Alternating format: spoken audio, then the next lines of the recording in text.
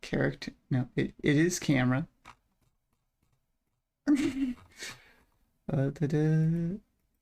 This one. One bit.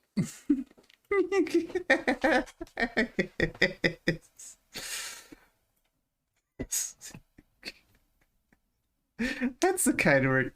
If I can ever program this, also welcome in Vicky Slime. Um,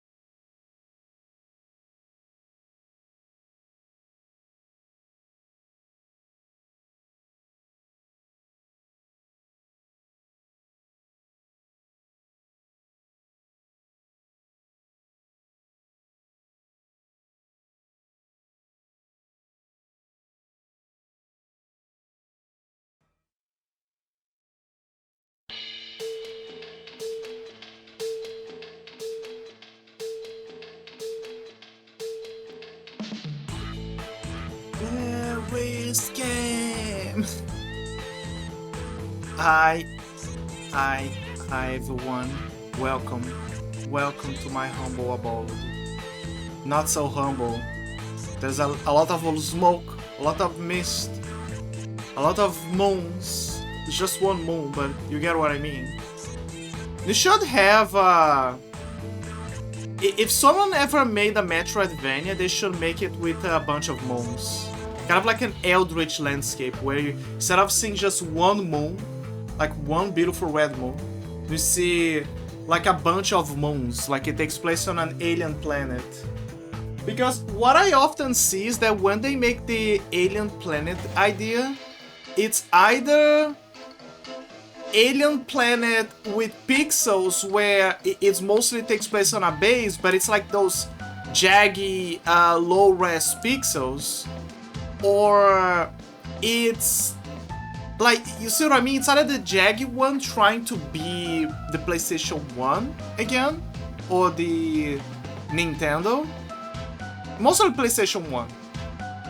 Or it's full-time pixel art, Nintendo 8 bits. It's one or the other.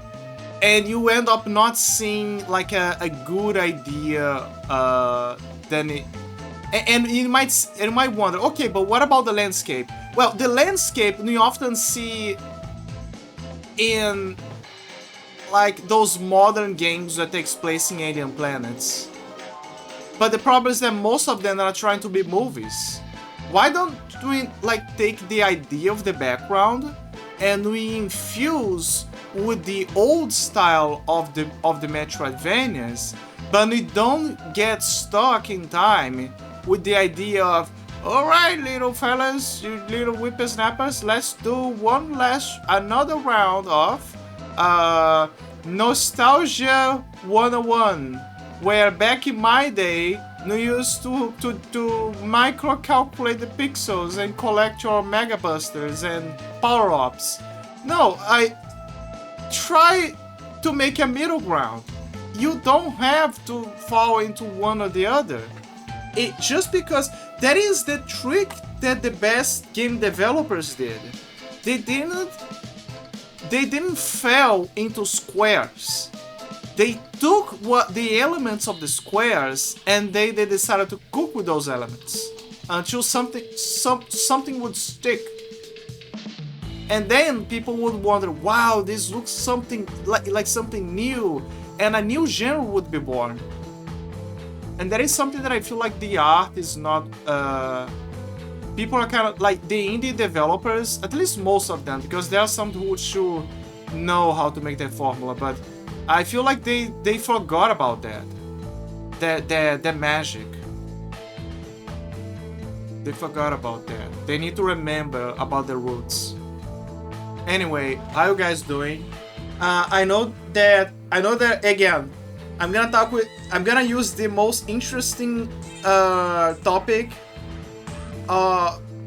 used by millennia, which is the weather.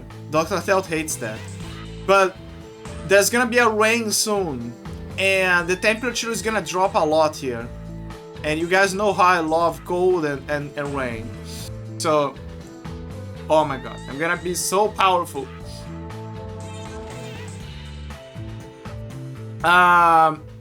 Small updates on a few things.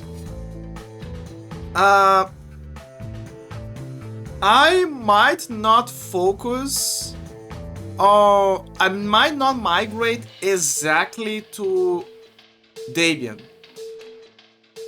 I think that what I'm gonna do is, it's one of those plans that I'm still thinking. I think what I'm gonna do is, I'm gonna migrate to Catchy OS, right? And Catchy OS, because it's the new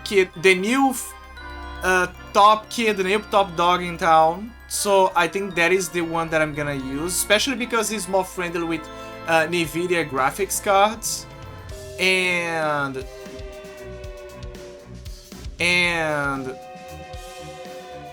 not just NVIDIA graphics cards, but also the CPU. But I think that Intel is already being friendly with everyone. But the people, I don't know, the code is still very raspy in terms with NVIDIA. But I think I'm not gonna stick with Debian. It's not that I cannot make Debian run or be possible, but I heard that it's kind of like a headache in some areas, and it's better for you to just have a system that already have all of the packages and the systems that are aligned with what you need. even if it's gonna be a rolling distro. Now, with that said, what I think I will do is this. I think I'm gonna have both of them. I'm gonna have in one SSD in the future a Debian for office work and for other reasons, just to have a place to breathe and to think better. The good old same old, right? Just so I can organize myself. And then for the actual war rig, the place where I'm gonna play games, string, and do the rest of the stuff, I'm gonna use CatchOS. That way, I will have a safe ground for me to gather my troops, recover, organize, and etc. Maybe store a few things, and in a stable, rock solid, nothing changing for millennia way, and right. And then in the other end, I'm gonna have the place that is gonna be made for more malleable stuff that I'll not care much about, stuff that I'll be like, oh, this is the games, right? And okay, the games, and oh, but what if you lose or something? Nah, it's fine, the kind of stuff that it's okay for you to miss here and there. It's just gonna be annoying for you to reinstall everything, but it's not gonna be the end of the world, right? It's just there, like you can get from your backups and your list of softwares that you need. That sounds like a plan. Like an actual plan. That way I don't have to put all my chips into one area, all the eggs in one basket. One place for the constant war, and the other for repose, so I can think better, so I can organize what the hell I doing. And every so often, when things are like going okay and stable and going, and I keep collecting stuff, like for example bookmarks on browsers, right? Every so often I always make a backup. So the idea is to copy the backup, the bookmark, and go to I would go to Debian and update stuff over there, softwares, give a hi every so often at the old cave. Now that sounds like a plan. It does sound like a plan. Some people say, oh, just go Linux Mint. Like, I have a friend who uses Linux Mint, and maybe I should. My biggest fear is just to... This is the fear that I always have.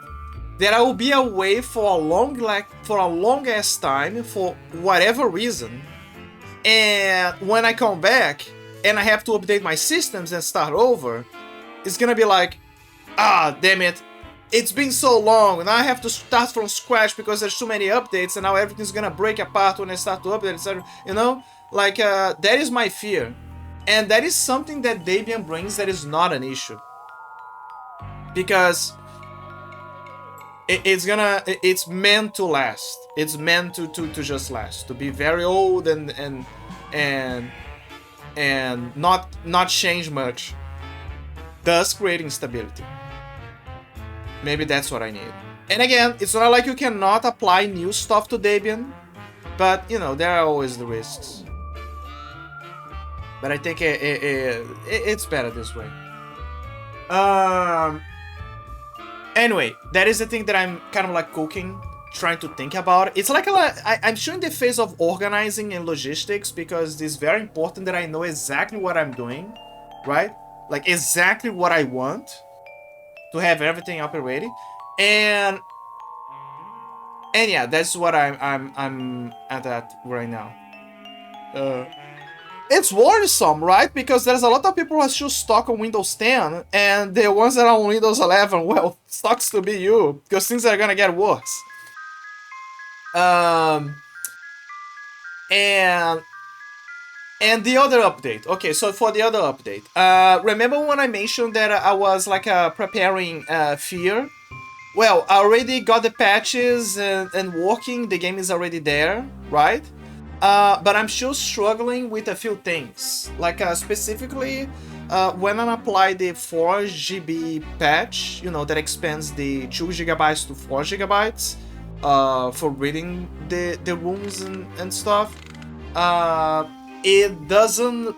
Steam has an issue where it doesn't register there. Like there's an error of 52, and I know why it's giving that error because I just realized that after. It's because the game on Steam, not on GOG, on Steam, has DRM. It seems to be a simpler form of DRM, like a 1 layer or 2 or something. And there is actually a way for you to remove the DRM by using another patch called Steamless that is responsible for removing that by replacing some stuff. And that way it will fix the issue and problem solved.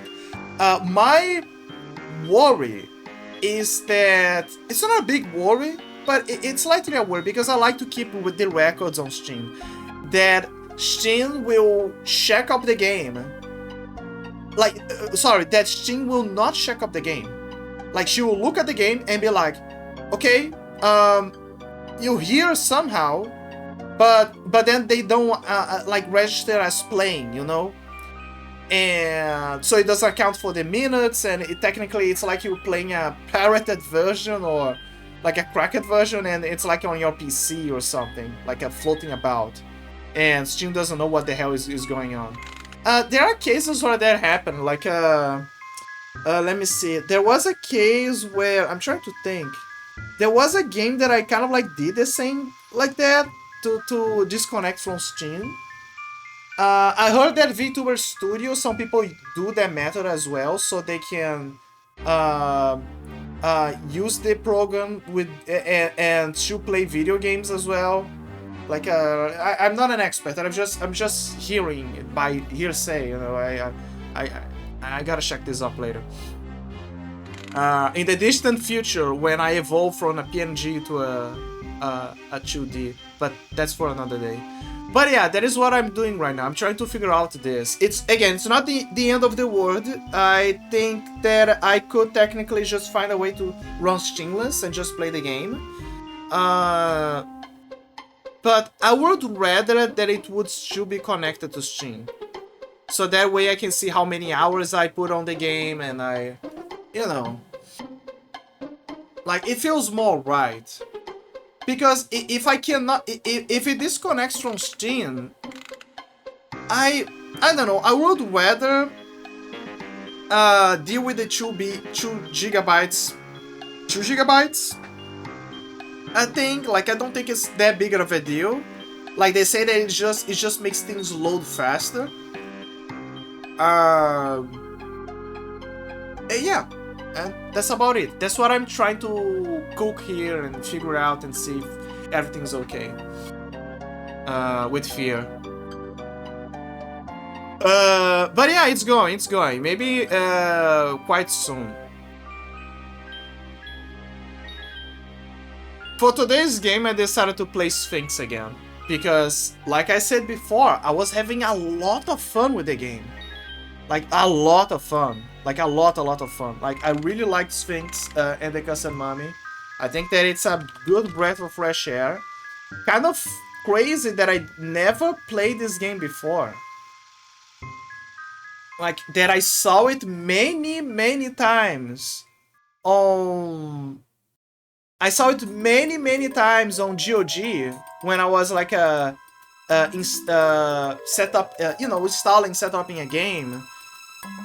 Like in one, you know when you installing a game and on the GOG installer, there's like they show like screens of games that are in their libraries, and there is like most of them are like old games, so it's like Blood Rain, Legacy of Kain. Nox, what else? And then there's Sphinx. I think I saw Spyro as well. But yeah, and then you see those games like floating about and on their ads, like I hope that they never change that, or they modernize the UI like of the installer, but they keep the idea of showing the ads, in between quotations. I mean, like the games that they have in the library, because I love it. Straight up, I love it. I love to just installing a game and just keep looking at the games, even if I've saw that a bunch of times. I like to just looking at them, scrolling about, and be like, yes, the game, yeah, looks interesting. Oh yeah, Legacy of Kain, yeah, good stuff from good company, etc. I like it. It's like when it's like when you're looking at those old magazines and you already read some of those magazines like a few years ago maybe, but you still love to every so often go and check them up. And not for the memories, I mean a bit for the memories, but just to pass the time and be like, yeah, sure, yes. Another one that also does that is NVIDIA. NVIDIA also does that. NVIDIA has this thing where when you are updating the graphics of your GPU, like the drivers,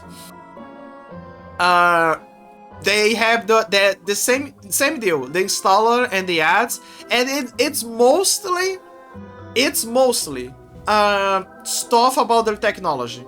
Oh, the RTX is gonna do this, and oh, the new technology with the CUDA, and oh, the upcoming GPU, get yours now, stuff like that. And then sometimes there's the game is get your latest drivers or GPU for the upcoming game of I don't know, Black Myth Wukong, or I don't know, think about the most recent game out there, and then you're gonna see it there. I like it. I like it. Not as much as GOG, but I do like it. It's just something fun to look and pass the time. Maybe I'm an old school, maybe I'm an old timer, maybe it's my inner me wanting to see missing out the old days of looking at game magazines. But you know, I like it. It tickles something good inside of me.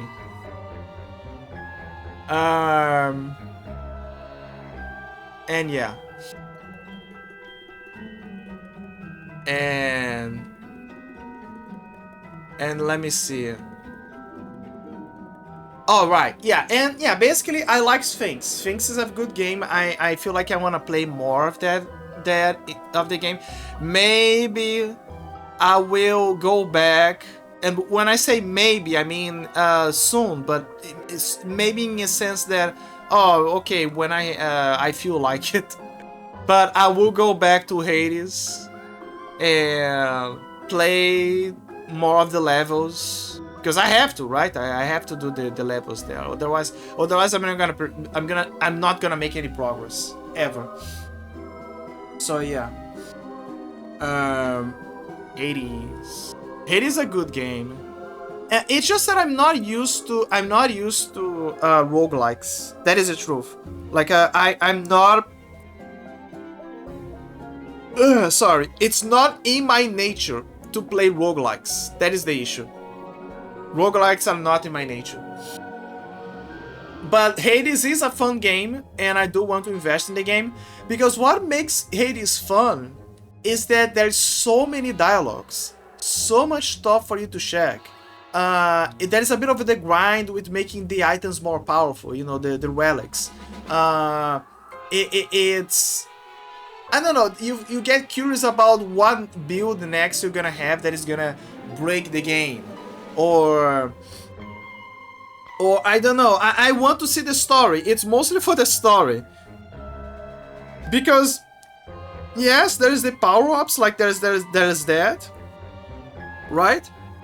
But I think the story, this is one of those cases where... This, for me, is one of those cases where the story feels like it's carrying it more than anything. The story is carrying more than anything. It feels good. It feels very good. But yeah.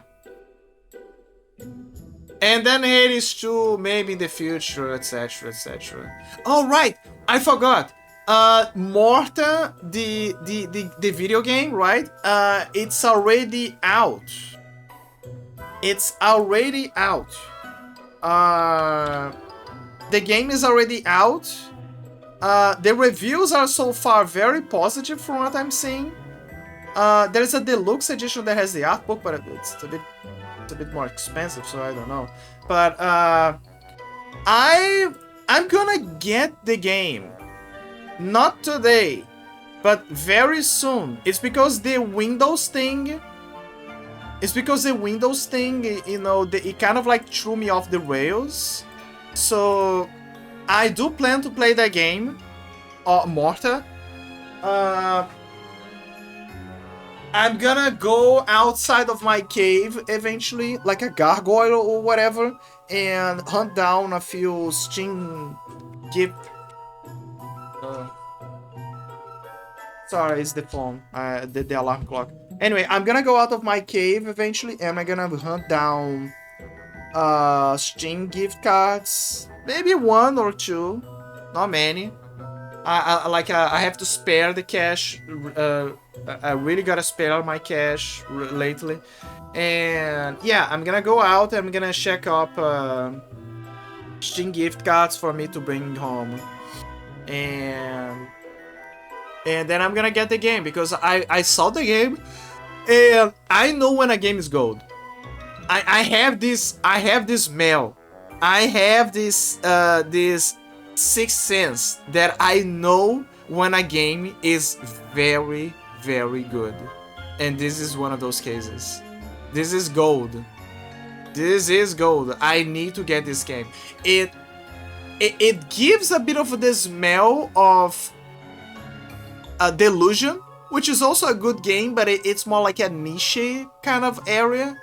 But here, with Morta, there is something here. It's just the design, but there is something here. I will see that something. I wanna get to the bottom of this. And you know who else should get to the bottom of this? 2 people. Jazza Hall and Ruth. I don't know if Ruth is somewhere out there, but they need to play the game. It feels like I'm seeing the future. And someone, a certain Muppet, which I should give a shout out right now, a certain Muppet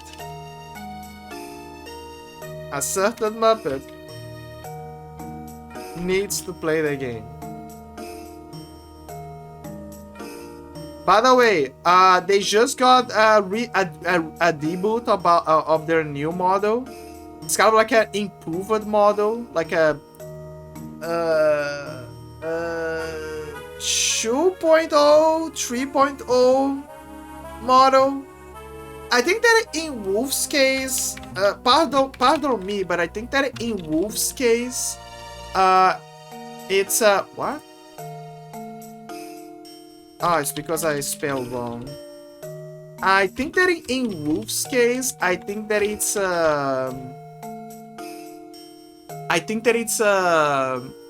like the model that he had was at 1.0 because it was made by his cousin, and it's a very good model, very cute, very cool. But his new model, I would say that it fits more on the 2.0. It fits more on the 2.0. And then later, I believe they will get a 3.0. I believe. Leave it. Oh, that reminds me. I also need to play the event in the future, the Naruto games. But also, I need to go back to play Dragon Ball, because otherwise the storylines are not gonna move themselves. Uh, yeah, man. Yeah. Anyway, let me see about other upcoming things that I had to update you guys or something. Let me see. Anything. Let me think about if there is anything new for me to say. Well, no, there is a video that I could play with you guys that is also on that aesthetic topic that I was talking about. But besides that, not much. I like videos when people are discussing about speedruns, but also about the technology of the consoles at the time, because it fascinates me a lot. It fascinates a lot. I like it. I really love it. It's something that I am very fascinated for. The history of video games fascinates me a lot. All right. Recently, I don't know if you guys are experiencing this, but lately, some of the browsers, mostly Opera GX, they've been having a few kerfuffles.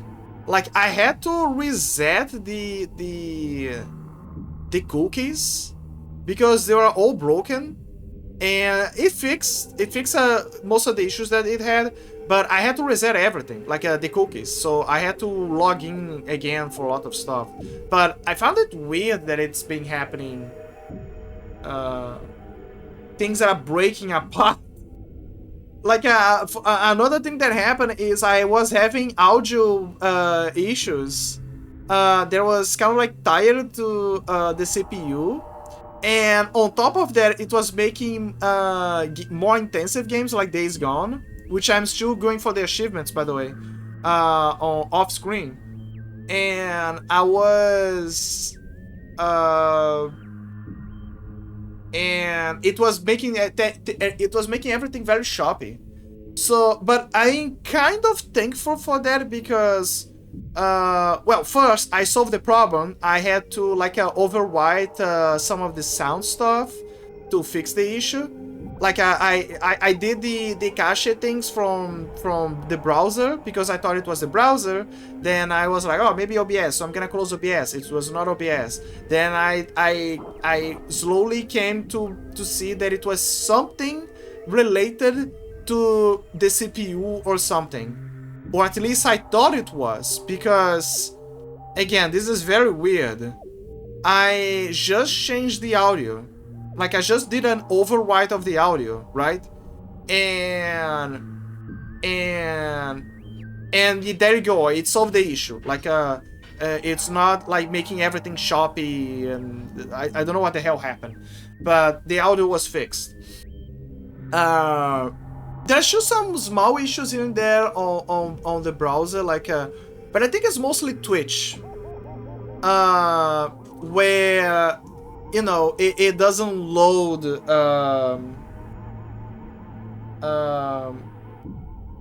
some of the videos, they enter into a kind of like a state of hibernation or whatever. But I think it's just the memory, and you have to like restart the browser, perhaps. I'm just assuming. Again, I'm still kind of like checking, troubleshooting this. I don't know. Maybe it's just the browser. Maybe Opera GX, because I use Opera GX, right? Maybe Opera GX is like shitting the bed, and maybe I need to find another one. I want to use Firefox, or I mean, a lot of people are saying to use that, Brave maybe, but or whatever, everything except Chrome.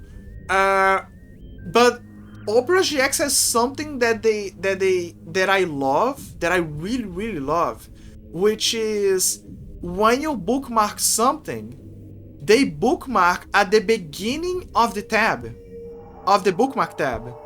So even on folders, so if you bookmark something and put it on a folder, the bookmark doesn't go down.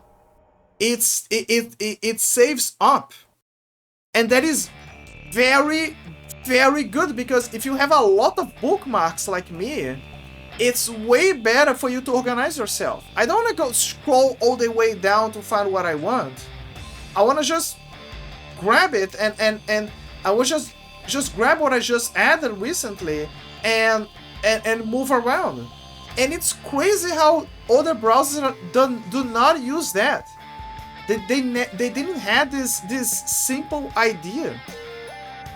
It pisses me off. It pisses me off a lot. And yeah, until the browsers wake up and try to apply this simple idea for them as well, I feel, for me, I feel inclined to stay with Opera GX. So yeah, Brave, if you want to have another soldier in your army, I'm just saying, maybe you should add this function, this simple function, and maybe you're gonna get a new soldier. Very surely you're gonna get a new soldier, I'm just saying.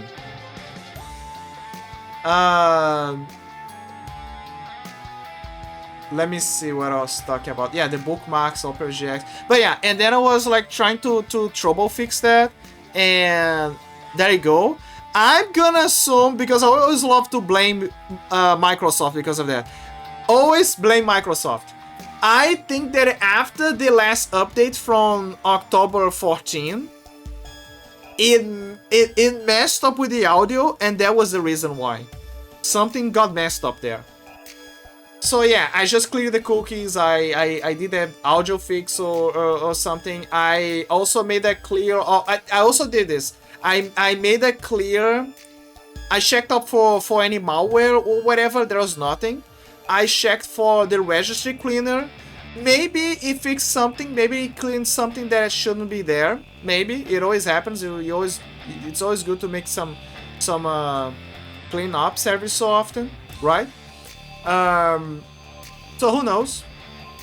But there's another thing that I did that again, that is something that I am kind of thankful for, for all of that to happen, because I recently discovered this. There is some DLL files, like a package, where you can make a game use Vulkan, and by extension Vulkan DX, instead of using DirectX. 8, 9, 11, 12, you can make it use that instead. And some people say that it increases performance because it's a better coder system, more light and more efficient, you know. I tried to use it on Days Gone, because Days Gone has an issue where it's a bit choppy, right? It's a bit choppy. When I first applied, just as people said on threads, it takes a while for the caches to take over, you know, to deposit on your PC. So the beginning is a bit laggy, very laggy, because you know, it's processing stuff, it's making the pages, you know, inside of the system. After this is done, I can confirm that it made the game smoother. The game is way more smoother than before. Absolutely.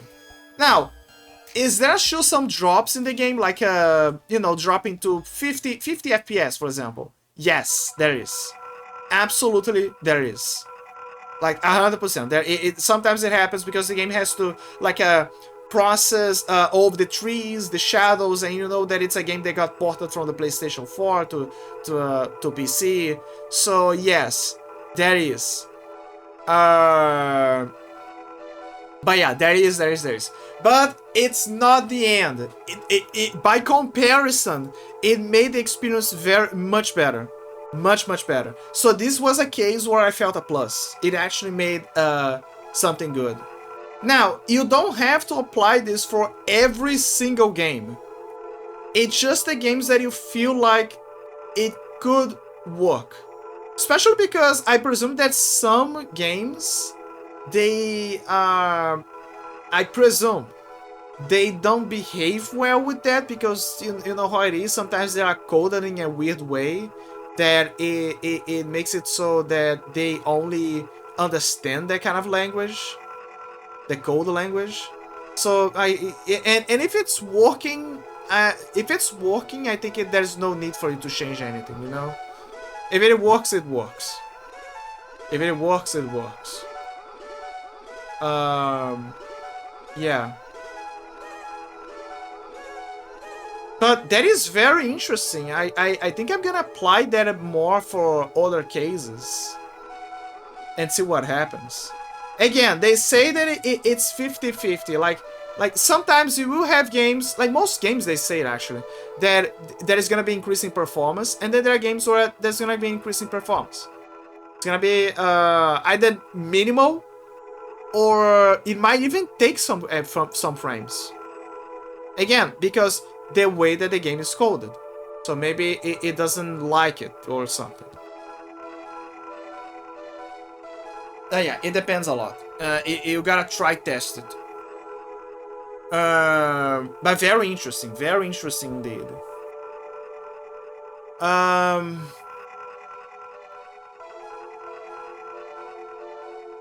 Yeah, I guess that's pretty much it. That's what have been happening recently.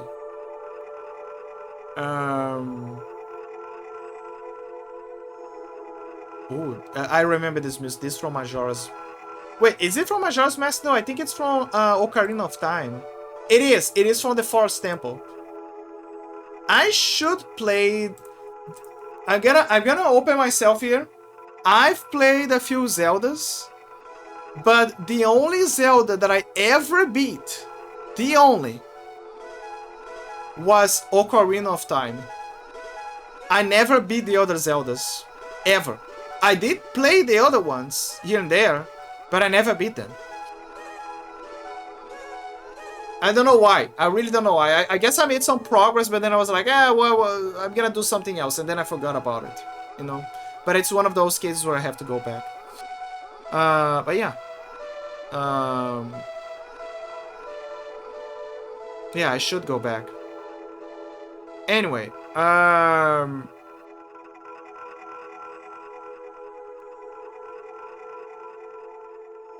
yeah, again, there's a lot of games that I have an interest. There are games from Nintendo that I have an interest of playing. But because of the way that Nintendo behaves recently, I don't know, you know, maybe, who knows, perhaps, you know, and then I'm like, okay, and then I'm not sure, I'm not entirely sure if I should or should not, you know. Maybe I should, who knows. If I were to play a Nintendo game for the first time, I think that the very first game that I'm gonna play is actually my very first Nintendo game. My very, very, very first. Which is...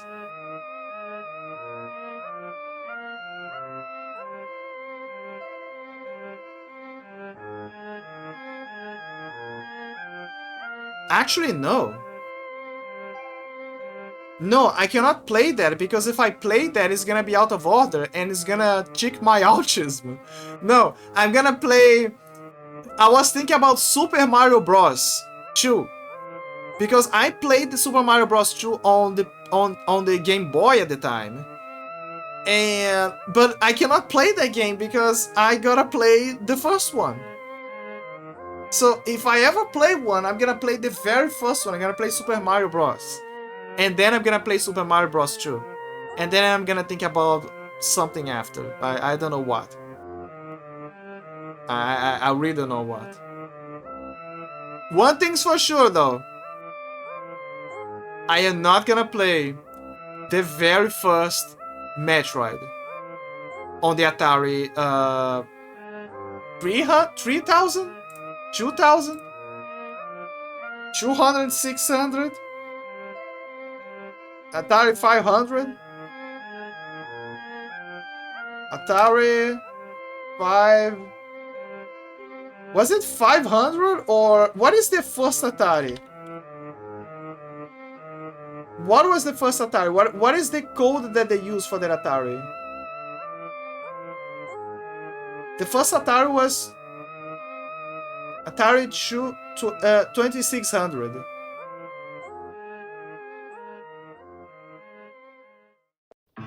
So it's 2600. That was the first one, I think. For what I'm looking at, it's the first one. Well, I'm not gonna play Metroid that old. I'm sorry. Maybe in the far future I will, but I'm not gonna play it anytime soon. However, I can play the remake that they made for like later for the Game Boy. Was it for the Game Boy? I think it was for the Game Boy. And I can also play. This is something that I love it. So they made the Metroid 2, but Metroid 2 came for the Game Boy. The Game Boy, like the very first one, the one that is it was like a either green or black and white. That was Metroid 2. And for a long time it was like that until someone on the web, they made a remake, like a fan-made remake of the game with graphics and colors and all, using like a I don't know, pixel what do they call? There's a name. Pixel games? No, art pixels. Damn it, I forgot the name that they call it, the engine.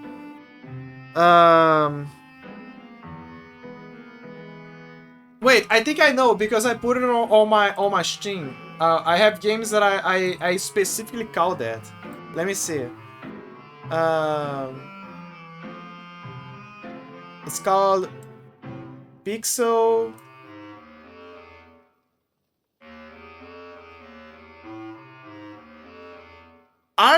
Not Pixel, RPG Maker games. Yeah, games that were made in RPG Maker. I don't know if it was made on RPG Maker. I presume that it did, but I'm really not sure. But the point is, they made the game, the fans made the game, like with modern graphics and everything, and yeah, and people, not only they made that, but they also decided to make a personalized Samus adventure of its own. And that was awesome. I don't know if that project actually had an end, or Nintendo and the Flying Nimbus lawyers, they decided to crash down on it. What I do know is that the project for the remake for Samus Returns, there's like the Metroid 2 Samus Returns, was finished. They did it. I even played the game. I played, I remember. I played the game and I beat the game. I got the second ending, which they call the bad ending, but it's not the bad ending because it's basically the same deal. It's just that you don't see Samus without her outfit. I guess they call it the bad ending because you don't get to see her naked, or half naked. But the point is, I didn't got that ending. I got the other one because I wasted my time with the game, etc. Criminal that you have to speedrun and get 100% for you to get the best ending, which is basically a picture of Samus with less clothes on. The best ending is just how far you can take Samus clothes off, which is base. It's very base, but it's still funny. But yeah, they made that, and they called, at the time, let me see, they called another, I think that was the name, another Metroid 2 Samus Returns. I think that was the official name. And then And then when Nintendo released their version, because this version was around for a long time, so people got their, that itch. They got they each got scratched. But after a long time of people asking Nintendo, and they didn't give a damn. And then after the fans already fixed that, then after that, Nintendo woke up and be like, okay, fine, here's a Metroid 2 remake. And they basically made it on a kind of like a 2.5 3D, style. 2.5D style. And it's good, but they clearly wanted to apply the 3DS technology. It's good. It's good. It's a good game. It's a good game. But when we are used to the pixel art, it feels weird. It feels very weird. But it's a good game. It's a good game. And this is the funny part.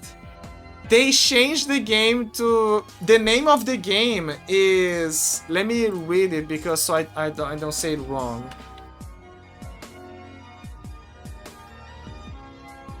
So...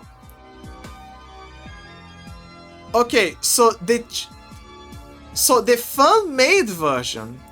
The fan-made version is called... Let me see if I can get the actual name or what they say. The fan name, the name of the fan-made game is, in short, AM2R, which basically stands for Another Metroid 2 Remake. But the official name, like the name, with the whole name is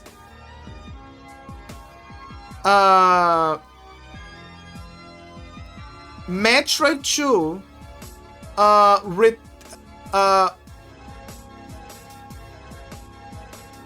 Metroid 2 Return of Samus.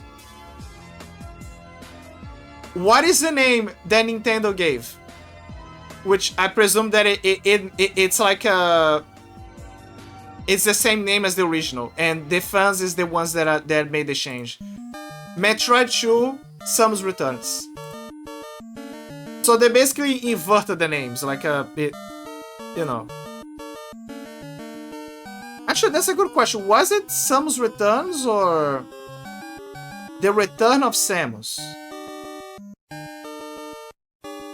Okay, so the original name was Metroid 2 Return of Samus. So I just saw it. Okay, so the original name for the Game Boy, the black and white one, was Metroid 2 Return of Samus. That was the original name. The fans gave the correct name.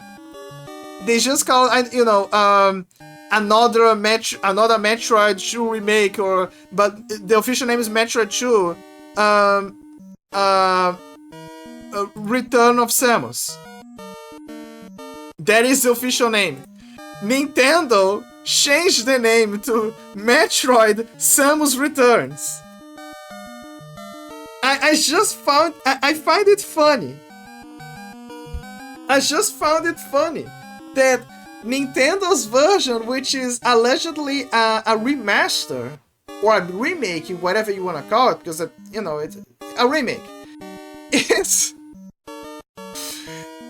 It's not only different in terms of the graphics, it's less pixelated.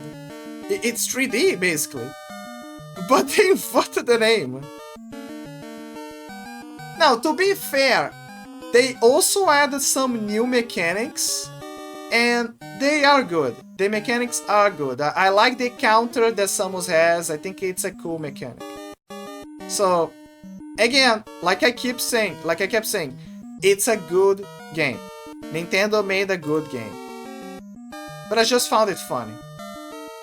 It's still funny to me.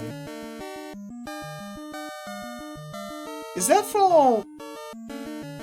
that music from Ghosts and Goblins.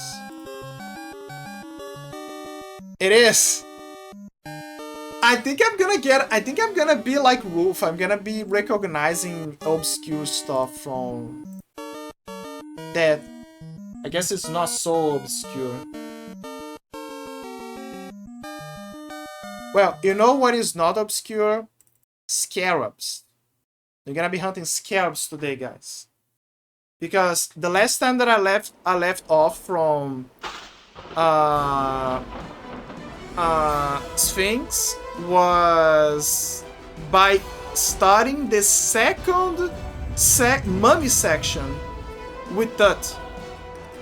So you're gonna be careful with collecting the onyx scarabs again. And what else? Oh yeah, this is the another update that I wanted to mention. Do you guys know how many onyx scarabs was in the first section? You know, the one that I had on the last stream. On the last stream, the last mummy section that I had. Do you know how many was on that level? I just checked up. 90. 90 onyx scarabs in total, including the alert spider. Do you know how many I got? If you were there, you know. 90 onyx scarabs. I actually got lucky. I got all of them. I got all of the onyx scarabs. And I didn't have a manual. I didn't saw anything. Now I'm literally seeing here. I'm seeing like how many there is per stage. So I got lucky. First one I got everything.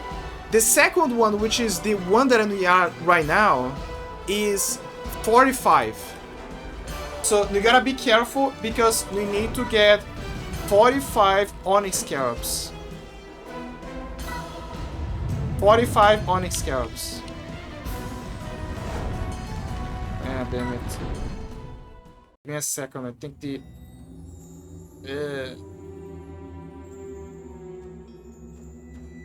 Okay, there you go. The controller is on. I had to synchronize it again. Okay, so again, when you started the game, if you guys remember, they just found a second piece of Tut's soul. And and I just checked. Tut is missing 6 pieces of his soul. 6 pieces. So yeah, there you go. His soul got split in 6. So yeah, as you guys remember, the first section he got a piece. Then he went to sleep because he cannot stay up for too long. Second piece of his soul, they just gave it to him, and now he's on another adventure. But they also gave to him a relic that Sphinx got it from Horus, which was trying to kill him, which is a relic that has the ability to turn you invisible if you stay still. But the problem with that ability is that it's a cursed artifact. It kills you. So it makes you invisible and then it kills you. And now I realize why Horus is such an asshole. Because the reason why he gave that artifact is, think about it this way. If Sphinx used that artifact, he would die and no one would find his body. No one would know what the hell happened to him. Because he would be in a because he's not moving, he will be in a perma state of being visible. So it's like killing him and then covering the tracks. I guess unless you remove the relic from him, perhaps. But that is so fucked up. Like that is very evil. And but yeah, they discovered that in time, like Imhotep, the wizard, he won him in time. But he saw a usefulness for that relic, and basically they transferred that to Tut, because since he's already dead, he's an undead technically. He's immune to the effect of instant death. So what happens is they gave it to him, and instead of attacking, like he has no attack, right? Uh, he can turn invisible, which is very cool. But yeah, now you're gonna find more onyx scarabs and explore the castle and discover more clues and get more of the onyx scarabs and obviously the stolen relics. Um, well, after the outbreak, which I was anticipating, which is gonna happen right now. Yeah.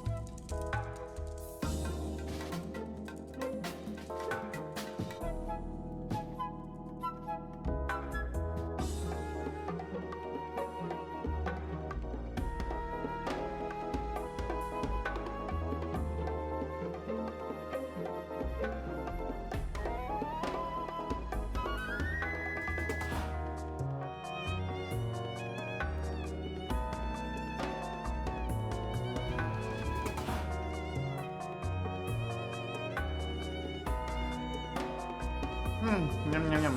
Yum, yum, yum. I'm back. I'm back. I'm back.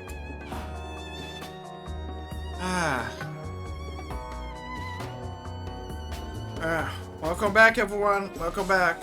Sorry, I had to take a sandwich break. I had to take a sandwich break. A sandwich break was necessary. It was necessary. It was a huge sandwich. Very good one. Anyway, let's go back to the game. And now I'm gonna unveil you my master plan, which is, since I run 2 ad breaks, now I have almost 2 hours of free time before an ad break. Twitch, I don't know. This is what I dislike about the Twitch ad break system, right? The ads management system.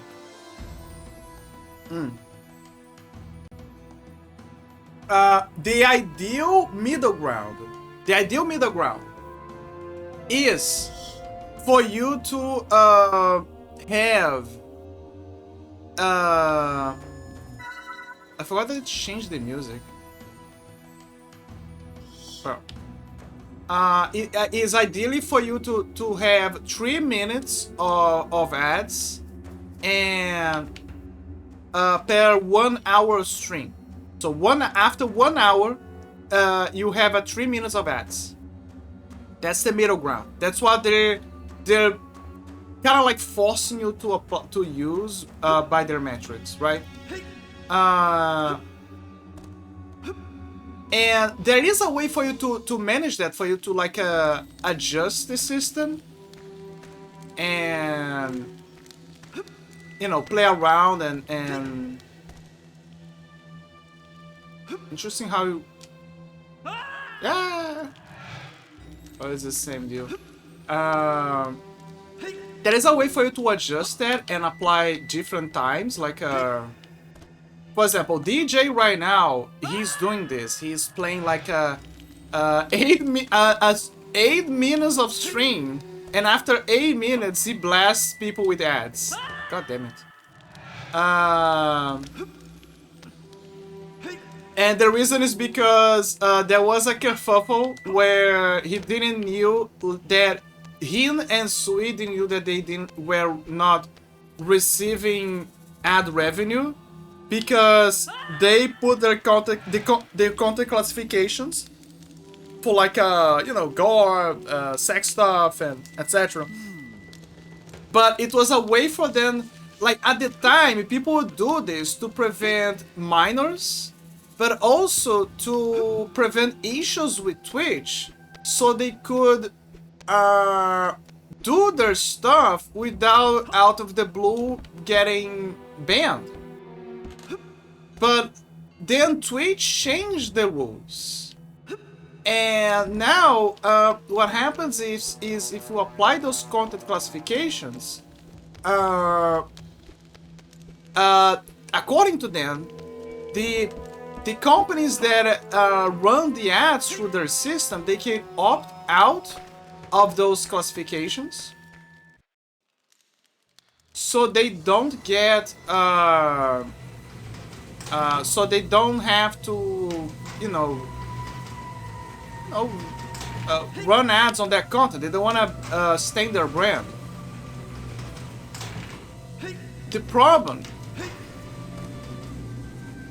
The problem is...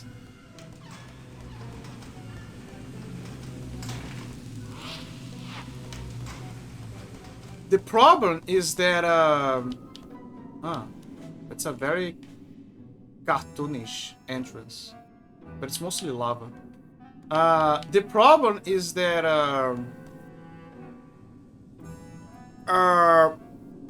at first we think that it was like, oh, they just, you just don't run, they just diminish the ad revenue, right? But no, they actually cut everything. Like, they actually cut everything.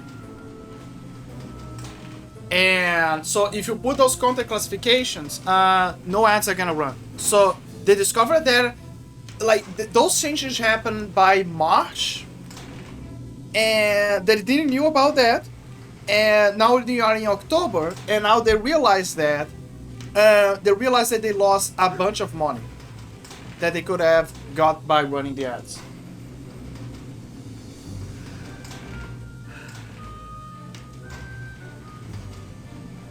So they are right now.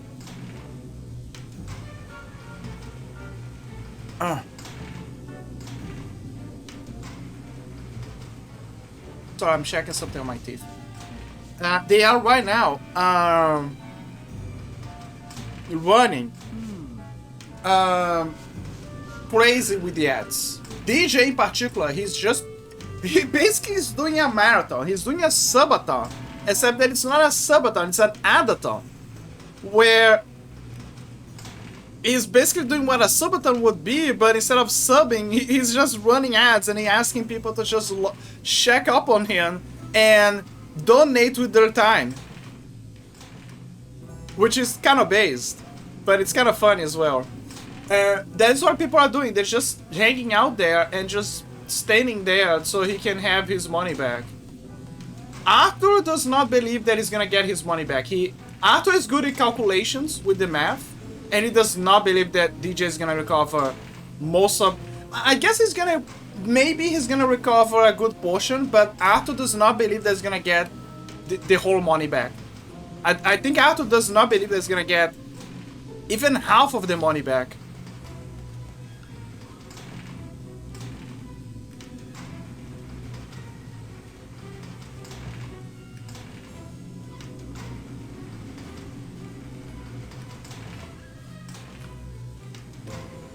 Huh. I gotta check this up later. Wait.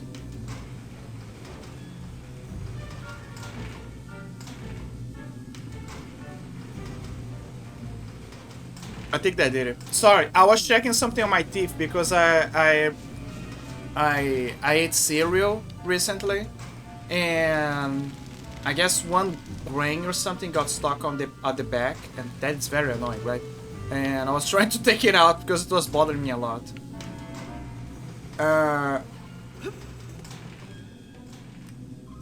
Okay, this one is barred. Barred all the way out. Oh, this is the one that I went to. Okay, so they put some gates here. So I cannot go back to this area. Interesting. So I cannot go back here. Interesting.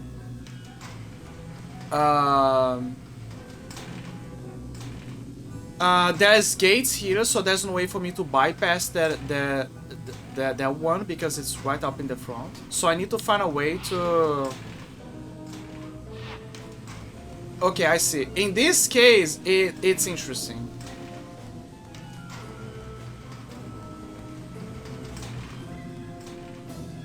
How do I need to find a way to cross. Wait, there is that one. I guess I see what I gotta do. See? Kind of like this. Move. Ah, damn it. And you gotta like play this game of hot potato with them.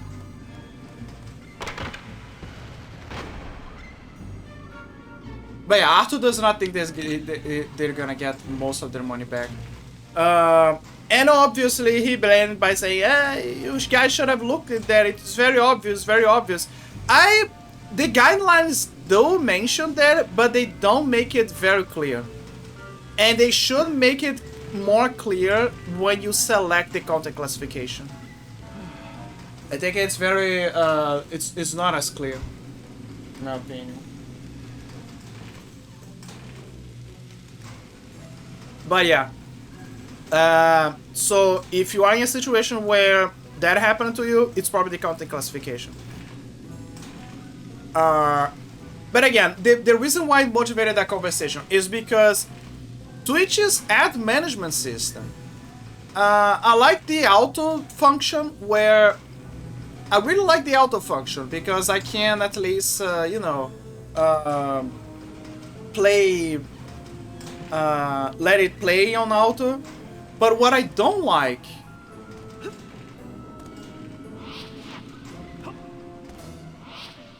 what I don't like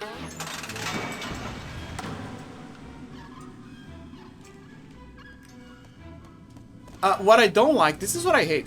I don't like that,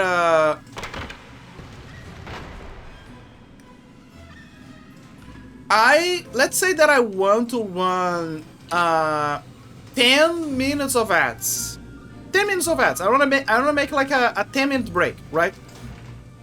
10-minute break. 10-minute break.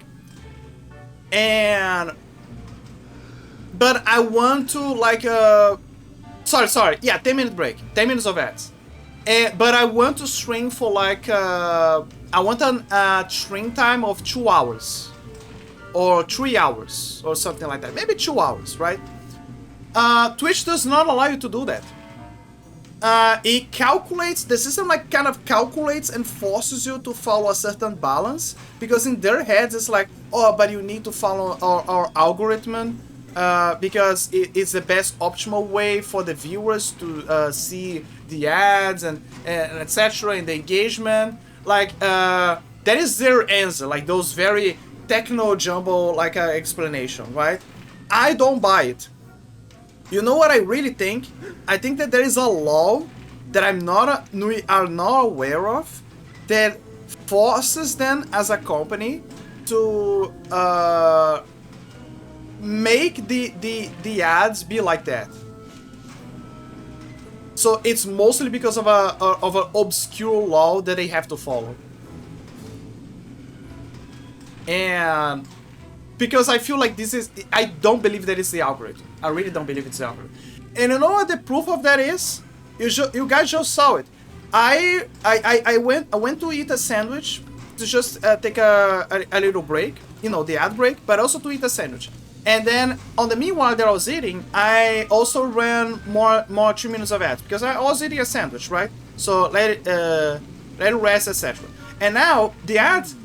The stream time that I have is equivalent to 2 hours, almost 2 hours. Like it's like 2 hours and 45 minutes or 48 minutes of stream time. Almost 2 hours. Why I don't have this? Why you cannot have this? And I run what? 6 minutes of ads? 6 minutes of ads. Why I cannot do this? Why I cannot apply this on the system? And run as the amount of ads that I want. I can understand a certain limit, but I cannot understand this thing where they don't let you take a longer break, but also have a higher stream time.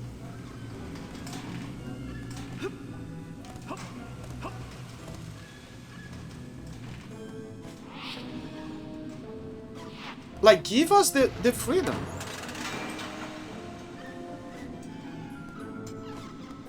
What if I go... Oh, but there is another one there. Okay, so I think that you are supposed to go here. But then I'll have to play this game of hot potato.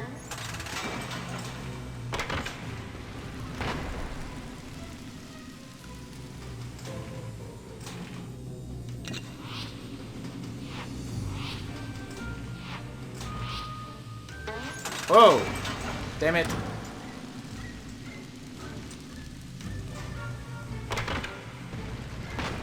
hot potato, hot potato. But yeah, I really wish that Twitch would change this. There's a lot of things that Twitch should change. But yeah, let's agree that that is one thing that he should change. And I don't know why he doesn't.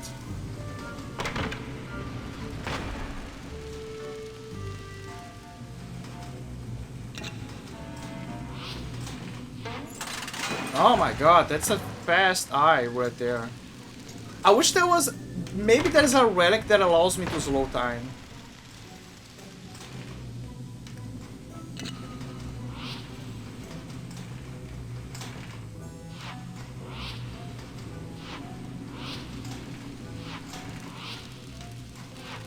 There you go.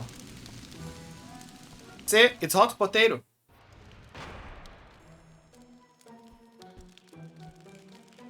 Classic game of hot potato.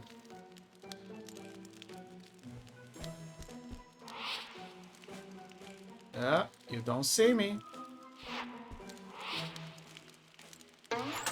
Ah, come on.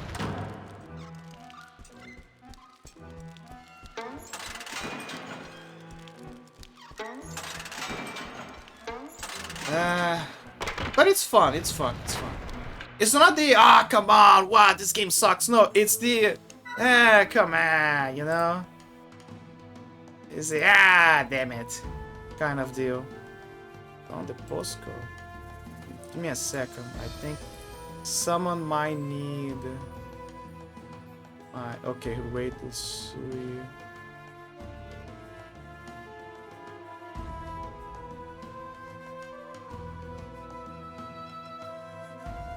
Let me refresh this.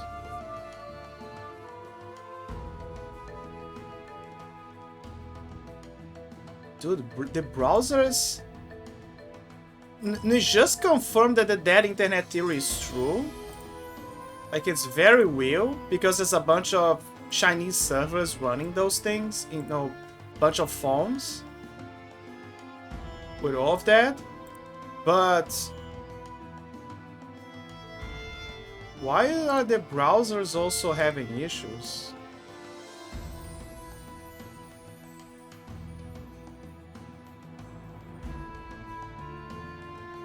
Okay, I prepared something here. There you go, there you go, there you go. Alright. Let's go back to hot potato.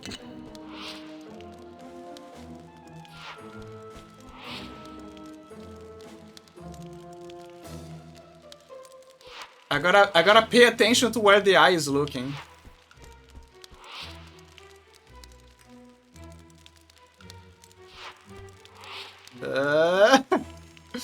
Pay very close attention to where the eye is looking. Go, go, go, go, go, go, go. I'm not gonna lie, there is fun. There is actually fun.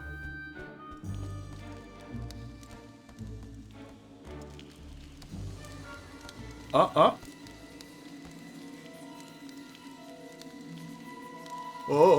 it's the evil guy. It's the big bad guy. Master, our spy in Heliopolis has returned to inform us about Sphinx. Splendid. Horus, our new ally. What news? Horus? What? Wow! Are you telling me that the evil betrayer McFace was also working with the bad guys? Are you telling me that the guy who dresses up on the same color scheme as the bad guys is also a bad guy? Whoa! No way! No way!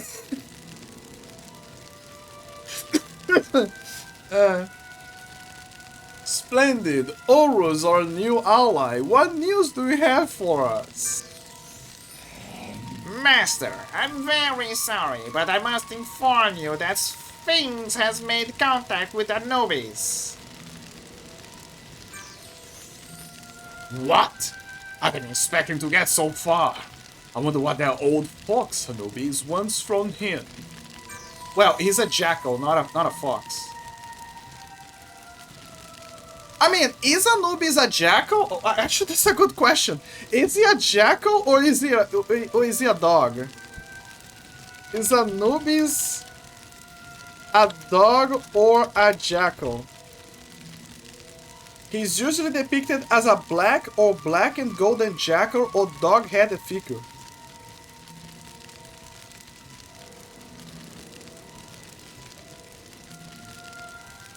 Jackal. Most people are saying jackal. Most people are saying jackal. Sometimes dogs, but jackal. Well, no matter. You will be able to do very little. I have locked the access to Heliopolis Point with the magical seal of Aton. Wonderful. That seal is indestructible. Even my power will not be enough. Only the Atom statue used to create the seal can break it, and that is stored upstairs under heavy protection.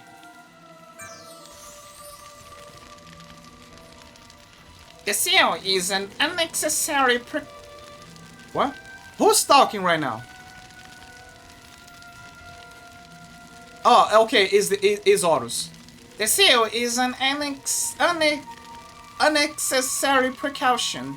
I decided a good-natured approach would be wise, so I gave him a small present, the Darkstone of Invisibility. When he uses it, he will suffer the most hideous of deaths. Only a fool would use that stone. I love the drip of the bad guys. I really do. Look at him. I love it. It gives very. I'm evil. He gives that. I'm the jester. I'm the jester, baby.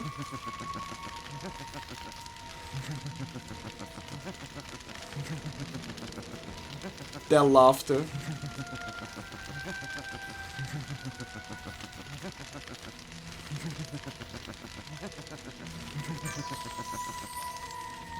Horus, I will reward you for your cunning. An excellent deceit that will benefit us without any doubt. It's good to know that the evil guys respect each other. You know, it's like, that was a good one, man. Dude, the guy's charming. It's like, that was a good one, man. Let me give you a drink. Come over here. Get over here.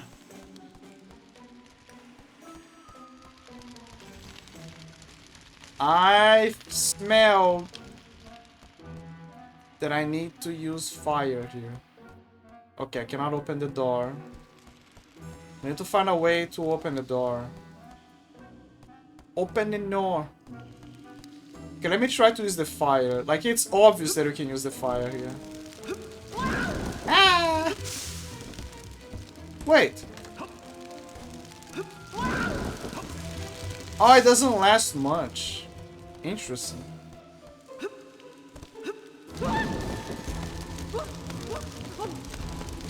Burn, baby, burn!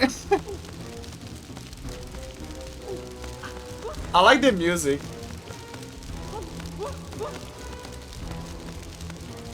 The music changes accordingly. Woo! Fire, baby! But then it puts out instantly as well.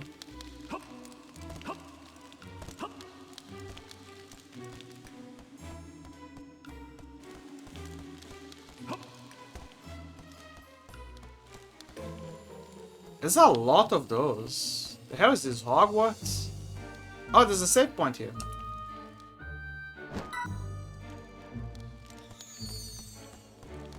Remember, you need to find... How many? 45 scarabs. Scarabs. Onyx scarabs. 45 people. Not much, But you gotta find 45.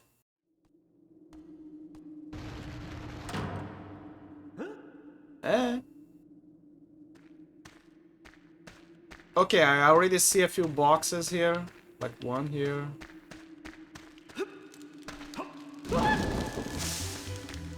Okay, but it doesn't... Okay. We need something that gives us a lot of fire.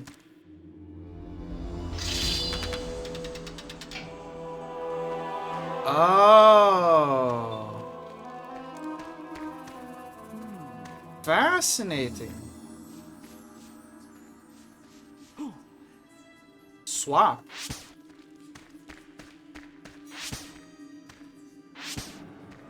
Can play as 3 of them now. But how do they become 1 again? Maybe by smashing then all again?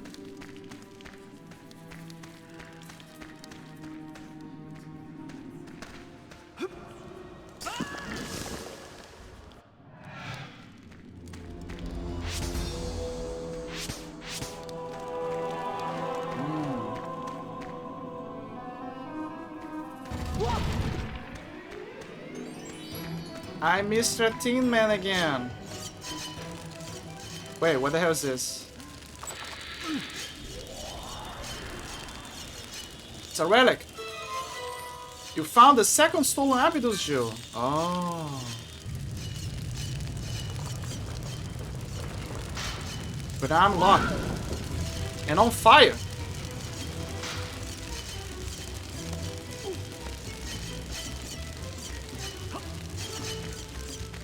Let me see how far I can go with this fire. Not far.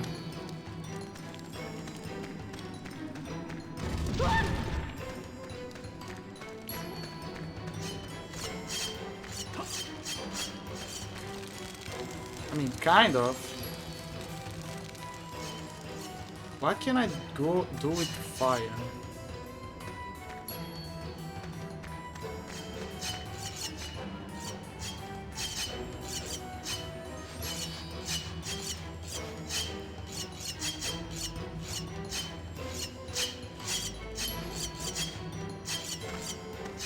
Good thing that he's always dead.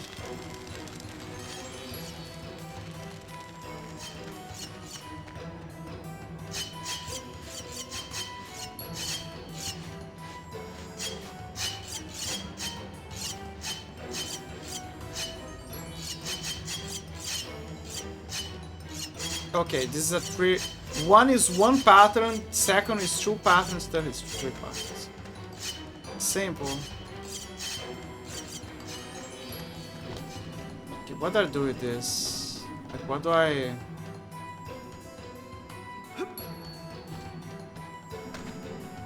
So 1 is 10.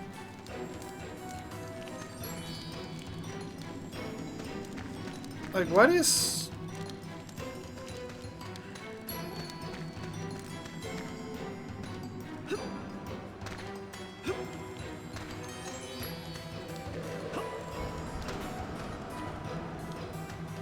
Okay, 1 can go through here.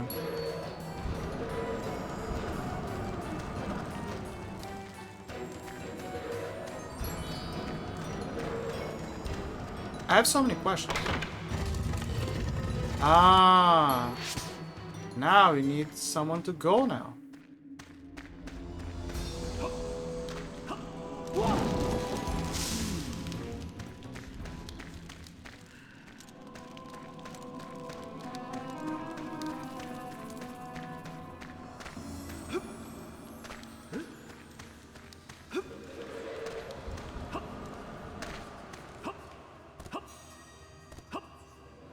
Yeah, but I cannot unless...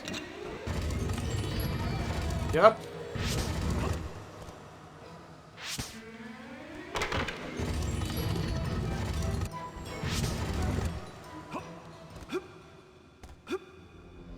Okay, now we have... We gotta make do with this.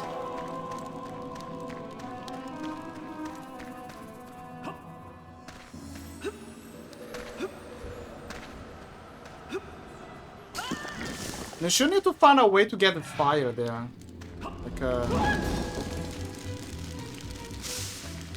Like that object.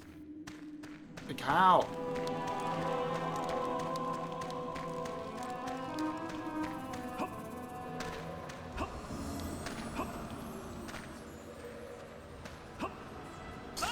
Ah. Like when I got fire at the beginning. Like over here. Like right here. Right there. Good. Like there you go. Now we can get the fire to the other stuff.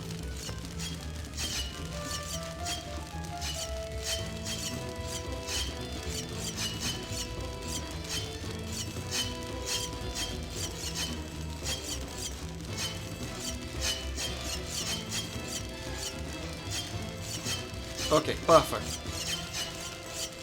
Now we can get fire to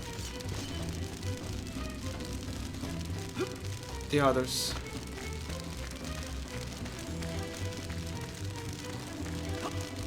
To this one. Okay. Already got one. Your turn. Okay, 50.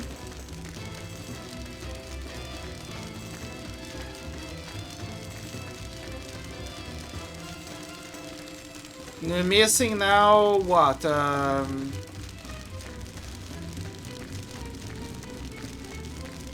30.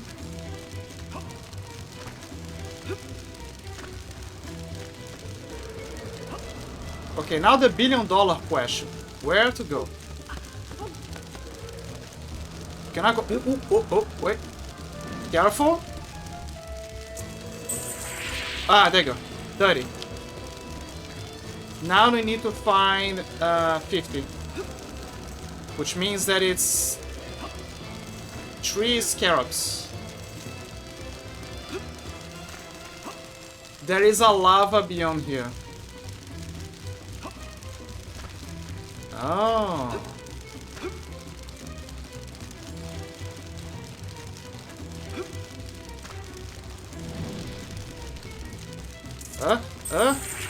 I got it. 45. That is all the scalps for this level. Oh.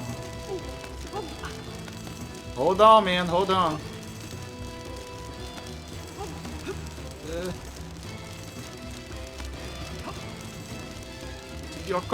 Keep your cup hot. Keep your cock hot.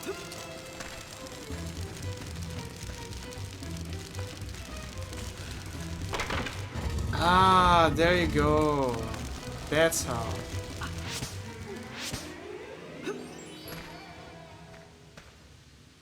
And remember, we got how many?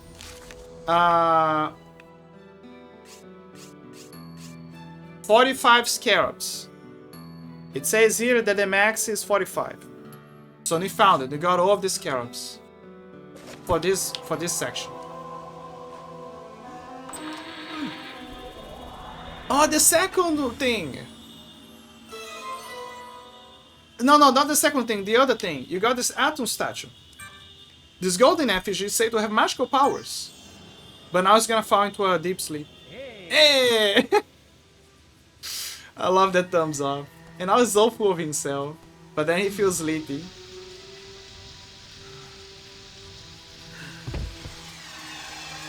Because it doesn't have enough energy.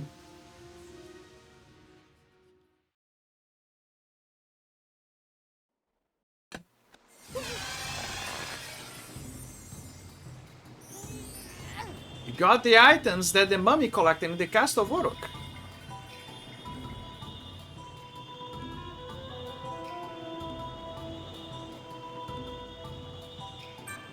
You got the atom statue. The golden effigy is said to have magical powers. You got the second stolen Abydos jewel. The curators of this museum will be very pleased to see this. You got the 45 onyx scarabs that the mummy collected in the Castle of Uruk. And now back to the action of the game.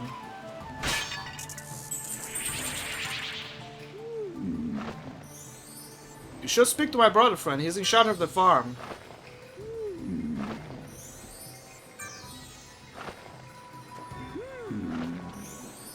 Please, my friend, if you choose a plot of the farm, we'll gladly give you whatever we find there. It's the least we can do after all you have done for us.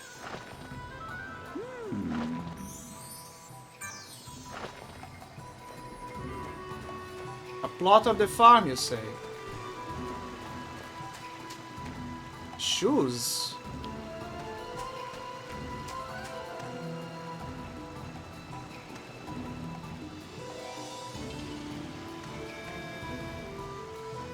I'm confused.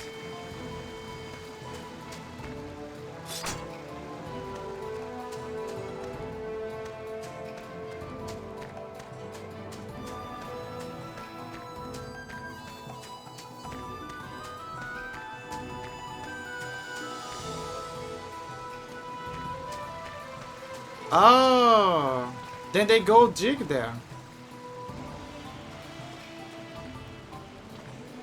Let me see what they're gonna do.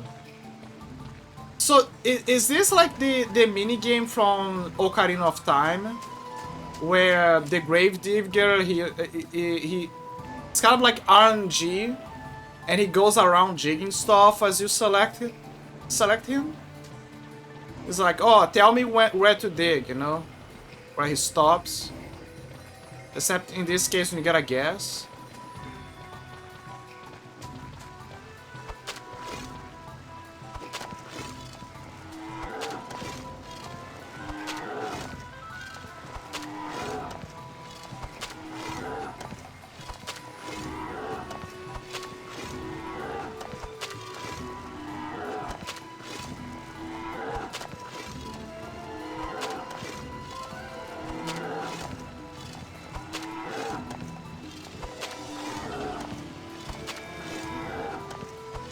Do I have to wait or let me do a bit of research because I don't wanna, you know, I don't wanna, you know, plot of land jig. The wait time is really long, 300 seconds per plot. The good thing is that it doesn't matter if you are present or not. You can go somewhere else. Okay. Farmers digging. But what do I get by digging?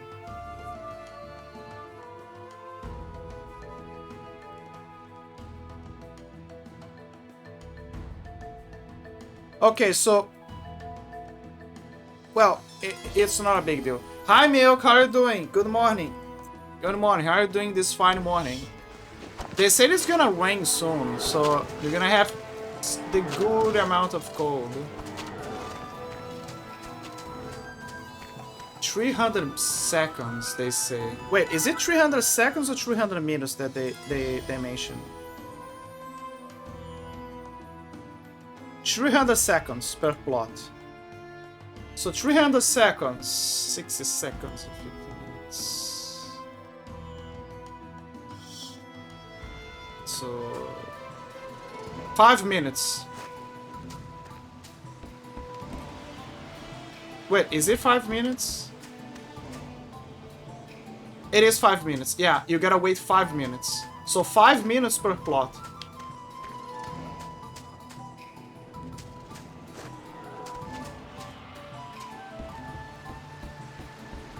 Oh my god, there's more holes here.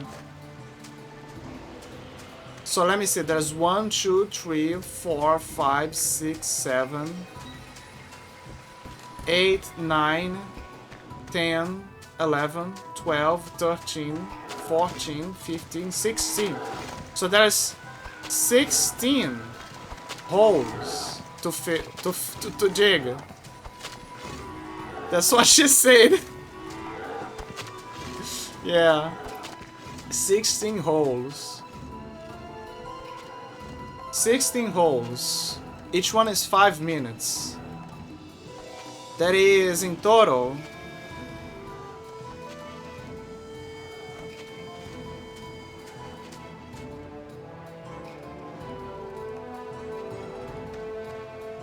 Uh, 18 minutes. 18 minutes.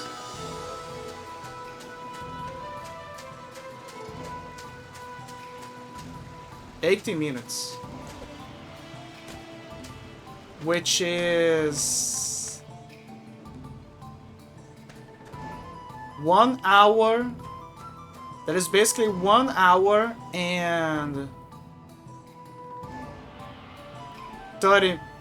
1 hour and 30 minutes. 1 hour and a half. It's gonna take 1 hour and a half to dig off those holes. I just hope that the game has the courtesy of showing me the ones that I just dig. Okay, let me see. Atom statue. A golden statue of the gods Atom, said to be the only means to break the magical seal of Atom. What this game is about? Okay, let me try to give the super summary. It's about this guy called Sphinx, who's basically a demigod. The whole game has Egyptian thematics, right? This guy is Sphinx. He's kind of like a demigod hero, and he starts his adventure by going after some relics, like the Osiris sword. Eventually gets more relics, but the point is that was the beginning of the relic. He has a rival called Horus. Horus is basically the Gary of this old wet, but he becomes evil because he's an asshole. And alongside the plot about him like going about the relic and finding a way out of the temple where he was doing the test, the prince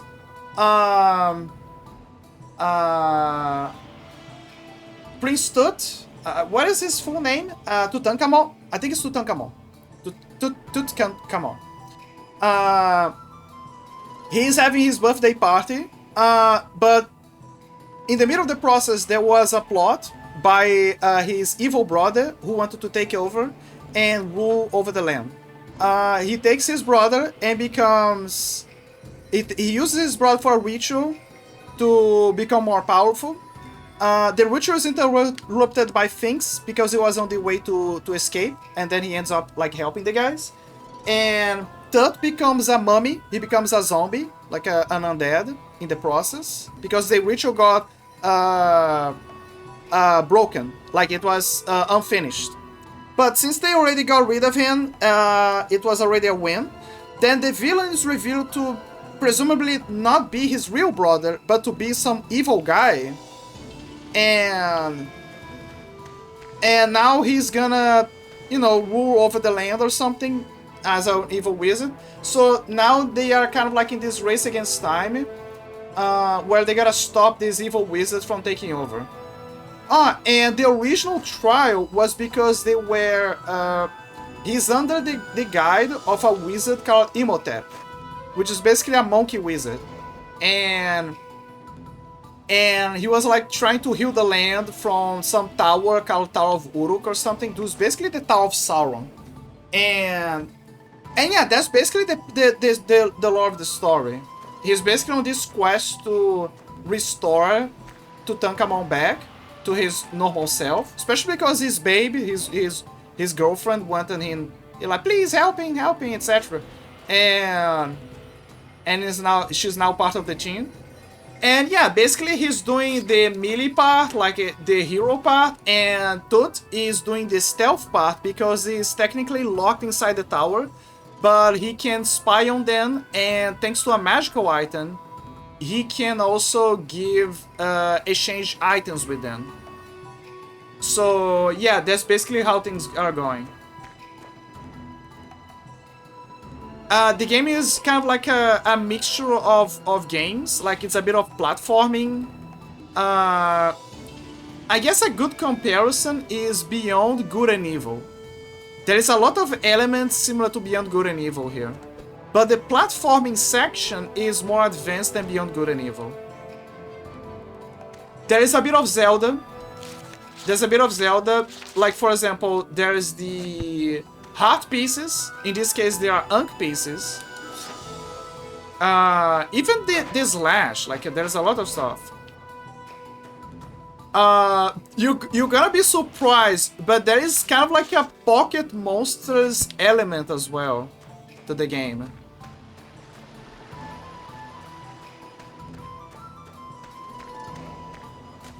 This game came out in 2002, like by around the era of the GameCube. It was on the GameCube, among other eras, I think. Oh, I see.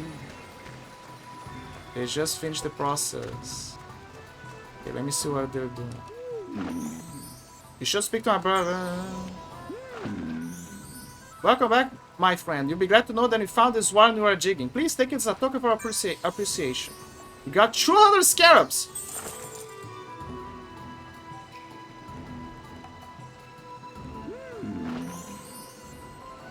You should choose a plot at the final grade, give you whatever you find. That is the list you can do after you have done for us.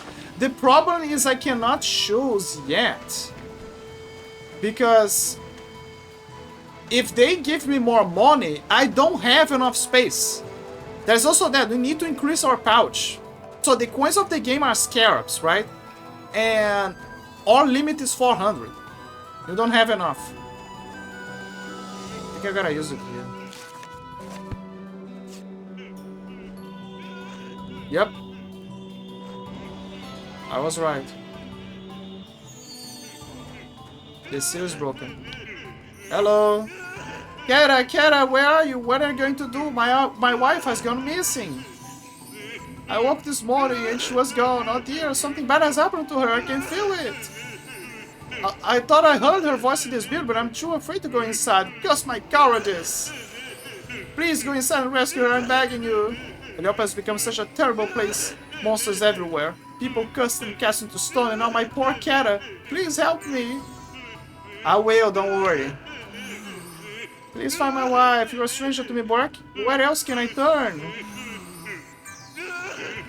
Stop crying. To Heliopolis Point, Great Wall entrance 3 and South Desert entrance.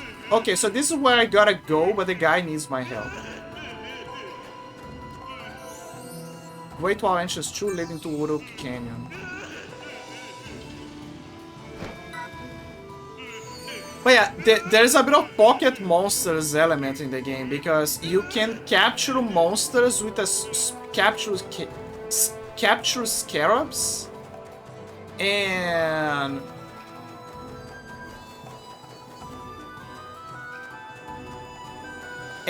you can sell them, but you can also donate them to a museum. And you need to donate all of them so you can get rewards as it goes. The museum is not here, by the way. The museum is here, in a city called Abydos.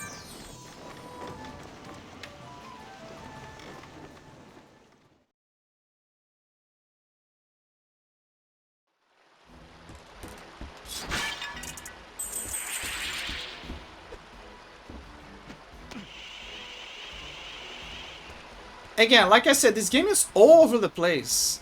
And I saw this game many times on those ads that would play when you are installing GOG games. You know the kind? But I never bothered. I was like, oh, okay, that game. Okay, sure, yeah, whatever. You know? Like, I was just speculating. Maybe, I don't know. Maybe it was like a Tomb Raider game, or maybe it was an old platform, which technically is. And I'm shocked that I didn't play this game for a long time.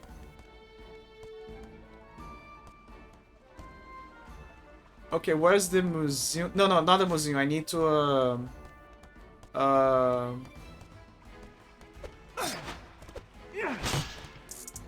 I need to go to the guys who sell monsters.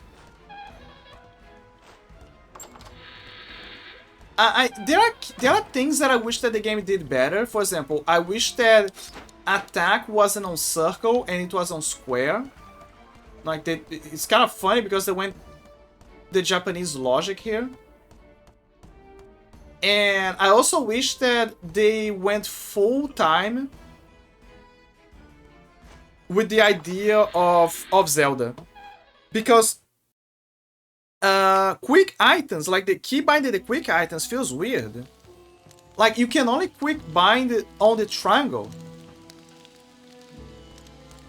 Like why? Like, sorry, not triangle, Y or whatever. Like why don't they went full Zelda and let us key bind by, you know, applying to arrows or something? Did you log at Warframe target and the free stuff? No, Milk. I'm gonna be honest. I just stopped playing Warframe. I'm not. I'm in that phase of life where I don't wanna go full grind with online games. It's the grind, man. The grind. But I saw that there was a... I saw that on Hina's server some people were talking about that, so I knew that it was something big. That there was some rewards or something, and you can get Oberon for free or something. Which is a good deal, not gonna lie. Getting Oberon for free is a good deal. Mummy Bird. I don't have Mummy Bird. Would you like to buy one? No. Just this one. See, you can buy some monsters from this shop, but only those. Only those monsters.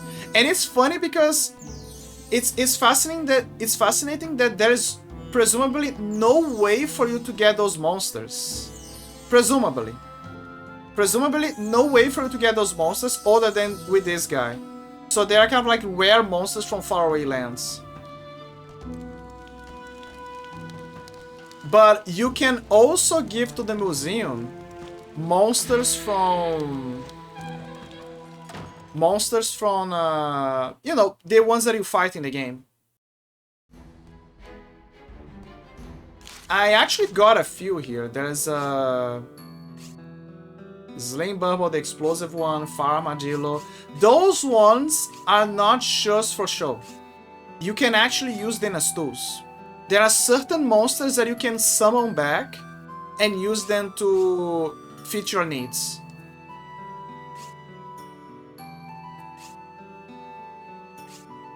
But yeah, it gives the vibe of Pokemon here. It's like I'm having a Monsterpedia. They may be undead, but they're definitely unfriendly. Will swoop down beak first into anything they perceive as a threat.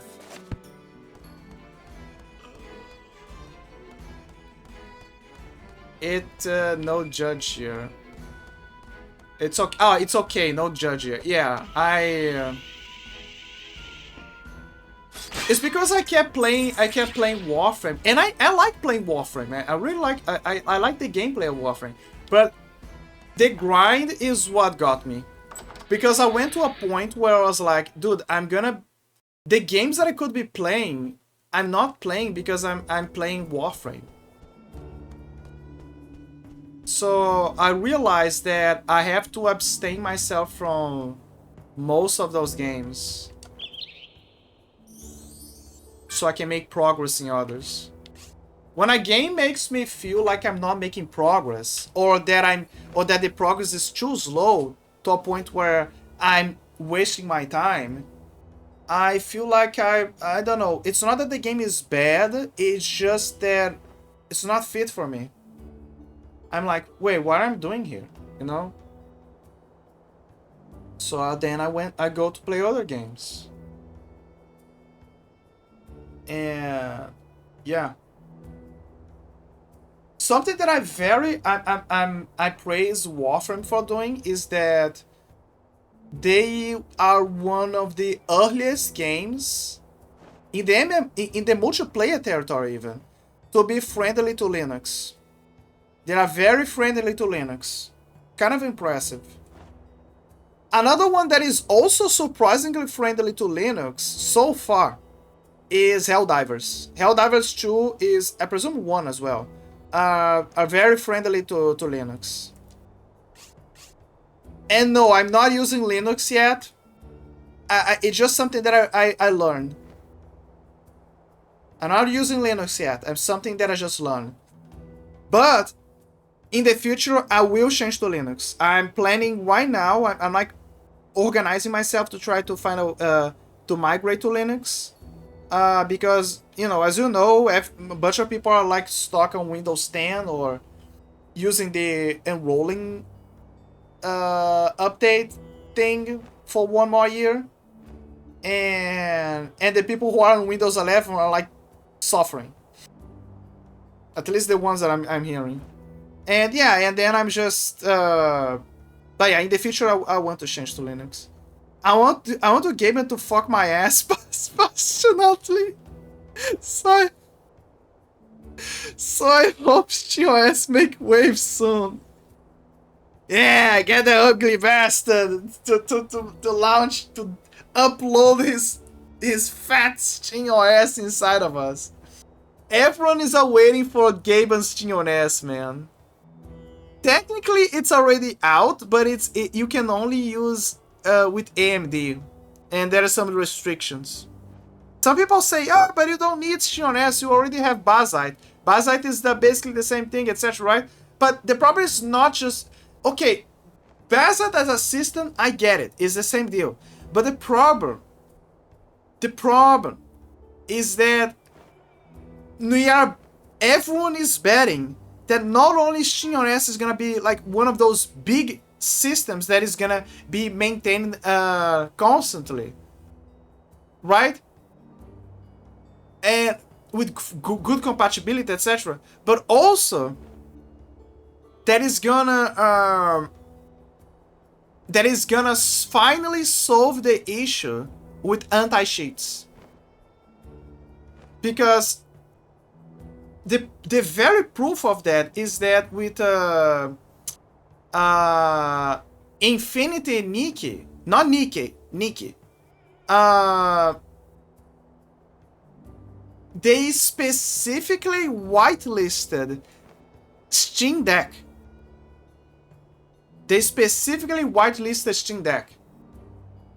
And but Steam Deck runs on Linux. So that means that it is possible, and there is a way. It's just that most companies don't want to do it. But there is a way. So my point is, if every one of those companies find one common ground for a platform, for a Linux platform, for them to whitelist their platform specifically, and that platform partially accepts, or maybe fully accepts, I don't know, to apply the anti-cheat there so that people can play their games on that platform, on that system, then we have a solution for the anti-cheat. There you go. My PC is 100% AMD. Nikki, goddess of Gunners. Yeah. Full of Gunners, man.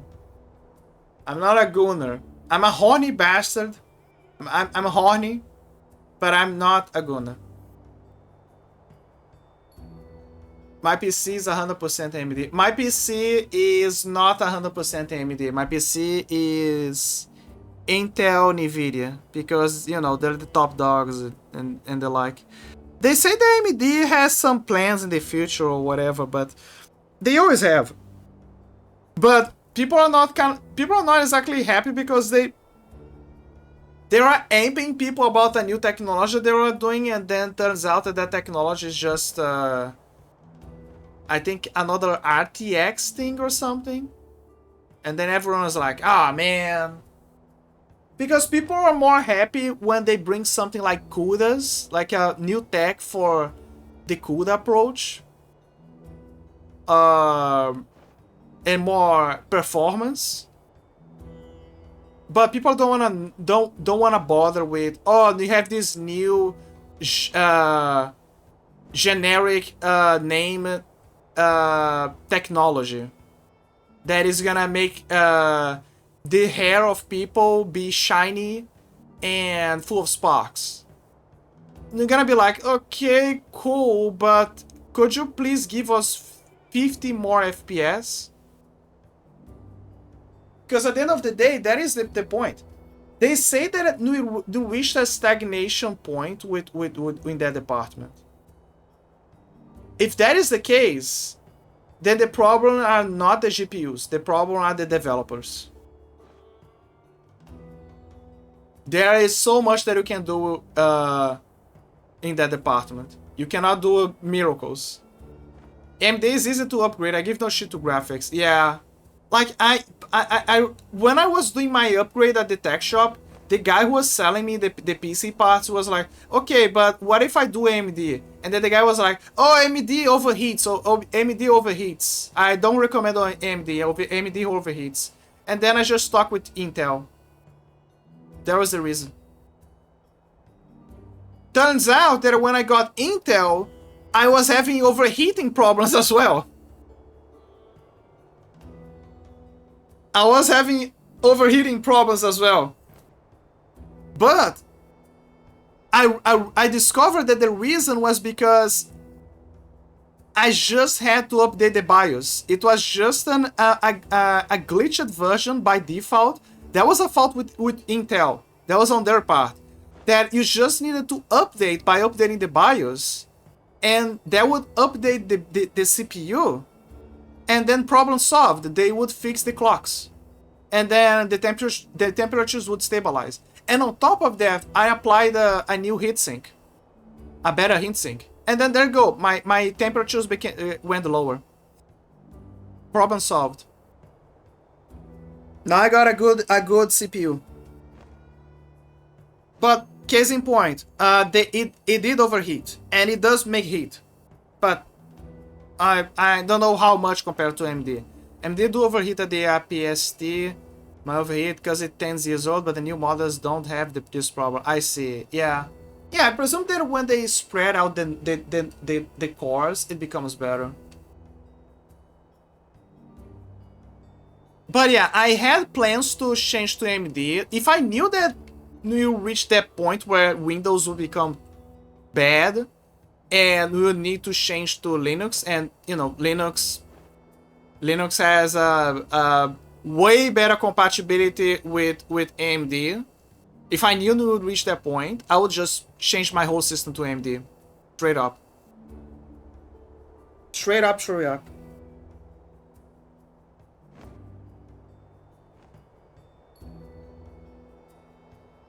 If I knew. But again, that is not a problem. That is not a big issue. I love my Intel. After I made the fine tunings, she's doing great performance. Everything's going fine. Now the problem is with the OS. The problem right now is that I need to plan ahead and to migrate to Linux or something.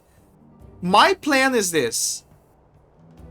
I think I'm gonna have two OSs. I'm gonna have one where I'm gonna place Debian, and it's gonna be my safe house where I'm gonna have the stable stuff, you know, the rock solid stuff that I'm gonna use to save my stuff and just hang around and plan ahead, you know, that kind of deal.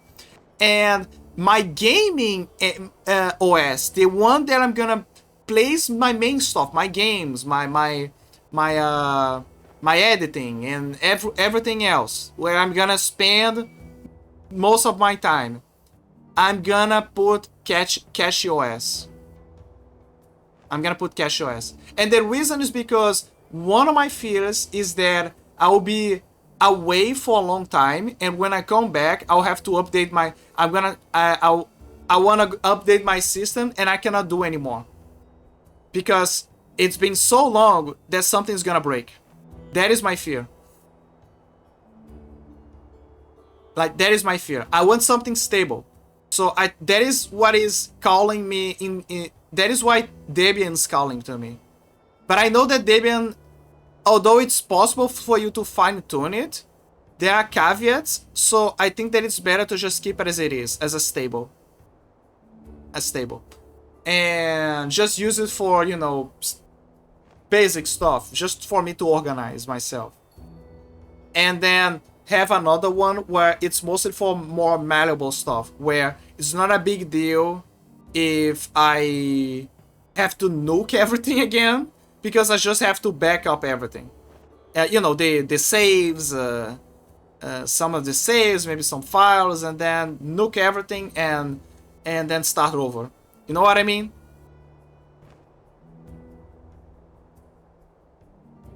But yeah, that is what I think is the best plan for me.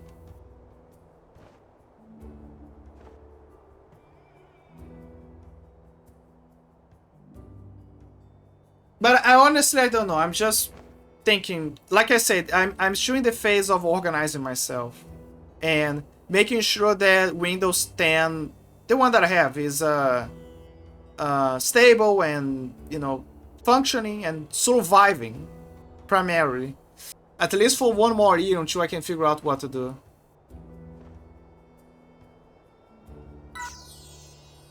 Do you have anything new? Yes, I have this little guy here. I already gave the Blade Scorpion. Wait, did I give him this? A Slim Burble. A quick breather and explosive too. Why, thank you so much for your donation, sir. The former gravity of the museum is beginning to be restored. Yes, I have another one. I have the Mummy Bird. A Mummy Bird! Bandages cover most of its feathers. So yeah, you find those, you capture the monsters, or you just buy them at that shop if you have the cash. But again, I don't have, there is a cap for how many cash you can have. So obviously there is gonna be an upgrade for that, but so far we have a limit. So you gotta wait a little bit, and you know. But when you get enough cash, you can buy more monsters and you can donate to the museum. And why should you donate to the museum? Again, because if you donate a certain number of monsters, you get rewards. Mostly upgrades. Slim Bubble. Sporting splendid limbs when compared to other burbles, the Slim Bubble is capable of laying eggs with alarming frequency. Living in warrens built at the base of cliff faces, its fiery temperament derives from a diet that primarily consists of freshly flowing lava. Wait, so it eats lava?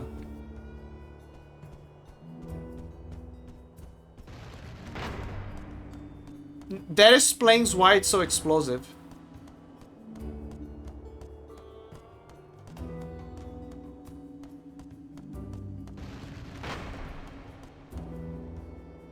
Okay, where is the... Oh, there it is, the Mummy Bird. Mummy Bird! When mummified, bandages were wrapped around the Mummy Bird's eyes to safeguard against superstition. As a result, it relies on its sense of hearing to locate prey, leaping with claws extended in the approximate direction of the sound. Fun fact about this, there is a Mummy Bird that we can summon at specific locations by using a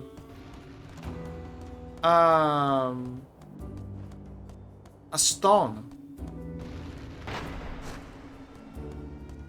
So I guess this is the way for the game to catalog that bird, because there's no way for us to capture it.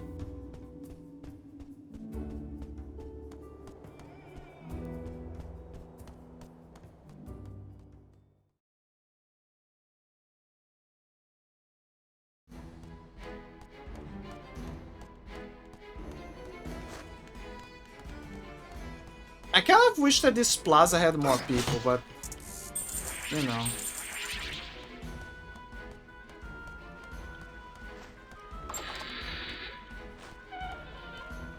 Well, you got the Mummy Bird.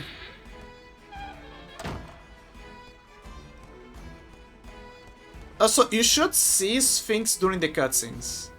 Sphinx he's very interesting. He has this smug face it looks like he's always like a I'm the best. You know, he has that I'm the best kind of face. But this is where I find it funny. Horus also has an ego, but the difference is that Sphinx always goes out of his way to help people.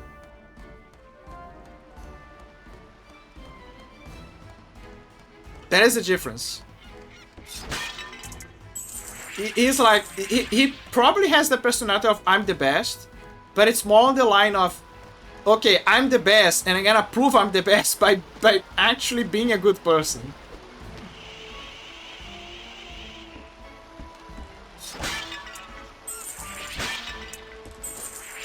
Basically, he's not an asshole. Oh, by the way, you cannot swing the waters of this city, because in the first time that you reach this city, they say that it's filled with wheels. Electric wheels. So the whole city is electrified. The whole water is electrified. So as a result, people are having trouble with fishing. They cannot fish properly because of that. They cannot even swim for obvious reasons. Everyone is banned from swimming. I can swim here, by the way. Here there's no electric wheels. This area is under the territory of Anubis. Like, that place is the temple of Anubis. Anubis... It's very unclear, but you don't know if he's a bad guy or a good guy. I think he's both. He's more on both sides. And... He has a big ego. He's like, yeah, fuck you guys. But on the other hand, he's like, if you pass his test and you prove that you're the real deal, he's like, okay, you're the real deal. I know game when I see it. I know game when I see it. So he's like, okay, I'm gonna give you a slap on the wrist. Okay, the guys are gonna jig through that hole over there. See, they're going out.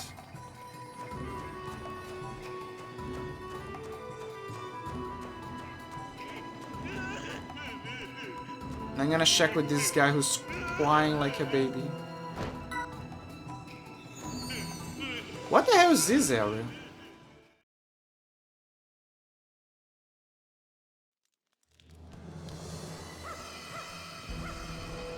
Ah!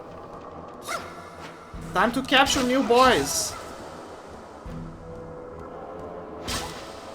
It's mummy dogs. See, it's like Pokemon. Mummy Chihuahua.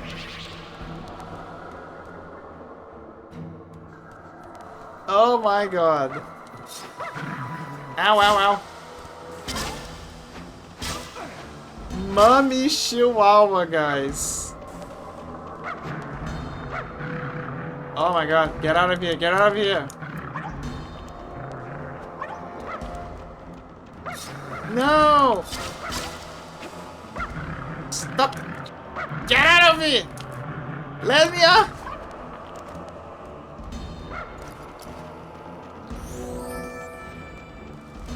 God damn it! Oh no!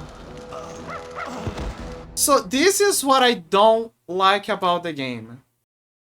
The fact that there's almost no ground for you to... for certain enemies, for you to escape.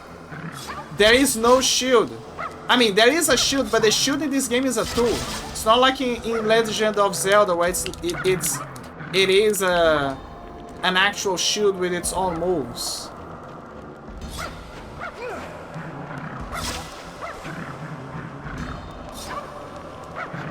Oh my god.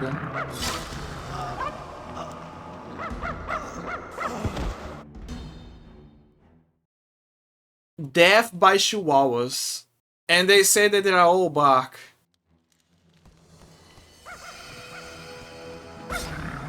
Look at this. 0 frames.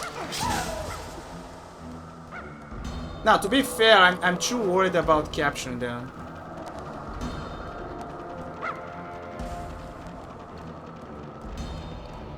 It's so hard to do the capture, let me tell you.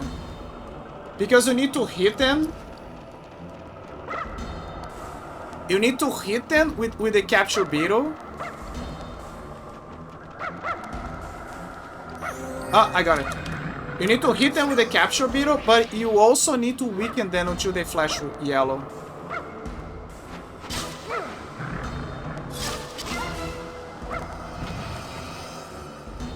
Oh, there's an Anka there.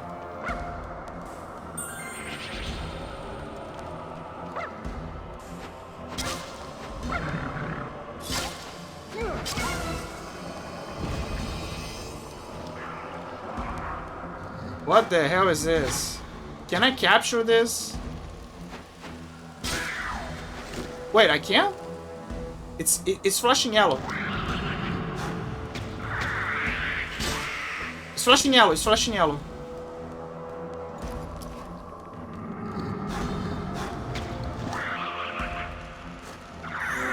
I did it.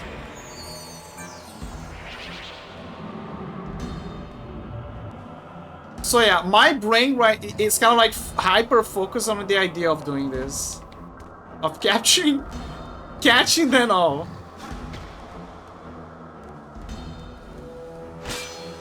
Oh, the eye. Okay, now I gotta find a way to get up there. Oh, right, I forgot I have a double jump. I didn't have it before.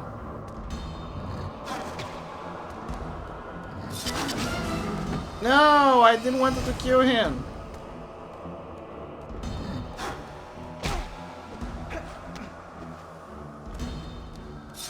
Okay, so he only needs one slash. Capture a monster. There you go.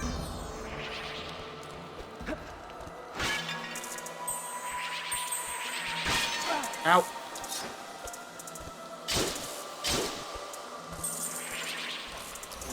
See how obsessed I am with capturing them? I don't like Pokemon. But now I understand.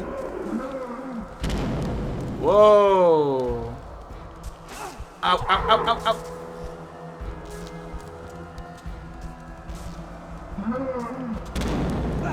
Ah, this is fucked up.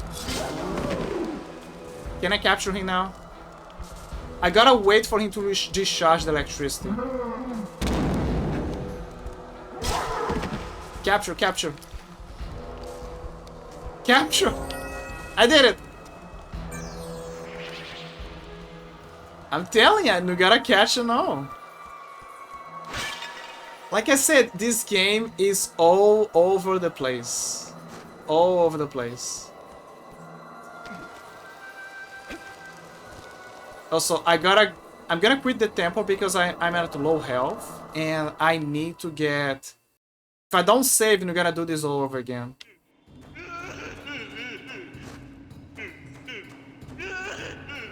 Let me see the monsters that I collected. Green giant worm. They rear up out of their holes with alarming speed, using their great mass to slam down, crushing anything beneath. Half-brute. The name half-brute understates the nature of these aggressive two-legged monsters. Mummy Chihuahua. These little dogs are none too pleased about being mummified, so try not to get close. If you make that mistake, expect them to cling to you and bite away until they are shaken off. Mummy worm. As they are rooted to the spot, they cannot see in every direction. Yet behind one intents and purposes, it is completely harmless. So yeah, those are the monsters.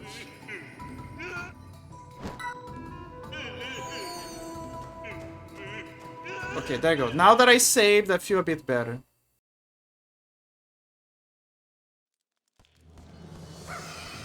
Yeah, as expected, they respawn.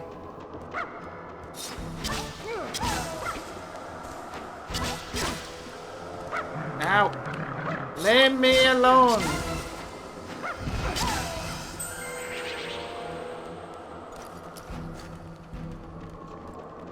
One more for good measure.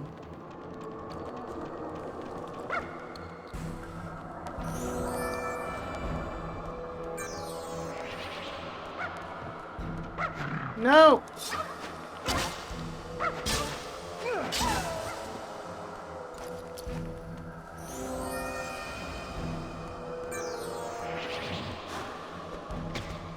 Good thing that I got that centipede before. Okay, now to get the worms.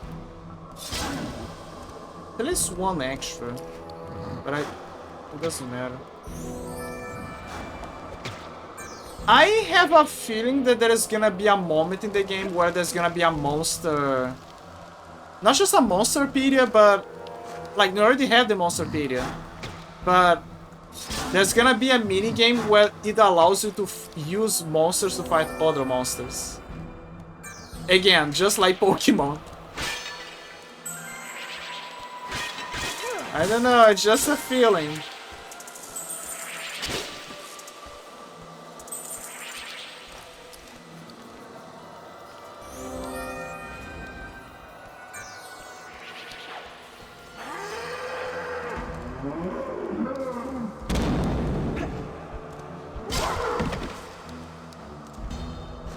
Let him discharge, let him discharge. There you go.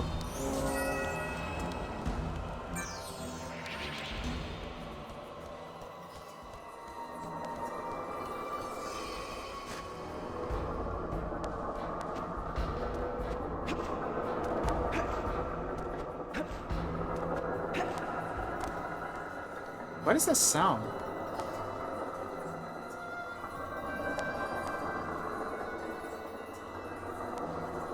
That's on the right side. It's coming from those things.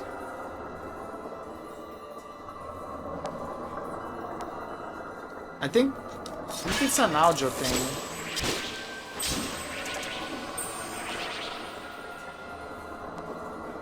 Okay, those are capture beetles. Okay, so you see those things?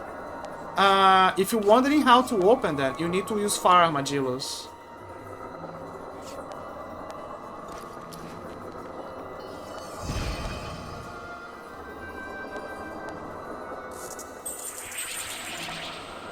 Gold scarabs.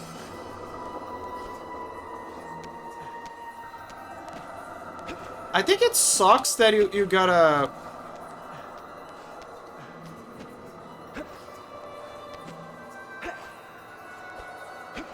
Yeah, there was something weird with the audio over there. Oh, I found one. Found another one. Ah, there he is again.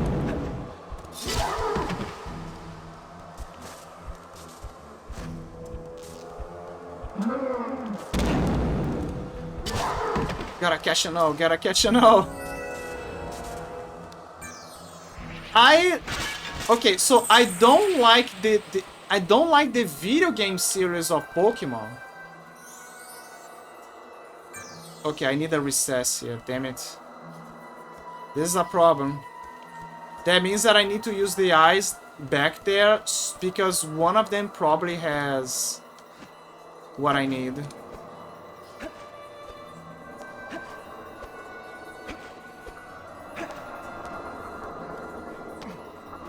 Is there an easy way to go down?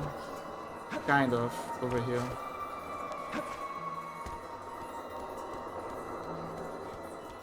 Yeah, no need to use the eyes.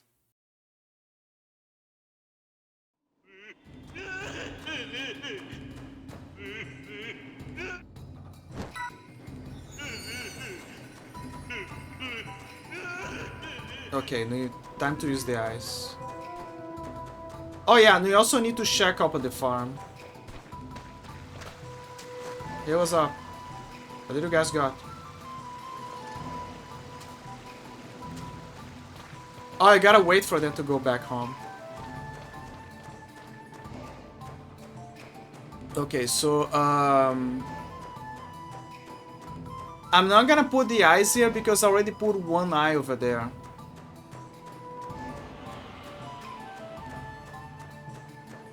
Yeah, there you go. Oh, but I have 3, so never mind. Okay, it's just another thing to make me go faster. What about you?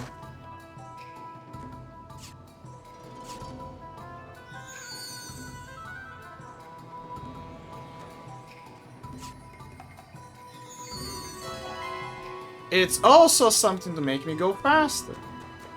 So the only purpose of those things is so I can walk faster in this open area.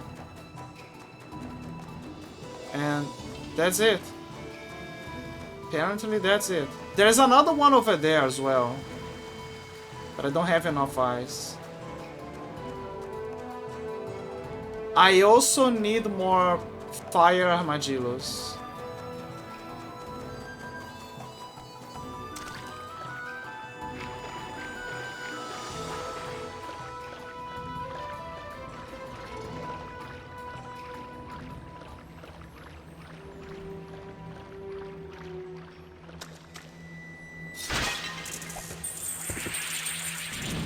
I would say that the fire armadillos are the most annoying ones to get.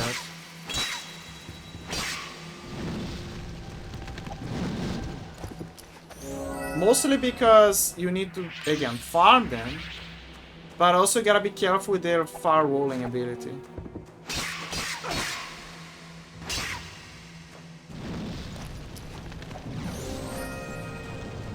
Sure. Again, we need 5. Let's grab some 5 of them. Oh, see what I mean? You gotta be careful not to kill them.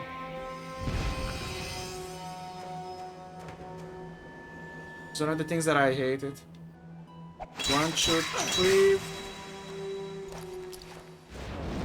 Damn it. You also gotta be careful not to waste the capture beetles. It's annoying. What the hell?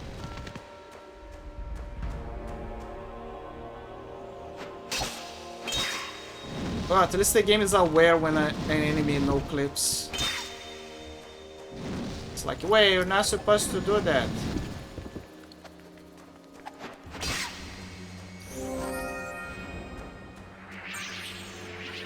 Uh, 5. Oh yeah, by the way, the limit of how many monsters you can carry per type, by the way, per type, is 10. So I cannot have too many fire armadillos. I can only have like a max 10. I already gave one to the museum, so in theory I can just max out a 10.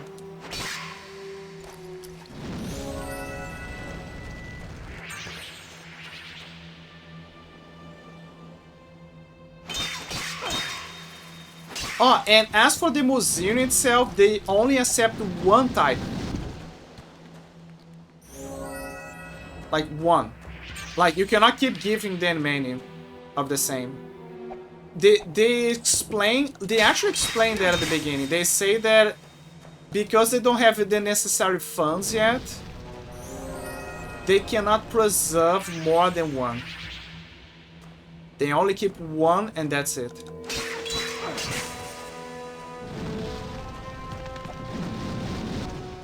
And when I mean preserved, is literally preserved. Because they explain that they use a spell to keep them in a stasis. So it's kind of like a taxidermy thing. Yet at the same time, there was also the skeleton over here. Not over here, inside the temple. I'm gonna capture the skeleton.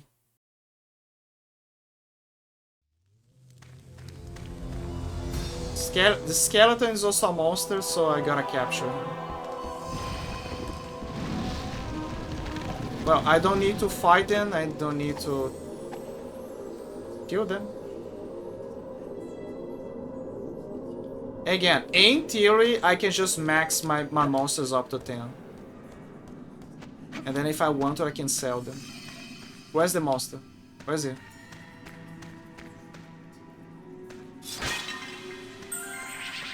He's not here.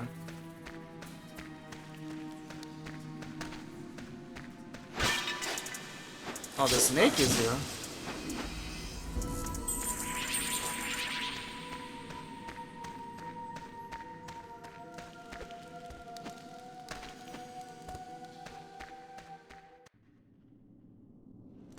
This is Anubis. It's over here.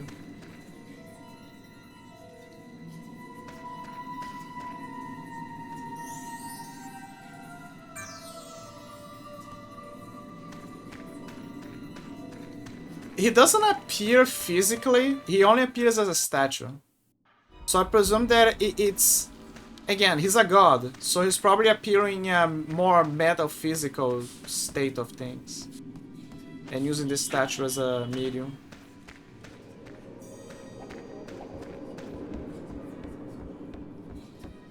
Okay, so... Unfortunately the enemy does not respawn. Maybe he'll appear later.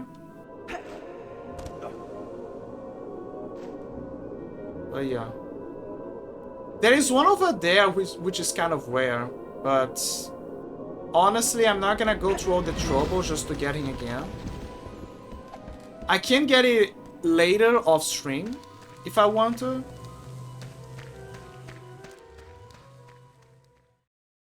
But right now, not really. I'm gonna do this later.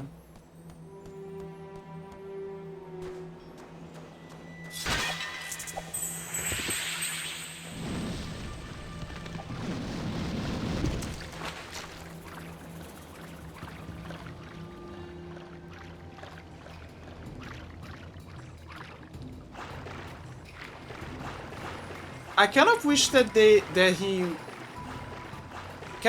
would use the Osiris shield as an actual shield. Like, not just as a tool, like a block tool. I actually mean like a shield, like Link. Maybe they thought that it would feel weird. Like, oh, it's basically Link but in Egypt instead of Celtic, right? Like with the Celtic culture. And I can see that, but I still think that they should have kept it. Like the idea. Please take it as a token of appreciation. You got 50 scalps. Okay, so this time it was 50 scalps.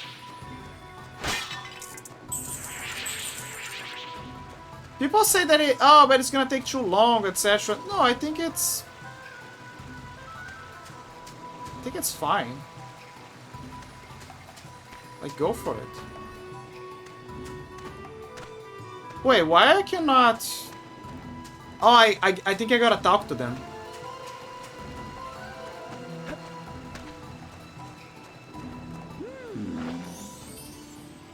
To choose a plot... Okay, there you go. You need to talk to them after. And now I can choose a plot. Probably because he needs to give you the you know, the thingy, so you know where to jig.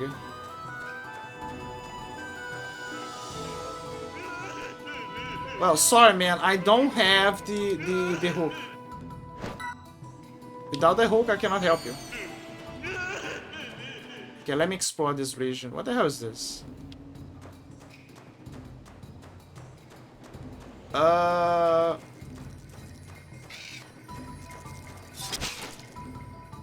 Wait. You have captured a monster. Spike spider.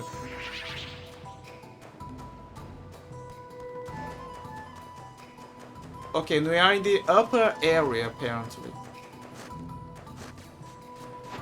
Oh, wait. Get over here.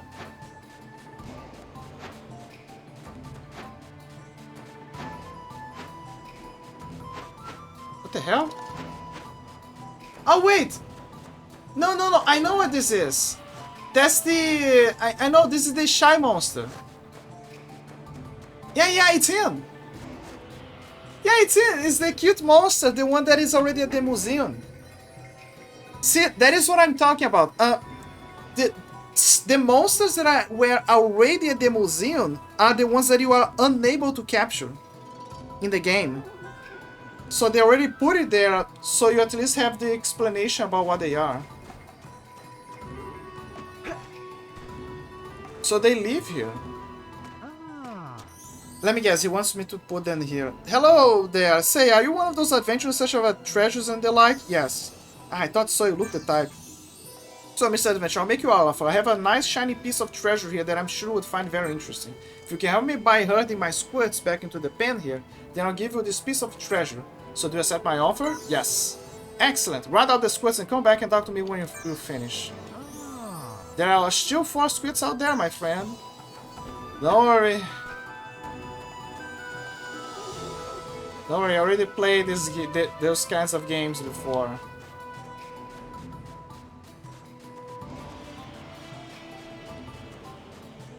Getting there, getting there.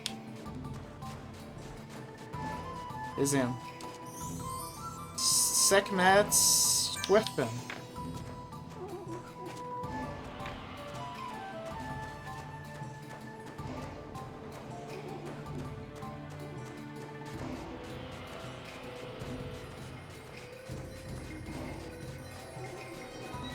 Funny new guys.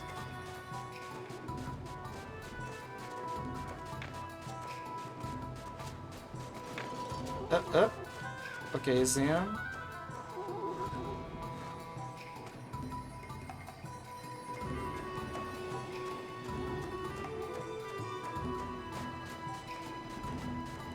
Go in, my dude.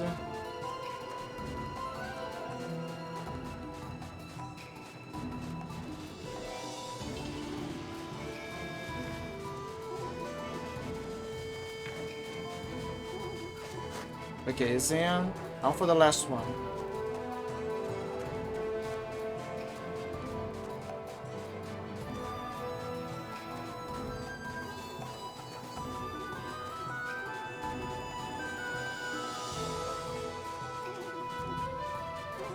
There you go. All 4.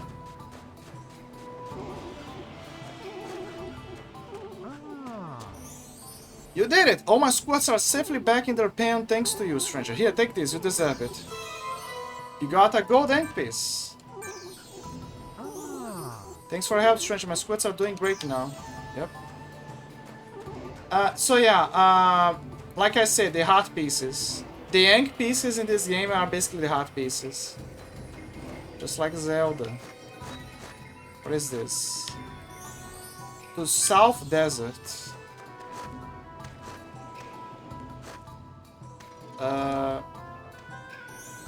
There is a recess for an item of some kind. I don't have that item.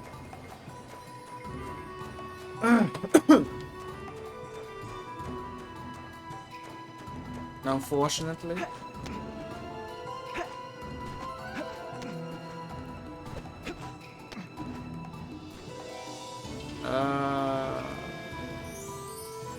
More of the sex language that I don't understand.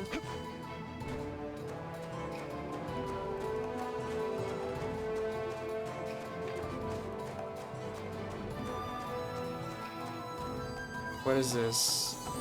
The Great Obelisk. Oh!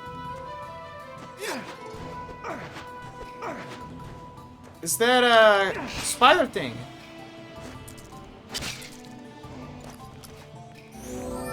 Spike spider. Ah.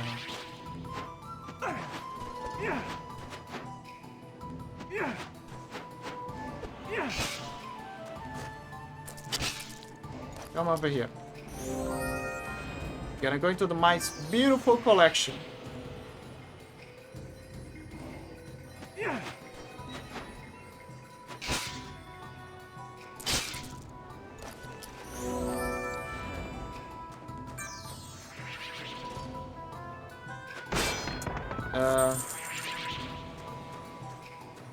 Okay, what is this?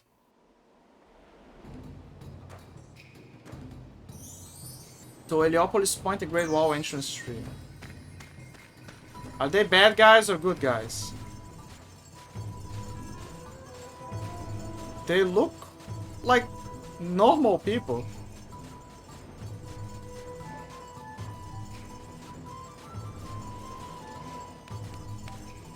Stop spinning, please. Thank you.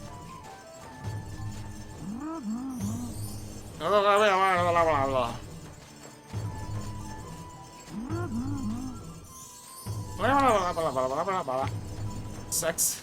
They're saying the sex language. See? Sex, sex, sex, sex, sex.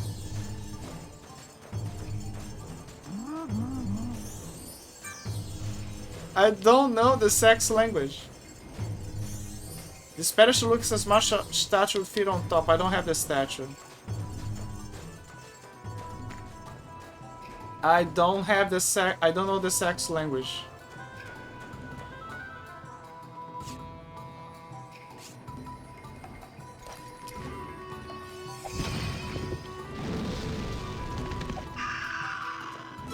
Ah, I got the eye.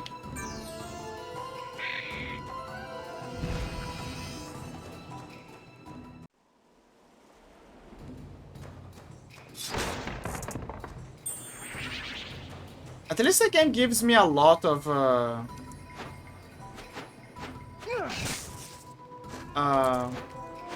what's it called?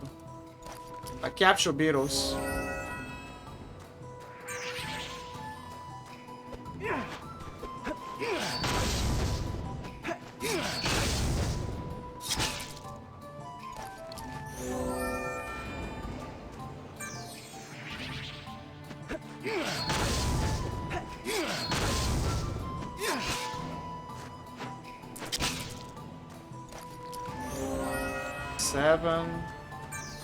There's one in the field as well. Like over here, walking about.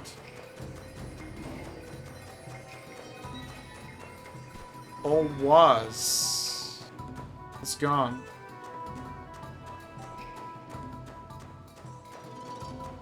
Oh, there's more of those stuff.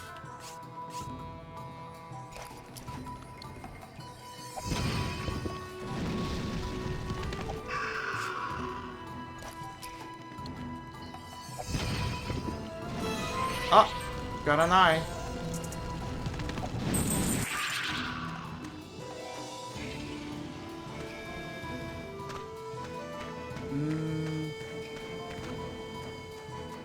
What is this? Break all tree. Wait, I think I hit the spider. Yep, she's here. No! With my head.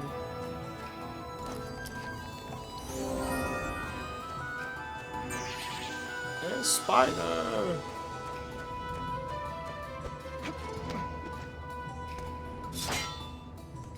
Well, clearly cannot destroy this, but can I push it? The object is too much heavy for you to move. Okay, so I need the equivalent to the gauntlets from Ocarina of Time. Great Oranges. Uruk. Oh, Uruk Islands. I see.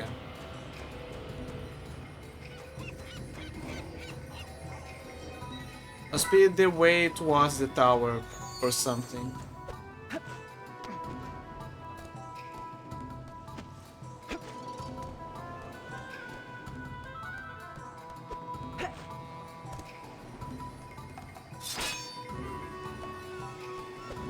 Probably a puzzle for this one.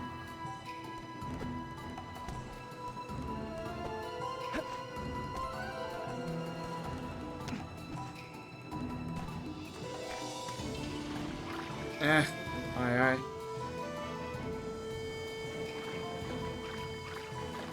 Okay, there's a ship here.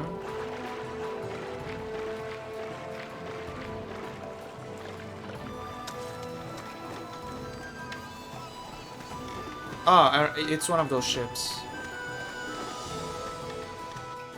That's the swimmer guy. How many eyes do I have? Sure.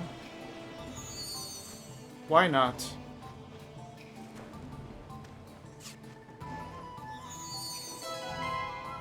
Yeah, but the only thing it's gonna do is just give me this.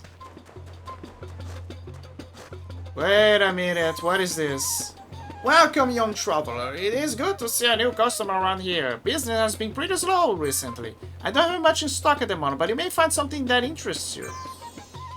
I can tell. I'm already looking at this beautiful piece over there. You won't find better deals anywhere else. What is this?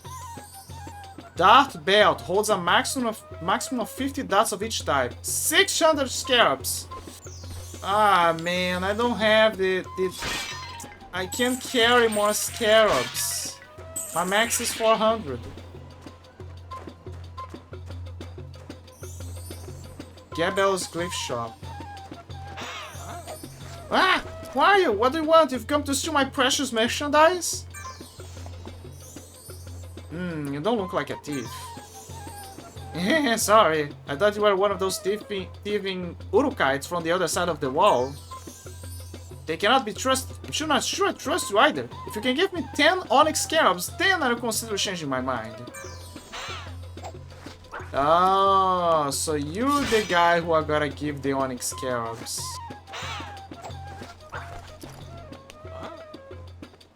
There we go. Ah, I can have the onyx scarabs? No. Suit yourself, but never know what exactly merchandise I have for sale. Ha! Onyx scarabs? Yes. Ah, beautiful onyx scarabs. Now allow me to show you the fantastic merchandise I have for sale. Yes, please, come on in.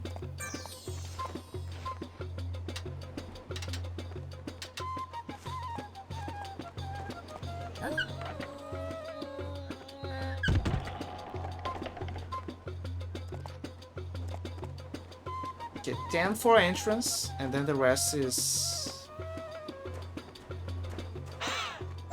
Hello.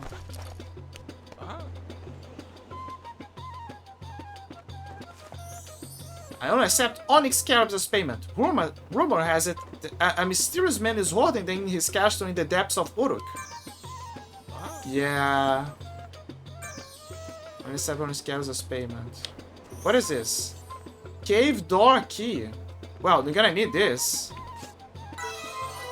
Got the cave door key. This opens a stone door in a cave between Heliopolis Point and South Beach. The rest is life pieces. Buy gold unk piece for... Buy 4 atom eyes. That's quite a lot.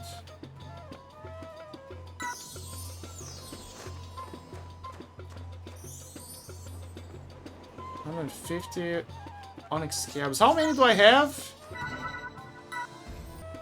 I have...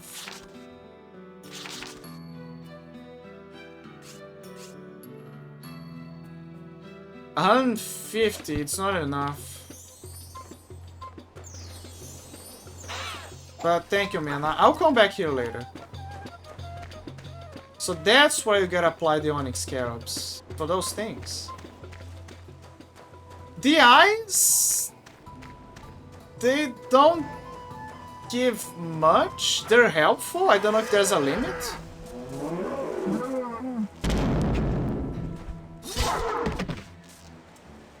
But you know.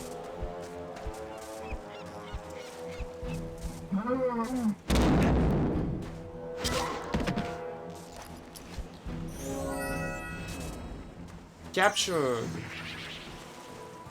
But I'm gonna check this later. Ad break. I'll be right back.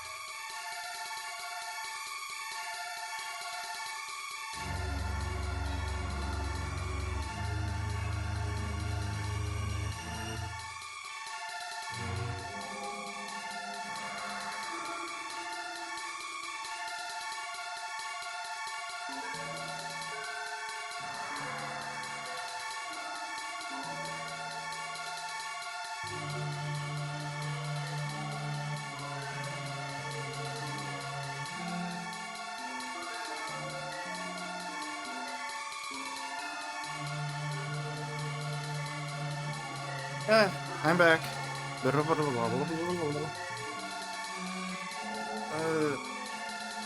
Where the hell is my rain? I'm only seeing the sun outside. Where is my rain? They promised me rain. Unbelievable. They promised me rain, chat. They didn't give me rain. Unbelievable. Unbelievable. Well, at least I know. Okay, let me gather my thoughts here. So that is where I gotta put the onyx scarabs. I got a key. I wasted a few onyx scarabs. Capture beetle, cool. Hey, the good guy Pokemon. Good guy Pokemon.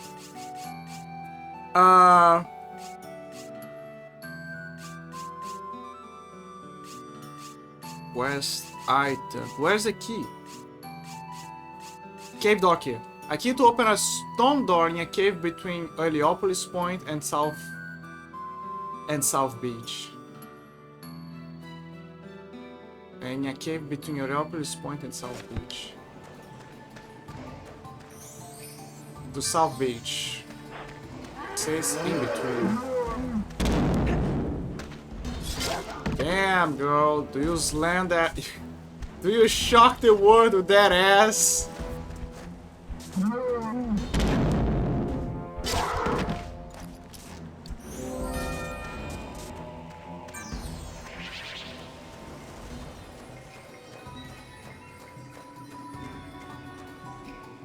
Oh, I think it's this cave. Yep, it's here. Also, I just realized something. I presume that the let me check the how many scarabs you get with that spider. No, it's just 5. It's just 5 for killing the alert spider. How much should I spend for this key? 10 or something? 10 or 5? Because this is what is on my mind. Assuming that the alert spider from the first section of the mummy was 5 onyx scarabs. Assuming that the key was also 5, that is a clever way to force you to get the scarabs. Oh wait, but you still gotta pay 10 for the guy. You still gotta pay 10 scarab coins to get to the guy.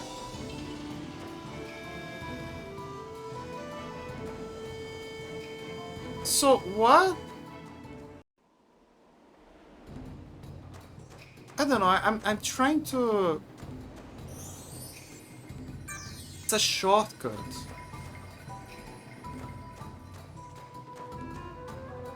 Ah.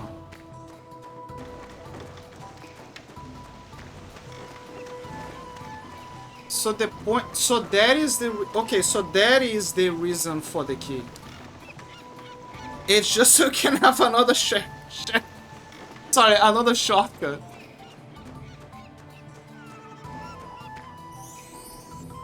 The Cursed Palace. It's just a way for you to get a shortcut. Look at those moves.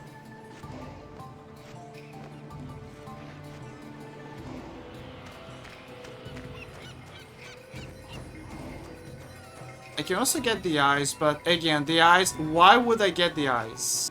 Just so I can move faster? I mean, you can, but, you know. It's better for you to save up for the Anka pieces.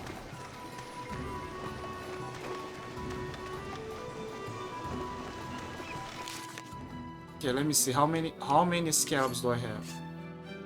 285. The farm is around here. No, that's the shortcut. That's the shortcut. Let's not go there. There's a shortcut. is to go to the South Beach. We already know that this is gonna... Actually, no, I don't know. I have a fish memory. Yeah, it's more scarabs. More money.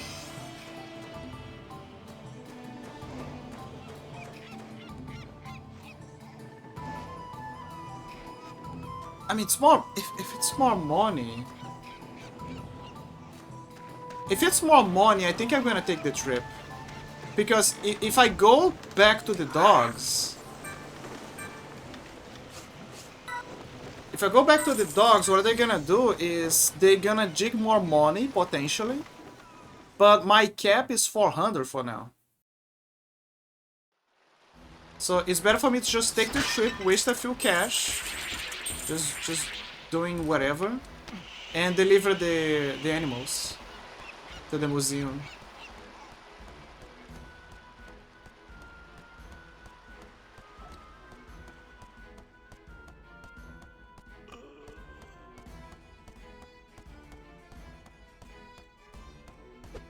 Also, I'm pretty sure that I don't have any more money to... I mean, I do, but I don't have the cap. Like, a higher cap for me to buy more stuff. Let me check.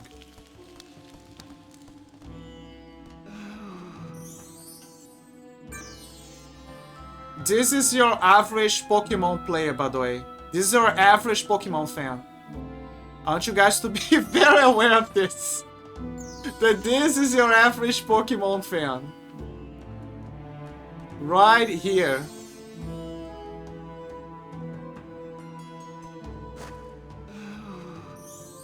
If only I could afford these. I wanna Pokemon.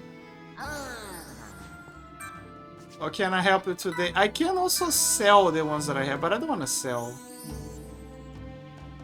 I already put this on the museum. 900. 700.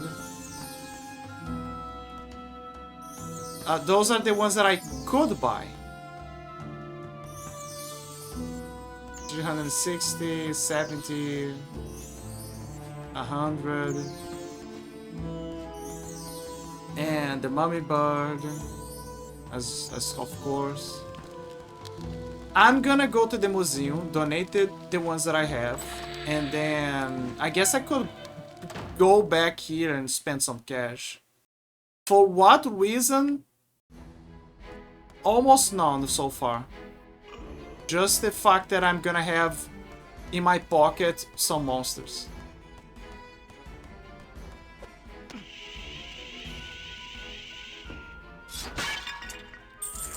I feel like the phrase that I just did is deserving of a Micro Bay meme. You know, the one with the what I have done and the credit rolls? Like I just say, just the fact that I'm gonna have monsters in my pocket, and then it plays the Michael Bay credits. What I have done. Directed by Michael Bay.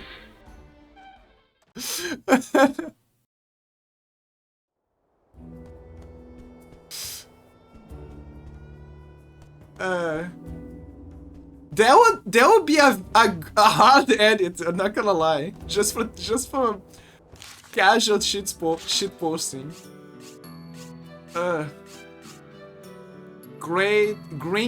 Green giant worm. They rear up out of their holes with alarming speed, using their great masters land dark crushing anything beneath.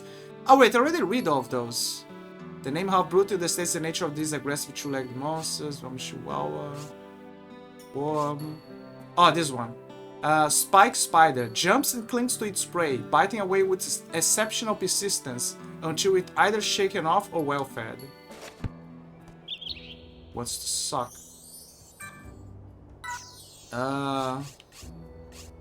Where they keep the cobra, half brute. Yes. No. Donate. Green giant worm, a big worm with big teeth.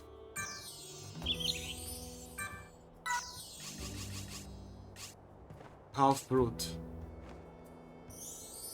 A half-brute, a shockingly aggressive monster. It's like Blanca. Mummy Chihuahua. A Mummy Chihuahua, a pet that's now undead.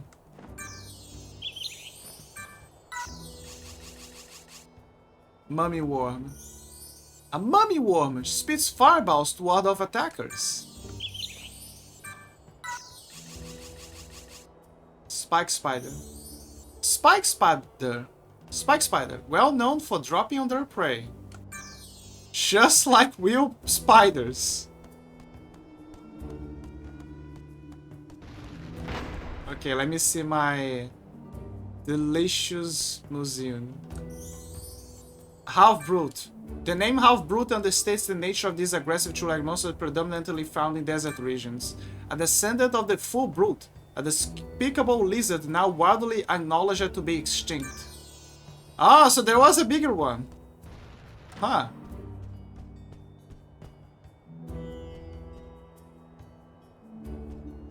I already saw those.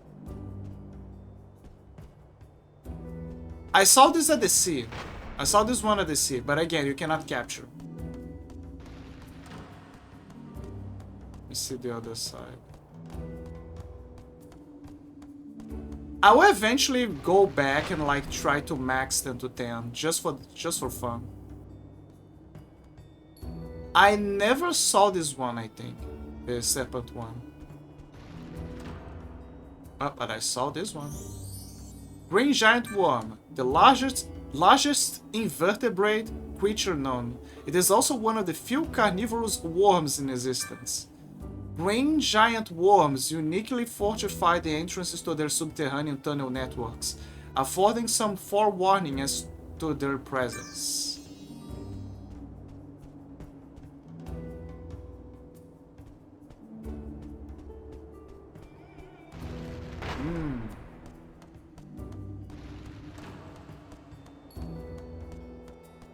Okay, which I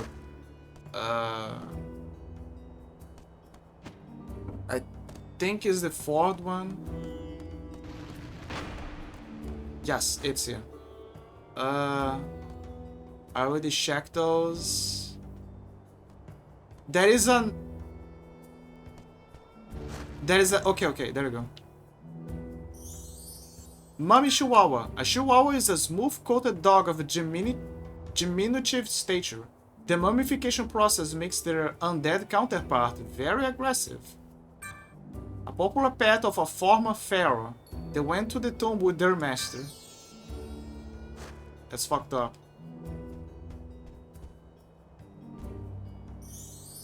Mummy Worm, an undead invertebrate which spits out harmful balls of fire.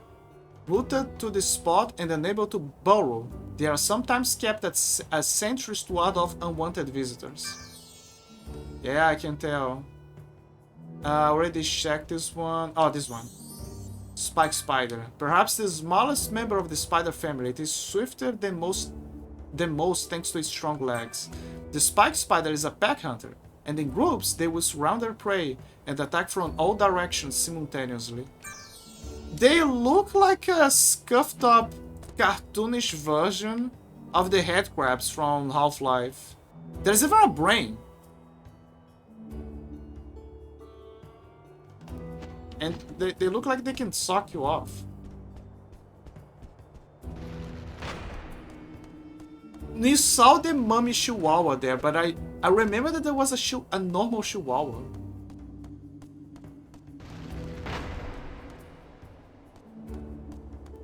I wanna see if I remember if I can find it.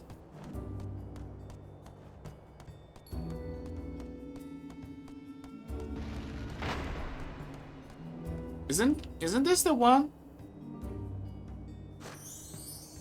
Yeah, it is. Look, it's a Chihuahua. Doesn't look like one. Favorite pet of the rich. Chihuahuas are very energetic, while the dog-loving community adores chihuahuas. Most find their incessant yapping highly irritating. I like how, if you look closely, it's a chihuahua with it's not hair. It's like the thing that they cover their heads with. They put it on the chihuahua. But it kind of doesn't look like a chihuahua. It looks like something else. But yeah, there you go. This is the live version. It's probably around here somewhere, because usually you can find them, but you cannot capture them. The ones that are already in the museum, by the way.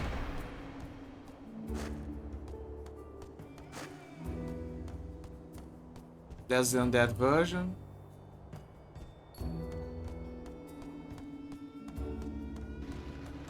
They will appear. I believe that they can appear.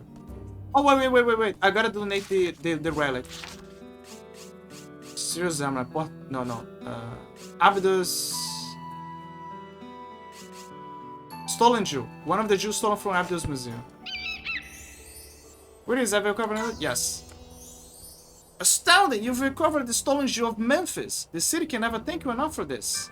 However, as a token of our gratitude, please accept this gold anchor piece. You got a gold anchor piece. Okay, for real, who can craft me all the life pieces, man? Don't leave me hanging. Is this where the... No, it's not here. It's back there. Has to be. It's slightly confusing to navigate the museum.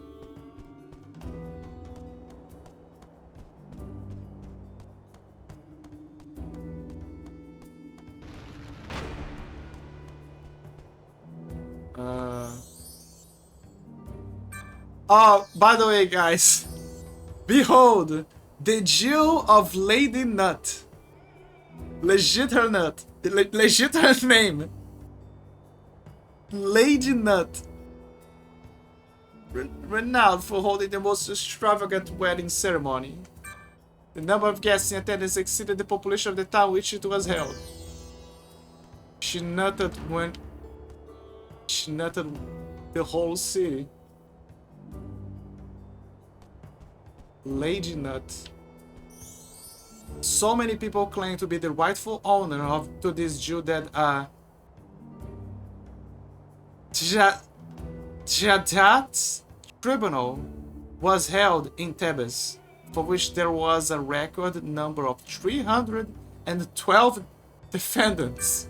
So confused was the great Kenbat, who presided over the case. He eventually entrusted it to Abydos Museum, for which his cousin, the mayor, is grateful.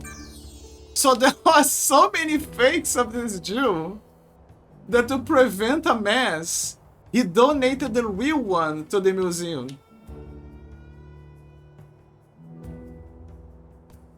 It's like, there you go. Now there's no way for people to think this is not the real one.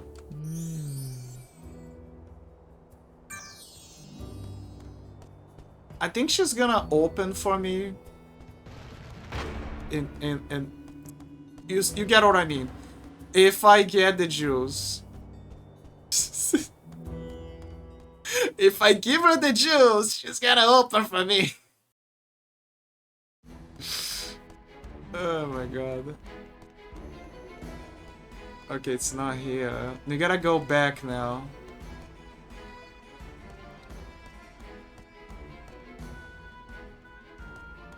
Shoot the most beautiful one.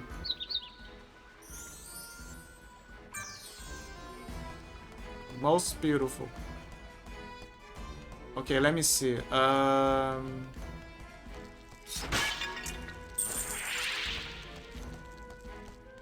Yeah, like I said, I can spend some cash just for fun. Like, why not, right? Why not?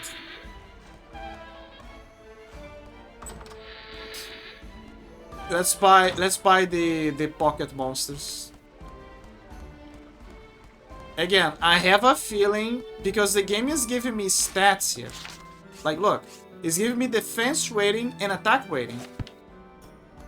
So this is what it's on my head. I feel like there's gonna be a moment where the game is gonna be like, oh, welcome, welcome, Pocket Monster Tournament or whatever.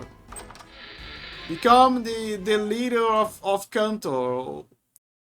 Sorry, not leader, the champion of Kanto.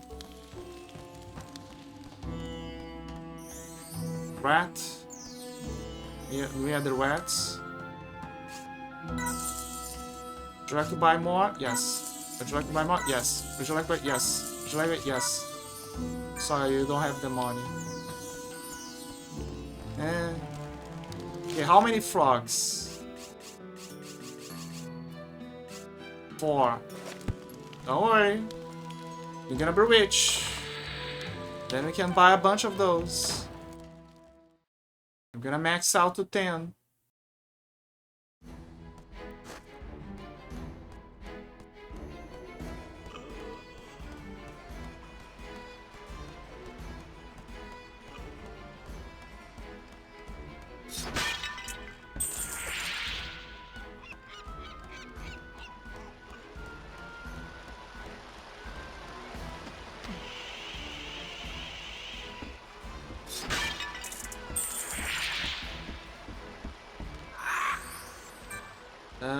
Yes, Heliopolis, here we go. Maybe I should visit the Temple of the Monkey. Keep saying monkey, but his name is Imhotep. Maybe I should visit his temple, and maybe he will have something. Maybe. Maybe. Naruto run!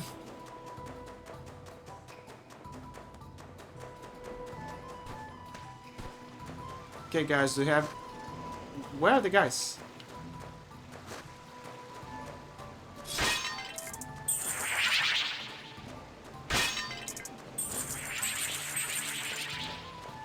Oh, they're coming back. You gotta wait for them to come back.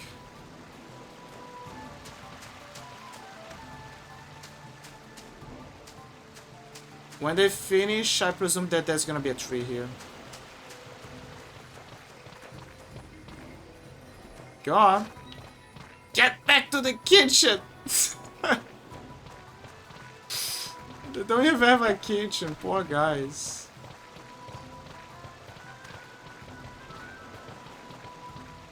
Go. Go. Come on, man, go. Do you guys remember that meme? Like from Batman Beyond? The guy is like unapologetically a bastard. But the way that the actor voices him telling the wife to go to the kitchen is so funny. Because it's realistic. That is what it's funny. It's like, get back to the kitchen.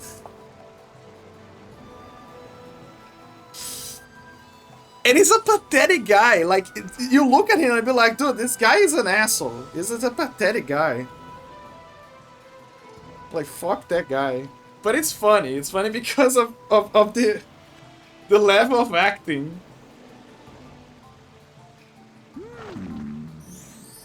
Welcome back, my friend. It'd be glad to know that you found this wanderer jigging. Please take it as a bronze egg! Your health is replenished by 1 egg. Ah, it just replenished me.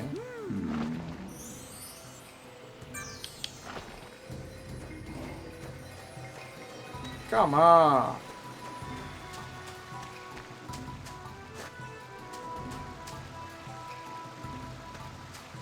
Wait, what the hell?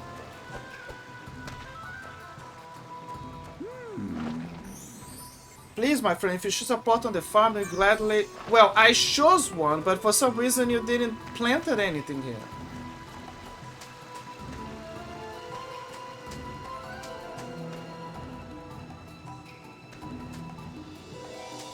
Why is that thing with a hole here?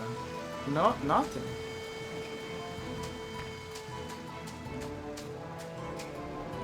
I hope this thing is not glitched.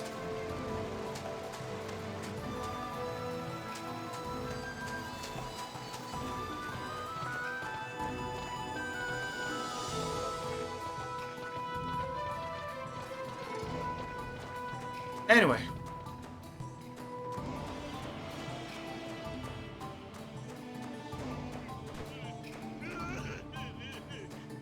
Stop crying. I am working on the process, okay? Look, I need to find a hook. No, stop. No, you don't understand. I'm trying, okay? I'm trying. God damn it.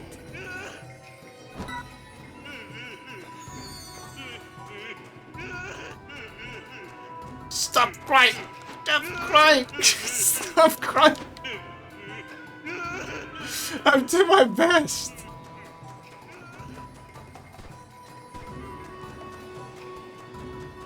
What the hell is the cave?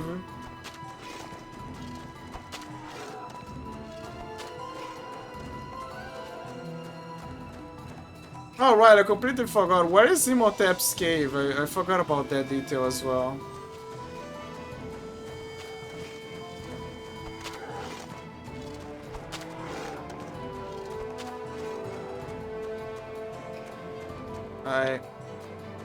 How do I...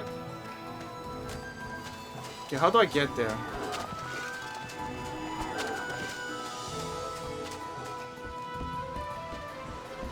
Is there anything by the waterfall? No. Are you sure? It doesn't look like there is.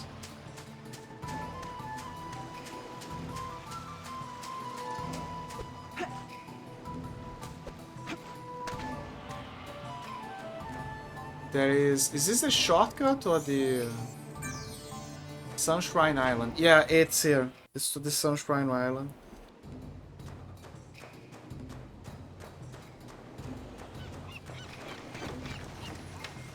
There is the shortcut to the other side.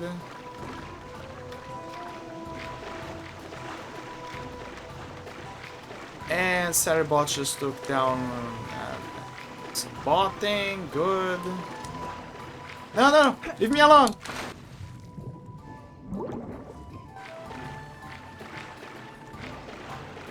Leave me alone, leave me alone, leave me alone. Michael Phelps. Michael Phelps! Okay, I'm safe.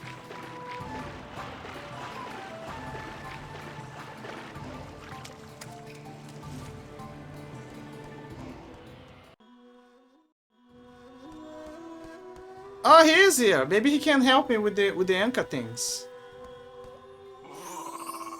Sphinx! It was Anubis who was responsible for cursing the palace inhabitants, just as the Hellions decreed. I wonder what could motivate such a drastic action. See what I mean? Anubis is a bad guy, but at the same time he's kind of like helping us. So they're like, okay, dude, what are you doing?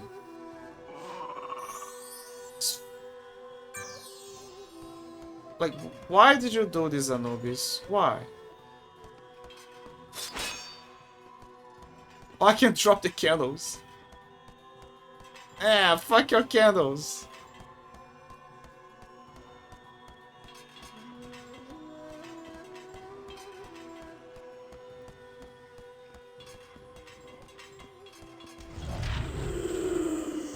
That's the teleporting statue that I wish would teleport me to this area.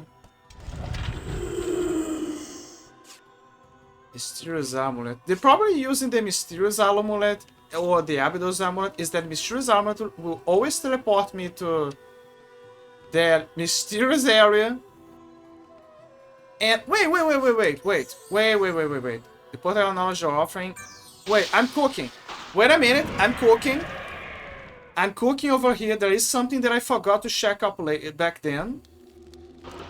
My memory is selective. But when it selects, it does something. See, we're back at this area, right? You guys remember this place.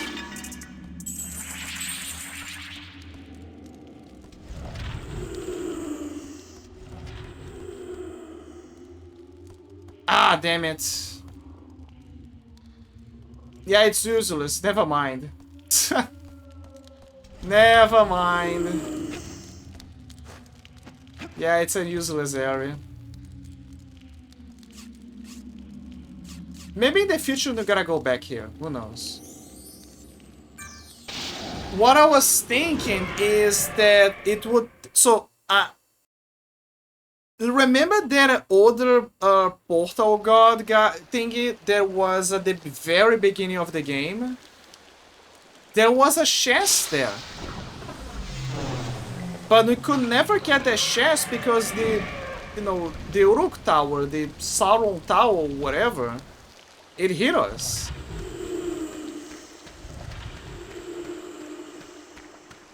So in my head I was like, oh, okay, I'm gonna go back there, use the double jump and get a chest. But that's the problem, we cannot go back there.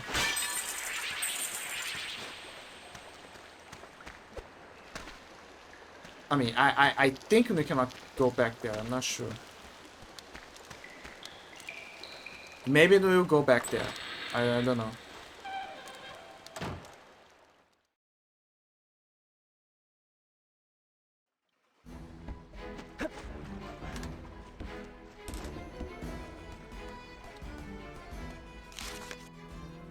How much coins?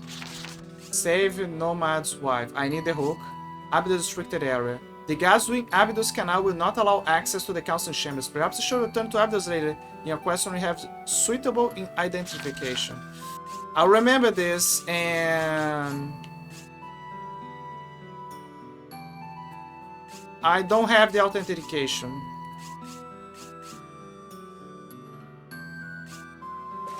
You need to find authentication somehow. The authentication. The I keep looking. I keep forgetting how many scalps I have. Goddamn short memory.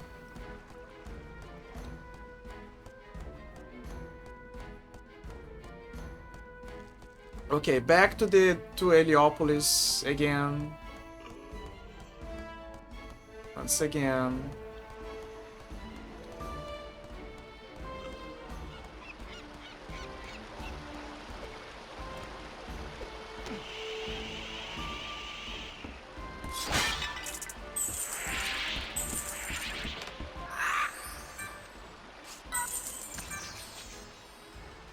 It's funny how the guy, when he took me to by ship, he was like, "Oh, I'm not gonna go back here until a few days," and now he's all over the place. Like, what gave him a change of heart to be so available now?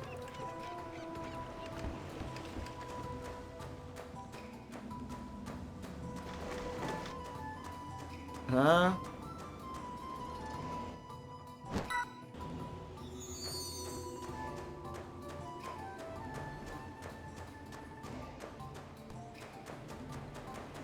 Okay, let me see. We gotta check the farm again because they probably finished the job. Ah, yep, they just finished. Now, the bigger mystery is why this didn't grow up. Like, is it glitched? Is it gonna affect anything? Okay, walk. Go. Go.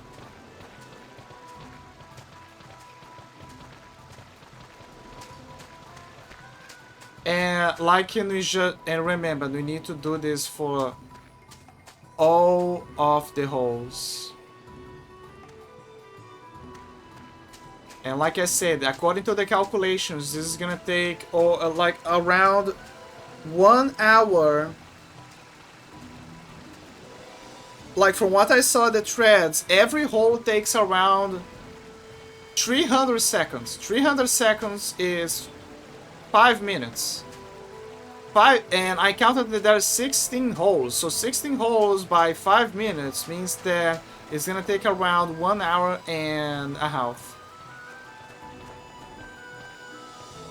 That is without accounting for the slow walk that they do back to their house.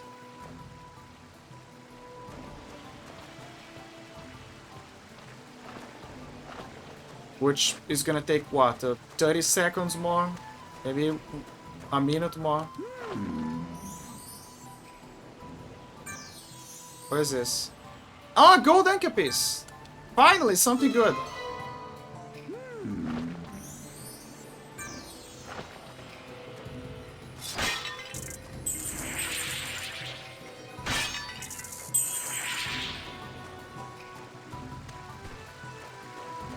This is bothering me. I don't know why a tree didn't grow up here. There you go. Start digging, my dudes.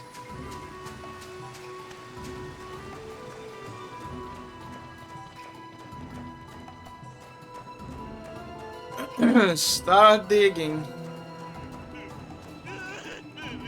Stop crying.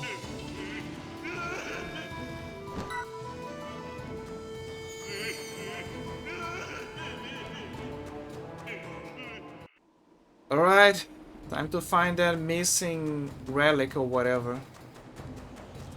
No idea where it is. Gotta catch a no. We only need 10. After that, we don't have to bother.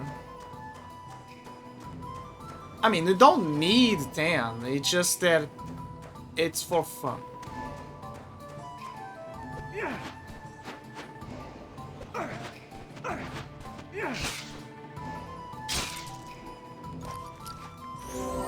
Nine.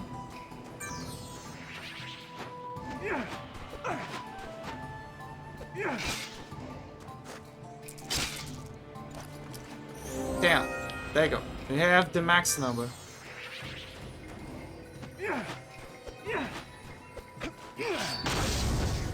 No! My head!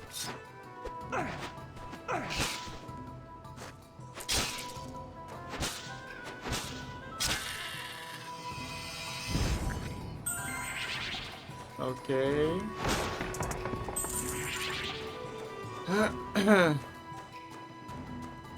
I already know that area has the obelisk. Wait, they spawn again? Oh, that's fascinating.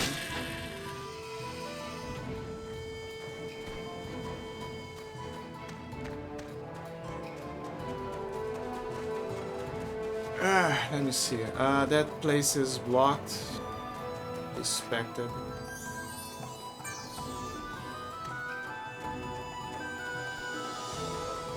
I don't know the language for that thing. The language of sex.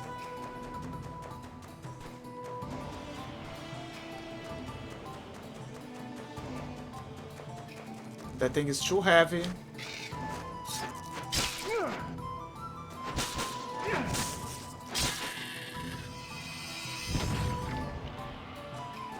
I'm calculating what I can do here. Wait, there is something below there. The issue is that I don't have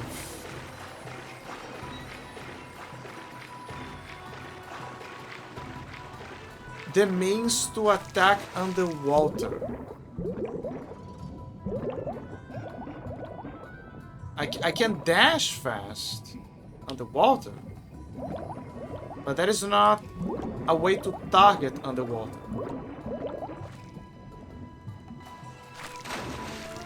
I also cannot use items underwater as well.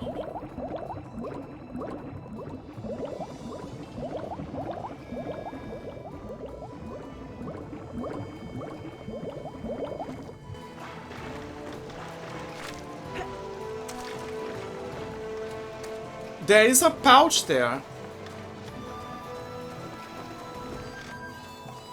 Wait, I just realized something. This tree is different. Sorry, this beach is different. That means that this guy is different. It's not the same guy from the other beach. Greetings, it's good to see a fellow athlete around these spots, although I must admit that your physique is anywhere near as impressive as mine.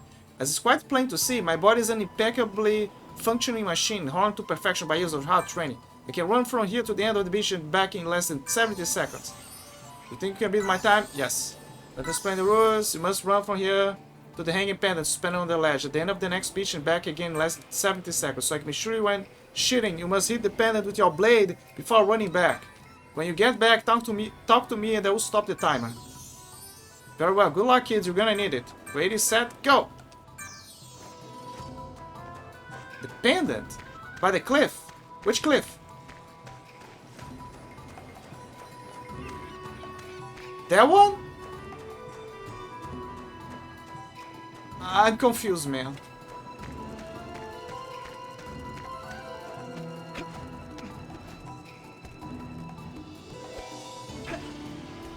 Does it mean this one? And I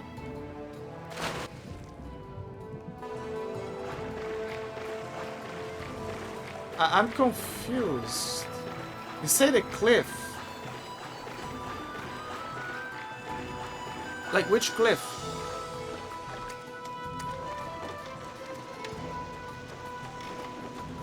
I guess that's the reason why you need the orb, so you can do the run fast here.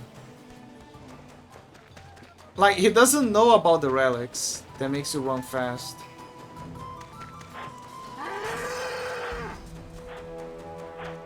I'm confused, I don't know if...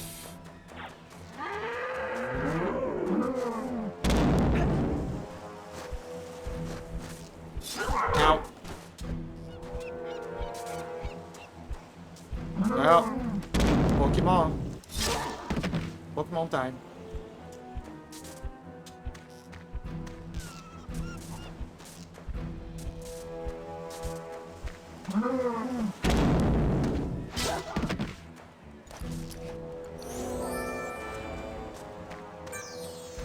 What about this guy?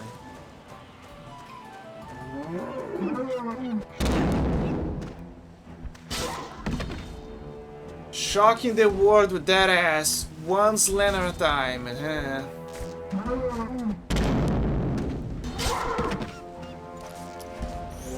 There you go. Okay, now to try to figure out what the hell that guy meant.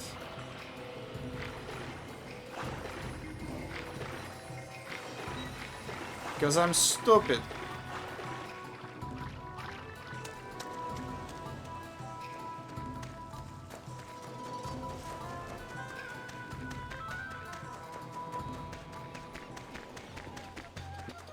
Okay, could you please repeat what you just said?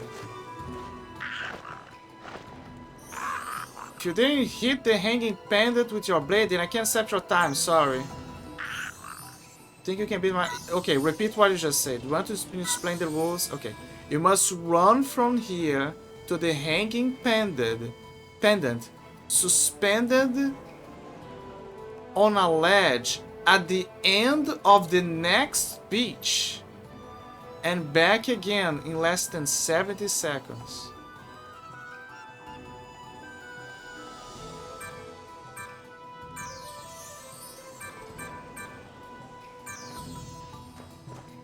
The next speech. If you say the next speech, then he means this one, right? But then you have to load to the other area.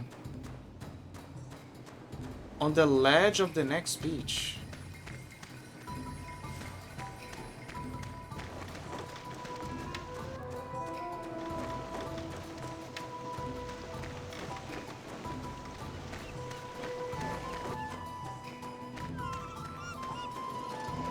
Wait. Oh, there it is. I see it. The bell.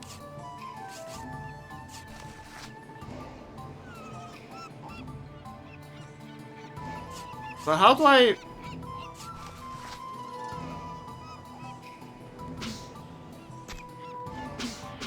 Oh, but he said that I cannot cheat. He did say that. You cannot cheat. You need to use this... Okay. Okay. Alright.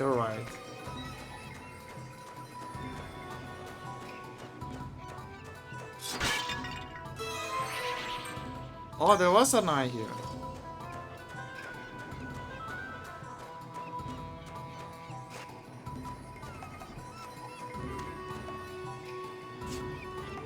Nah.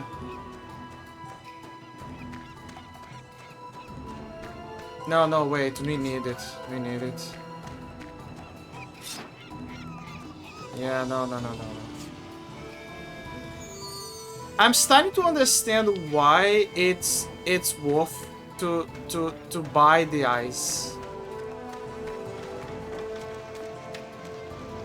from that guy with the onyx scarabs.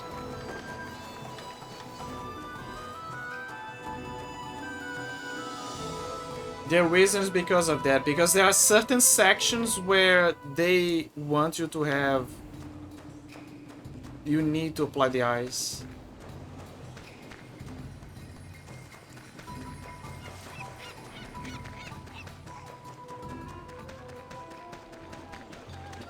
Now it's starting to make more sense.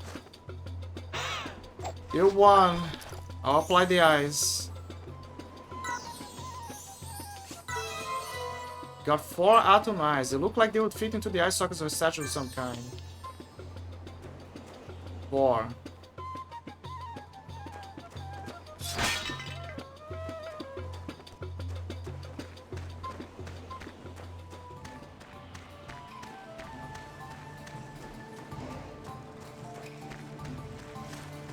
Actually, that's a good question.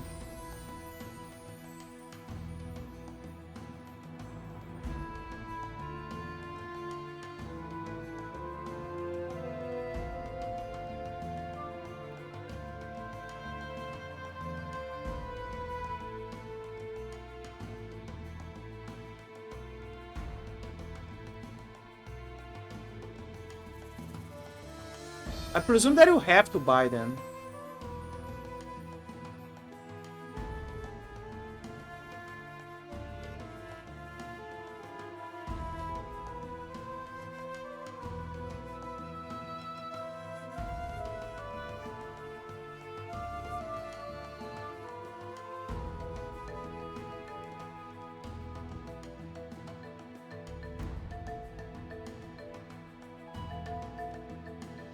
There are significantly more eyes.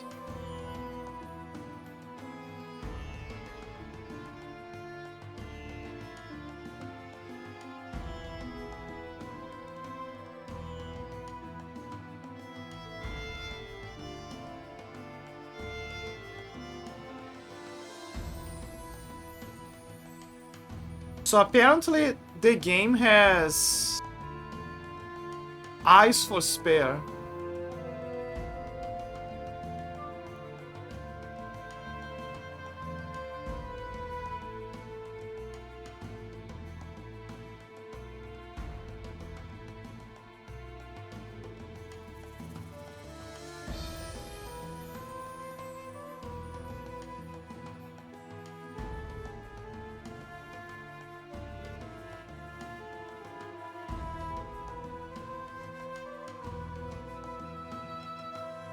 Yeah, so, yeah, okay.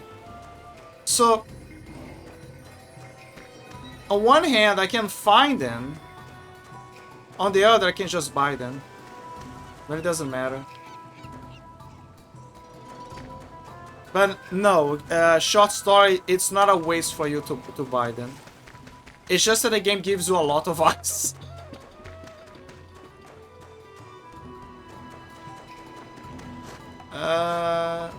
Okay, let me think. I just got the eyes, so I'm gonna put them on the other end.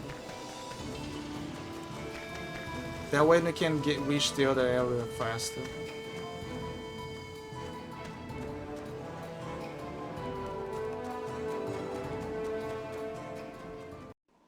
I don't know if... Now, granted, I don't know if you should... I don't know if you should buy them or not, or just go around hitting vases. But I checked every vase. I don't think there's... I think you have to buy them. But on the other hand, it needs all onyx scarabs. So the game would account for the fact that you don't collect all of them.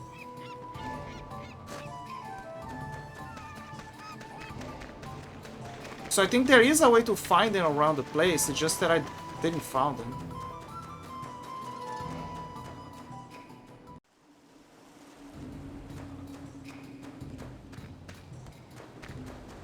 From what I read, there's 48 eyes. 48 or 36, I don't remember, sorry. There's a bunch of eyes in the game. But there's more eyes than there are sockets for them. So it implies that originally they wanted to have more of those things, but for some reason they cut costs. They got rid of it.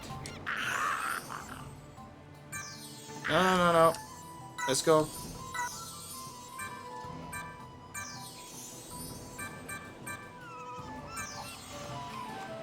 Here we go.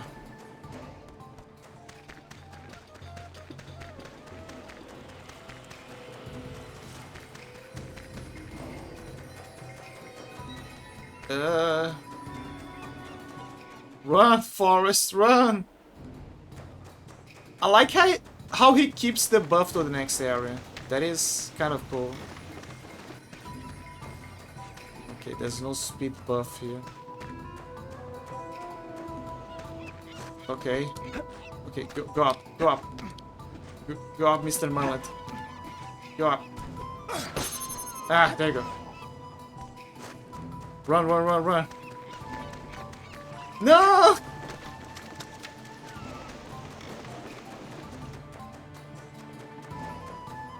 Alas, he is afraid of getting wet.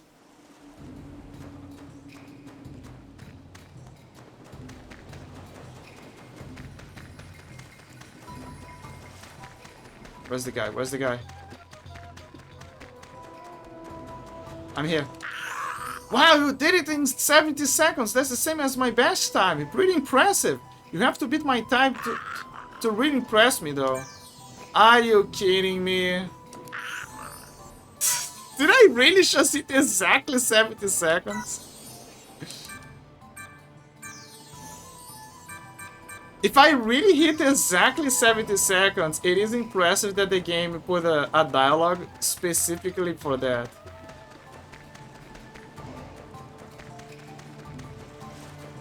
Like, wow, you hit exactly my time, but dude, you need to be faster than me.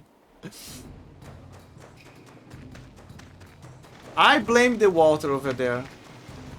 That is what got me.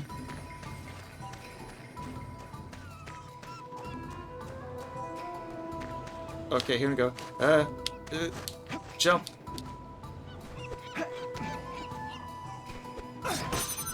Okay, here we go. Run.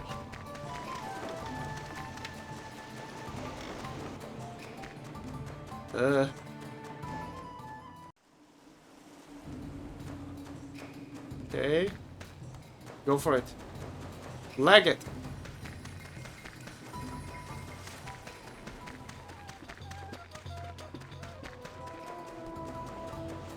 I'm here. What? You're back already? You only took 68 seconds. That's amazing. Seeing as you've beaten my time so convincingly, I'll consider you the better athlete. Here, take this. That's kept me fit, strong, and healthy for as long as I can remember. Ah, it's just another gold ink piece. I mean, good, but... Chariots of Fire. Complete the Heliopolis Athletics course in 69 seconds or less. 69. Nice. Your time was amazing. I guess I'll have to train harder if I'm going to better it. At least I have another goal, I suppose.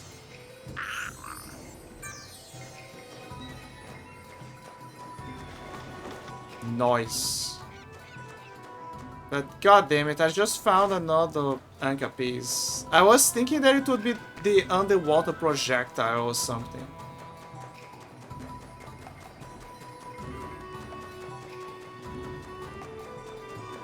Well, I will find the headstones, I guess. Stop crying.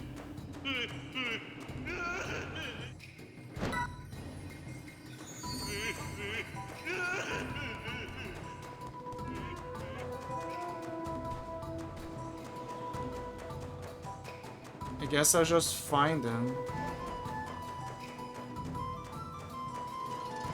Oh, right, I gotta check on the guys. Back to their homes.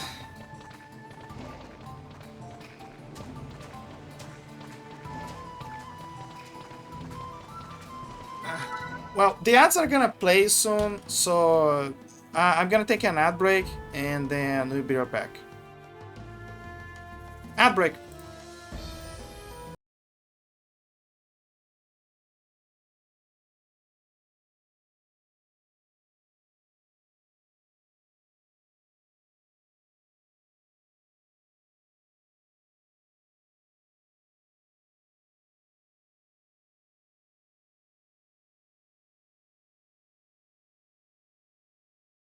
Ah, not again. The player got stuck in buffer. Lately, I don't know why, but lately the browsers have been having those issues. Particularly YouTube. Particularly YouTube. YouTube is not behaving well lately. I think Zentan was right. YouTube is having problems.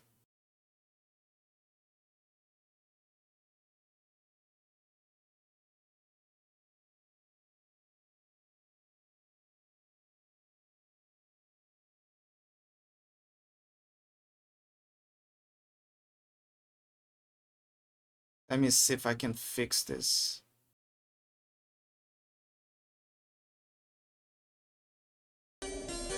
Ah, it's fixed. Ah, there you go.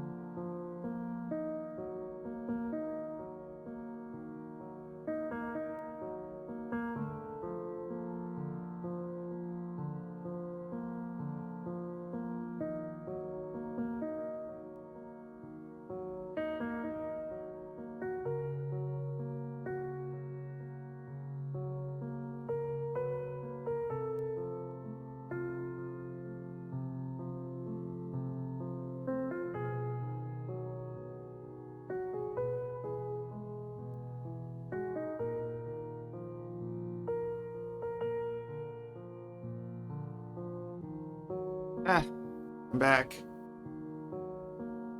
You know, lately everything has... I think I mentioned this before as well, but I feel like a lot of tech stuff has been breaking apart. It's just a feeling that have been happening lately. That everything that is tech is breaking apart.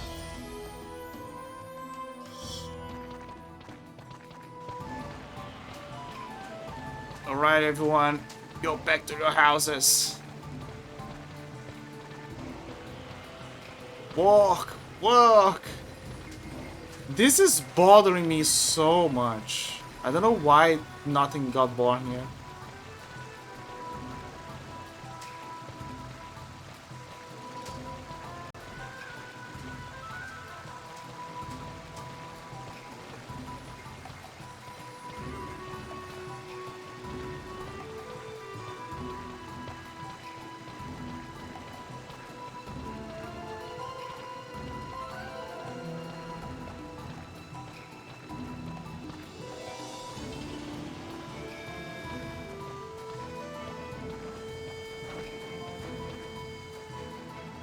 Don't stop, continue.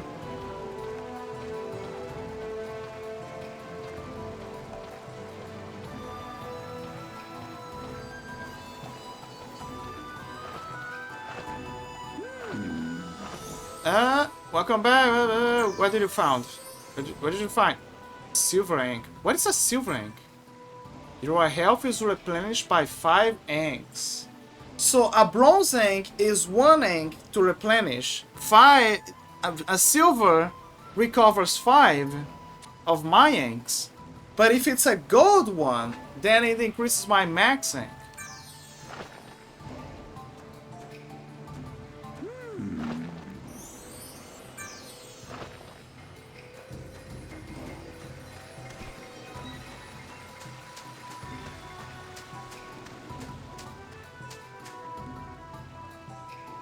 Oh, see?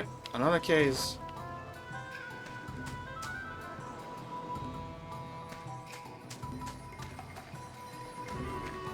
I think I'm starting to understand. The ones that have treasure, the ones that have an actual treasure, like scarabs, gold inks, a plant, it grows. That means that it's a jackpot. When it's just an ink, it's empty. Like your casual ink, right? The one that replenishes your health. So that is the reason for the blind spots. So it's intentional. It's just so you know which ones were successful or not. Anyway, I need to find... Maybe it's inside the temple, but I didn't look further, perhaps?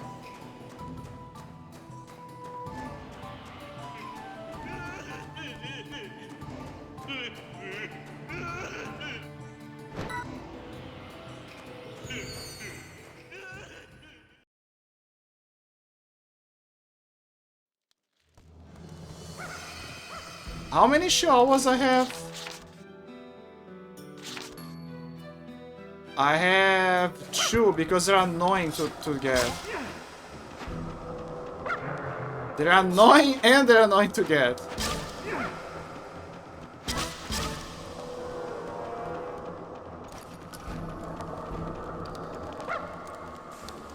No. Stop. God damn it. No! Drop me!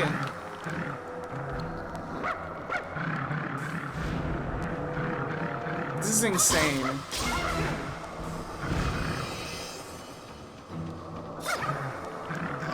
Look at this. You take one step, they bite your ass.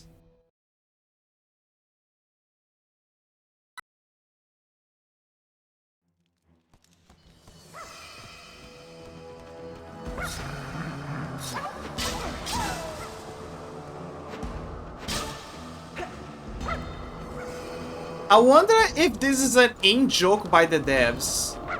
Sometimes, you know?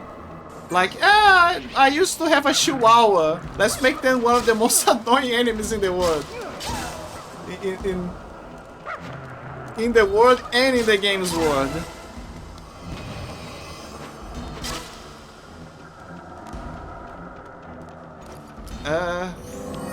Got one.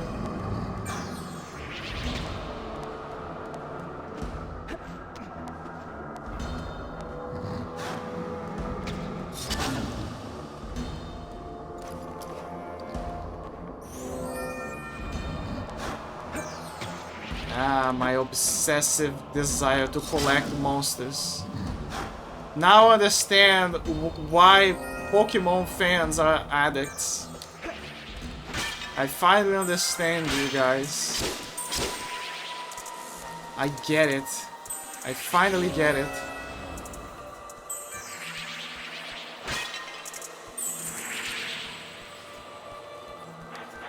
But at the same time, they can't complain anymore about people like me who love to collect achievements. Because now they're on the same boat. It's essentially the same thing.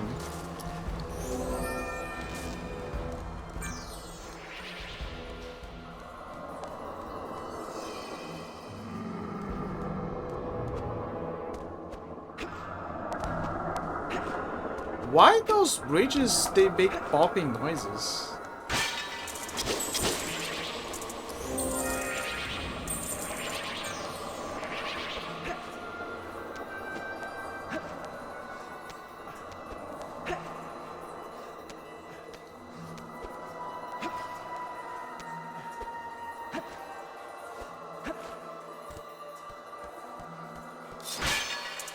Wait, I'm stupid.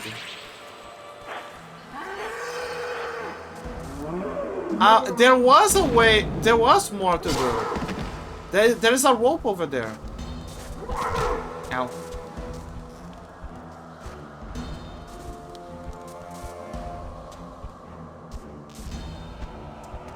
Okay, do the jump, man. Dude, do the jump. The jump.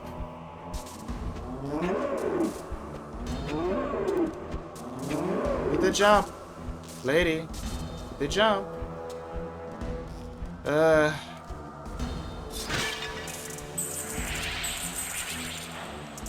Oh, there you go.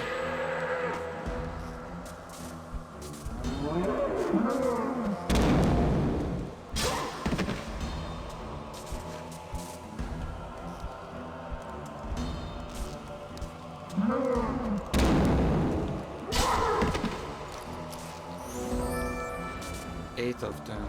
Like, see, this is what I missed. I was like, oh, I don't have the hook. I forgot to check up here. I forgot to check up here. It's right here. Unbelievable. It was here all along. But at least I collected some stuff, I guess.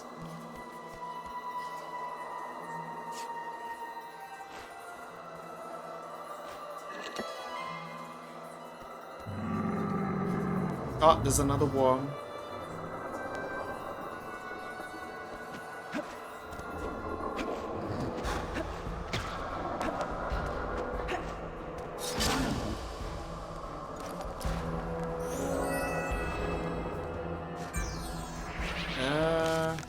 No. Armadillo. I gotta constantly do this because I don't know if I'm gonna find eyes here. What the hell is... Oh, it's a blade score.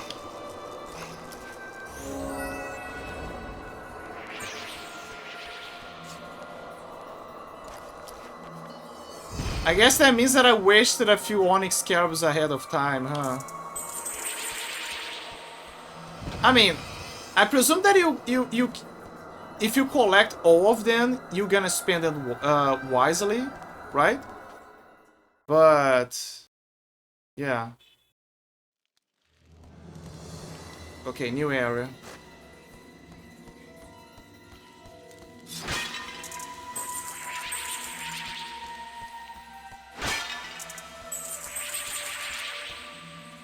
Whew, finally, new area. Okay, there's a chasm here, so definitely not here. There's a seductive snake over there. There's a place to put a key here. There's a lever. Whoa! Excuse me.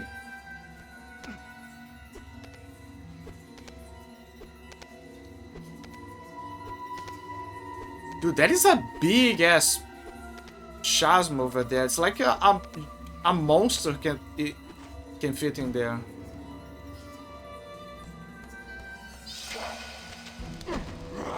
What the hell? I'm gonna capture you. You're mine. I'm gonna capture you. School worshiper. You have captured a monster. You gotta fit fine into a museum. It belongs. I'm thinking about Indiana Jones now. The meme. It belongs in a museum. Wait, I heard something being summoned. Where did it?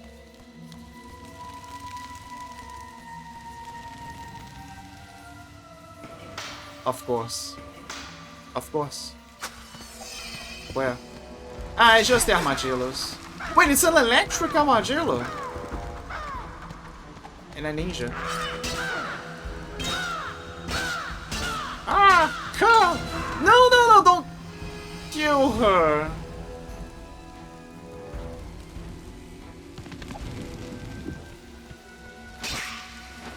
Do you see what I mean? Where you gotta be very careful.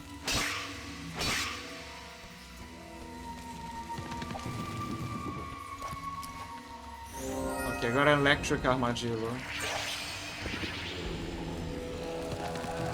Wait. Okay, it's a new one. Samurai one or something. Careful.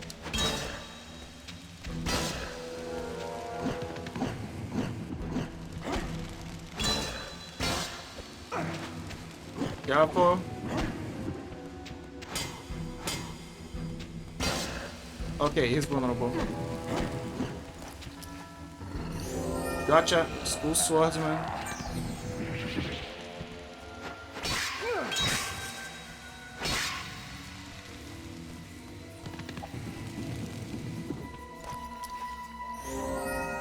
Electro armadillo. Oh, there you go. That's another one.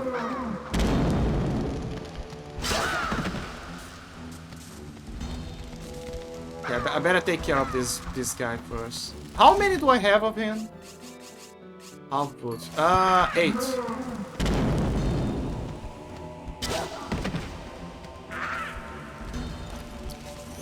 Okay, got one.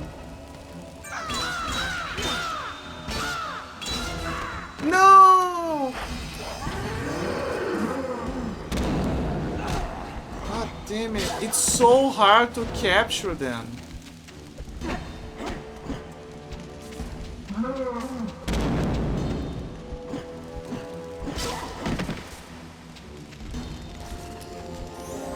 Okay, I got one. No, leave me alone, leave me alone.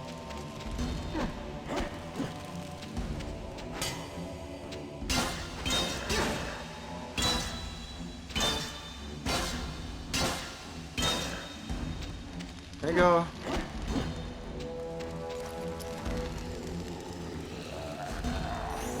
Gotcha. Ah, but I missed the ninjas. God damn it. I hope they're gonna respawn. I'm pretty sure they're gonna respawn.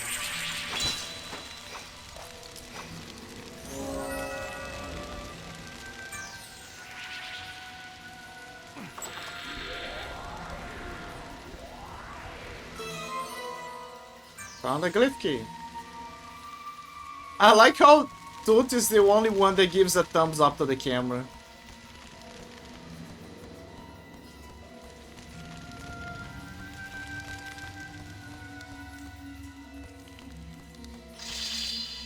Oh, right, I forgot.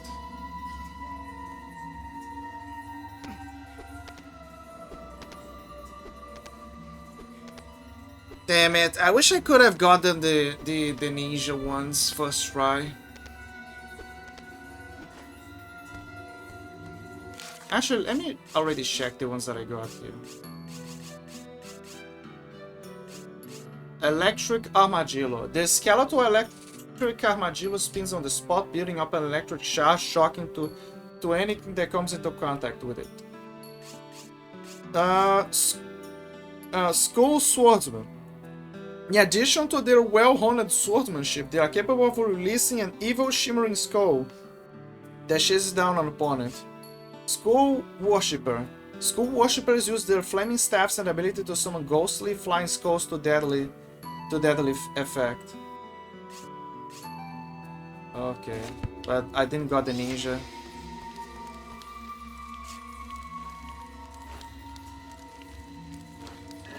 Also, the electric armadillo is not a tool apparently. Oh, there it is. The crow ninja.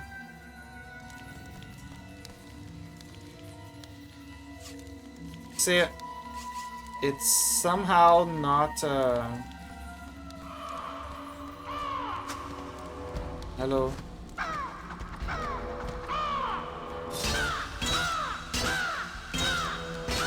Ah, there you go. Perfect. I got it. Sharp beak. Yes! Sharp beak carry a sword in each hand, which they wield with a disorientating and discerning skill.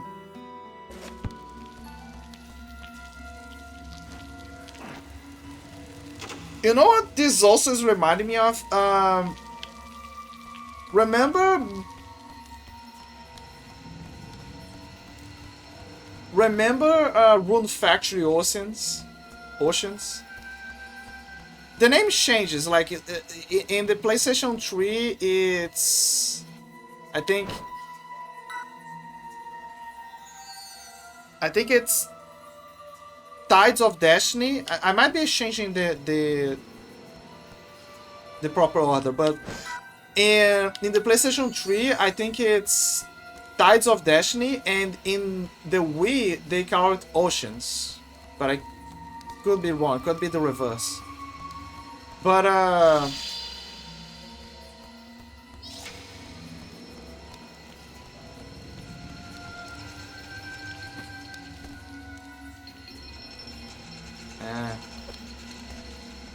but what it reminds me of is that a mechanic that I kind of liked from the game is that, obviously, besides the classic Rune Factory stuff, you can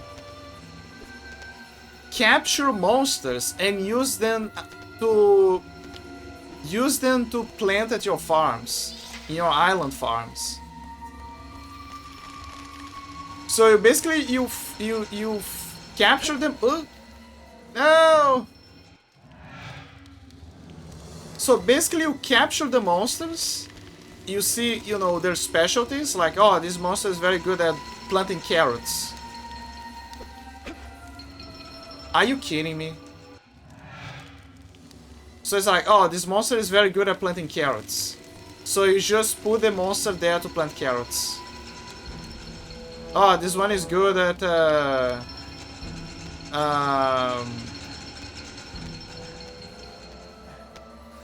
I don't know, pumpkins or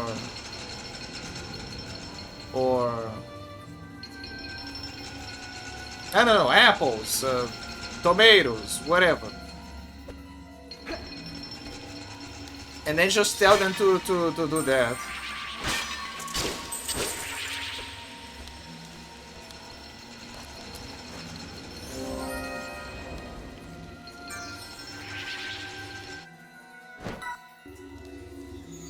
But you can also use the monsters for fighting as well. Like, if you want, you can bring them with you and use them for fighting. the best ones for support are the fairies, and you can find them at specific dungeons corresponding to their elements. And the best ones I think are the water fairy, the wind fairy, and the earth fairy. I guess the fire fairy as well, but I'm not sure. But you can, yeah, basically you can get those fairies to give you buffs, but they're only good at the beginning, because later the buffs are good, but the problem is that the fairies die fast, like very fast.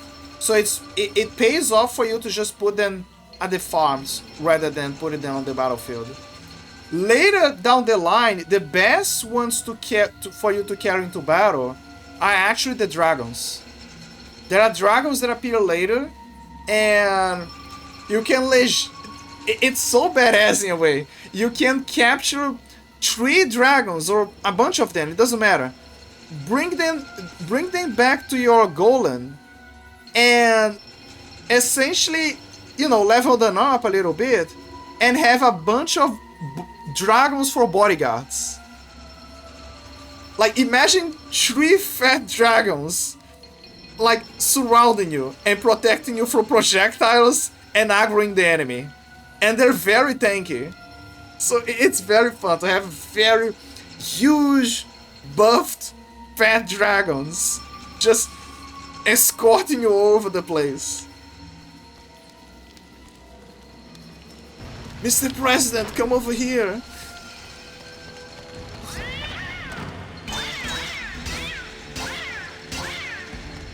Okay, the cat is out of the bag. Knives cat. I already got this one, but it's always good to have more.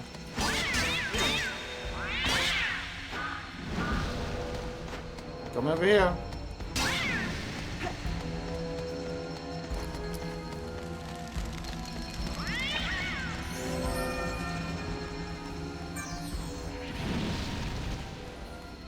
I need you for my collection.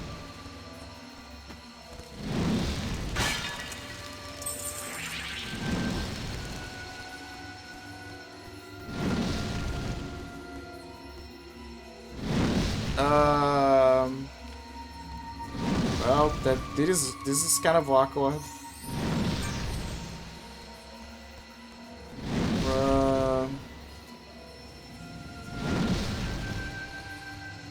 Okay, I need a lever.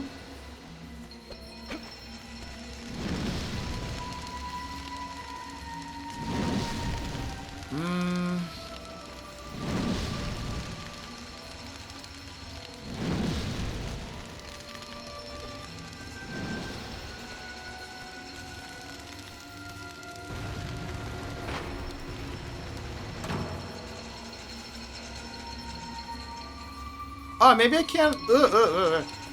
Maybe I can open that door. I didn't try to open the door.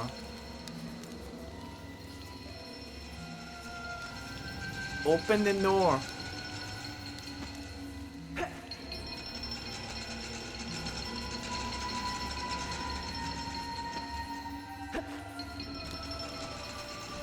Oh, I can. Okay. Oh, hello. Ow. It's Pepper. Where are they? Come over here. Come over here. Where's the other one? Wait, am I out of beetles? No, I don't want to be out of beetles.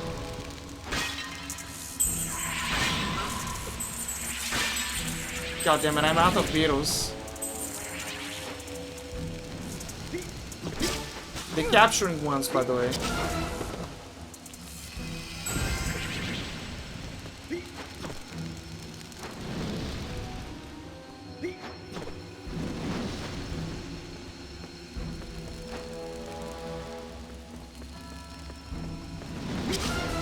Okay, got it. At least I can have health, I guess.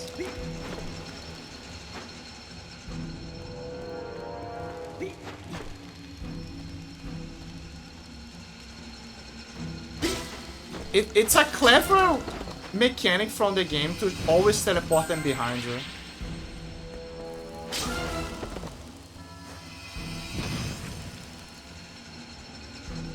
What is this?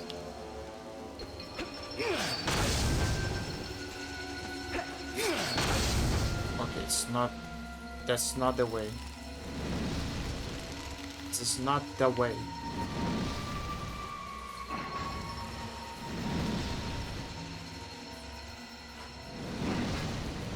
I see. Wait, did it? No. That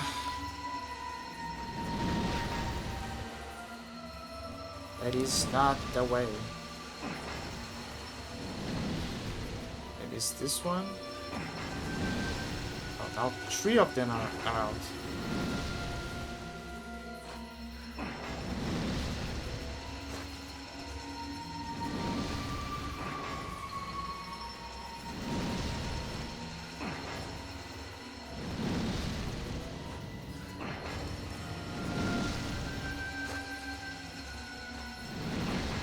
Ah, there you go.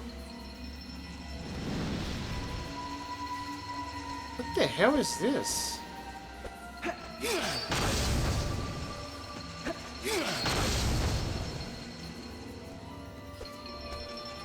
It probably will have a mechanic later.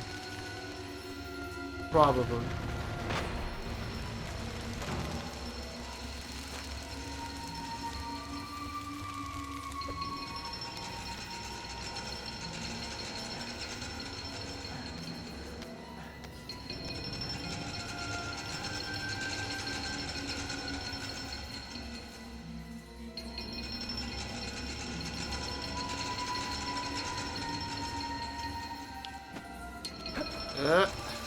There you go.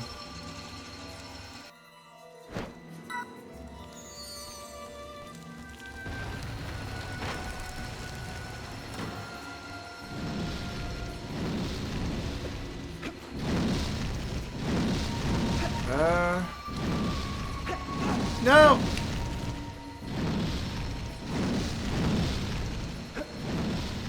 No!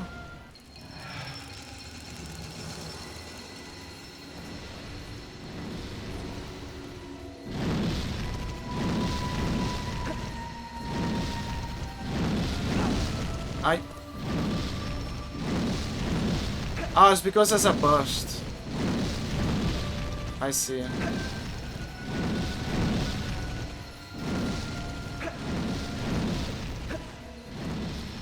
It tricks you. Okay, what the hell is this? Oh, it's the glyph. The glyph key. Of course. Oh, I already killed those guys. Good. I was like, oh no, I don't have the capture beetles. No, I already killed them. I already captured them, already killed them.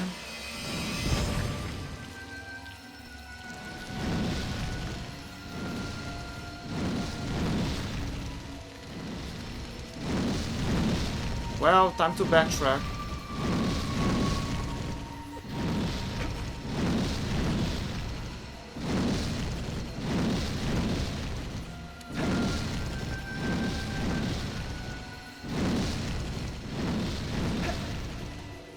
Oof! I did it.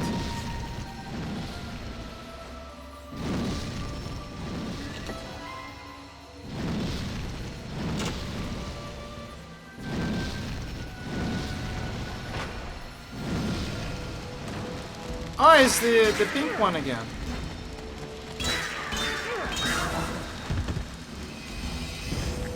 Blazes cousins.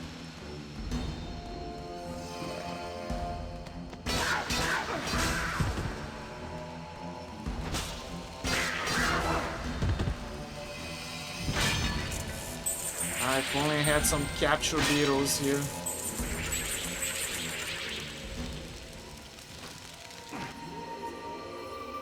Ooh! First try.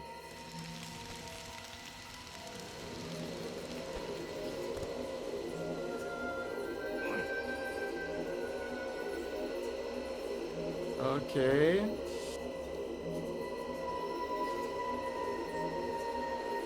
Throw it. Now, what am I going to do with this? I have no idea.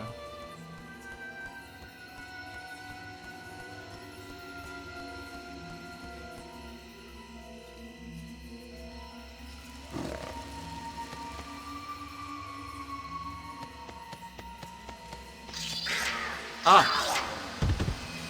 With Bowser. I guess that is what the box is for.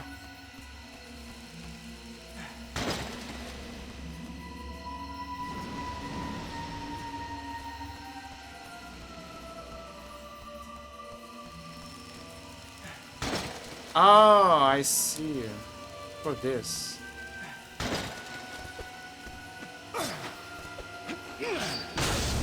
No.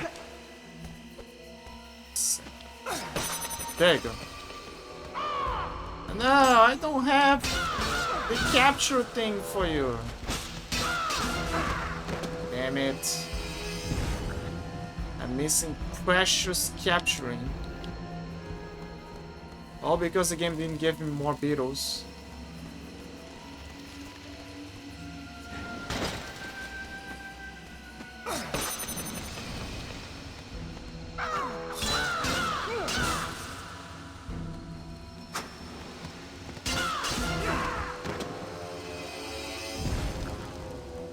There's another one down there.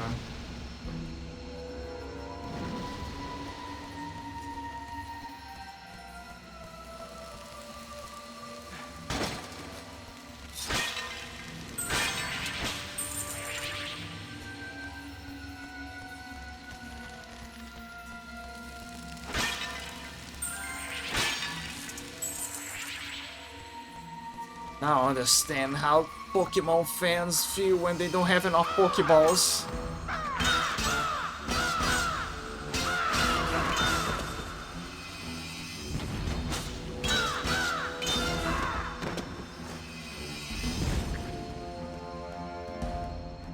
There was a chest there. How the hell am I gonna get there? Like, I saw it. Right there.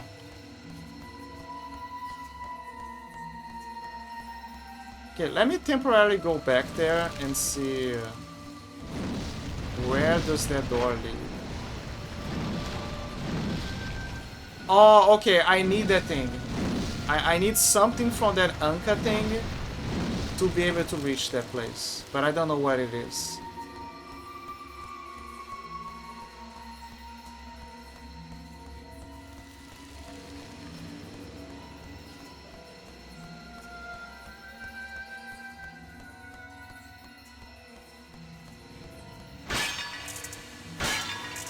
Goddamn snake.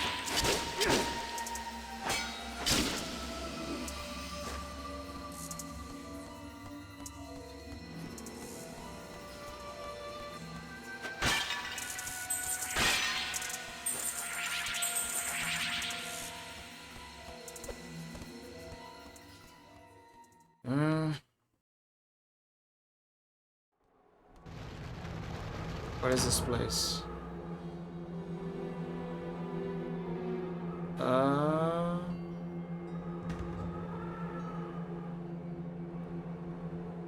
Oh, is that the wife of that guy? She's trapped. She's hot.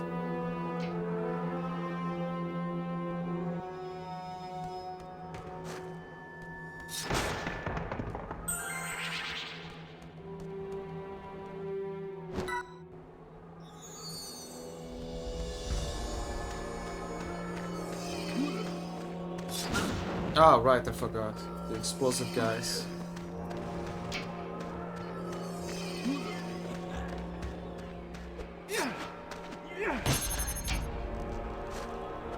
Wait, can I talk to her?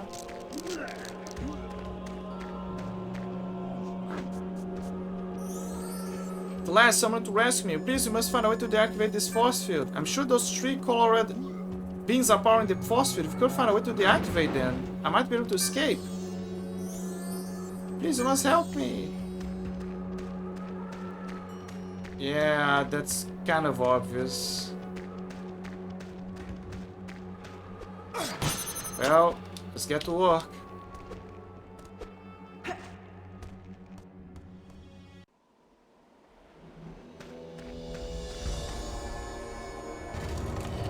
Ah, this bring back memories. Just like the prologue. What the hell are those things? That I cannot capture because the game didn't give me enough capture beetles.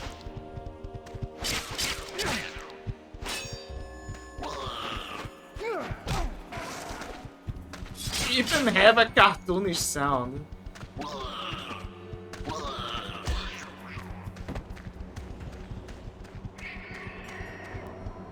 Oh, okay. That one is off.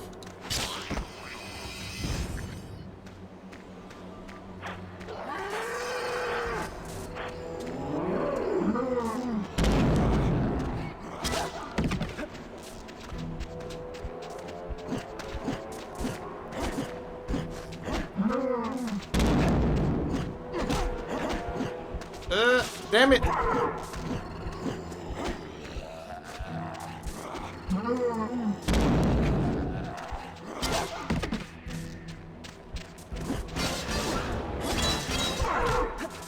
Damn it.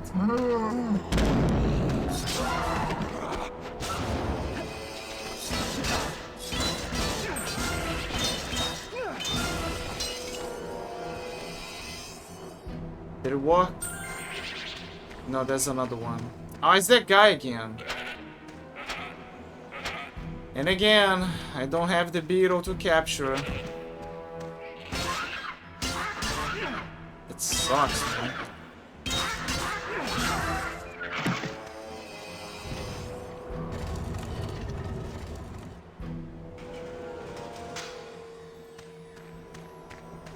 Actually, that's a good question.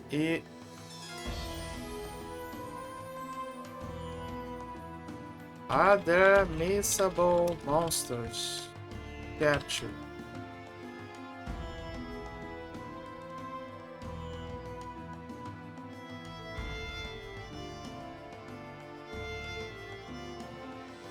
Out of all the monsters, the only one in the entire game that is missable is the Smiling Burble.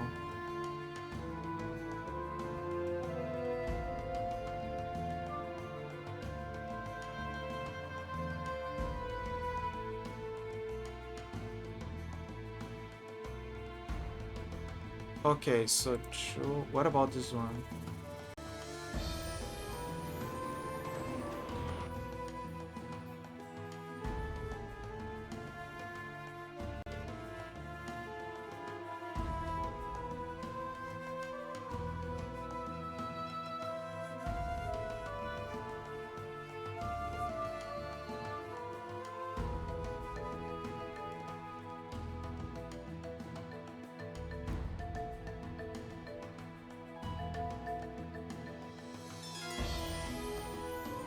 My brothers are true.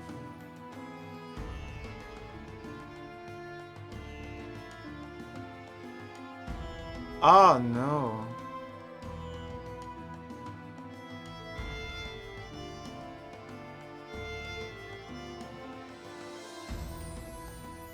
I knew there was. I knew it. I have a good smell for those kinds of things. You know those green monsters and just fought? They're missable. We need to quit. No way. How do I quit it? I need to quit. I need to quit. I need to quit. I saved. Don't worry, I saved. They're missable.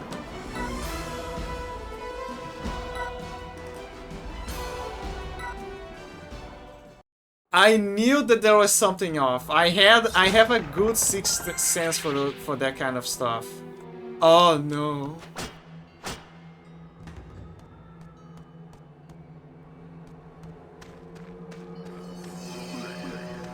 How do I? How did he expect you to predict that you would need the beetles for this situation? Okay, maybe the door is gonna open after. Maybe. After you talk to her.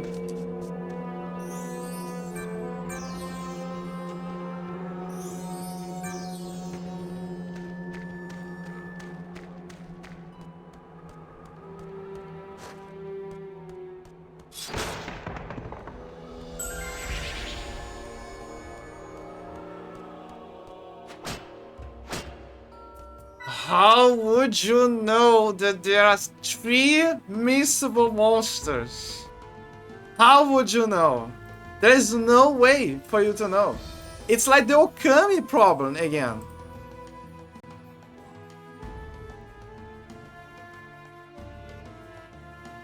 Is that...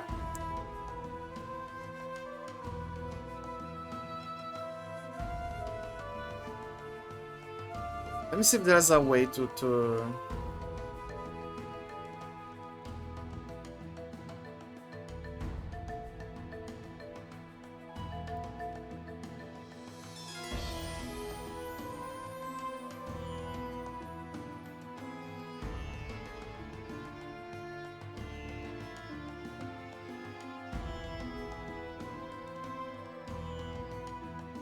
There has to be a way. There's no way.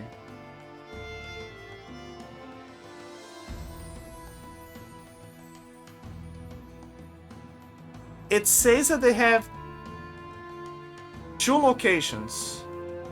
Uruk Canyon, which is the one that I am right now.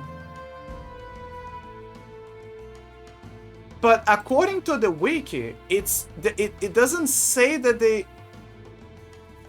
Ah, okay, wait, there's salvation here, It says here that in the game's original release, these monsters did not respawn. In the 2017 release, an update was added in which this was no longer the case. Okay, so there is a lot of suckers in the past that they got the worst deal, but they do respawn. They actually respawn. They respawn in this area specifically. If you go back here, they now can respawn. They can respawn. There is one apparently in the Uruk Temple, but that one does not respawn. But yeah, those respawn.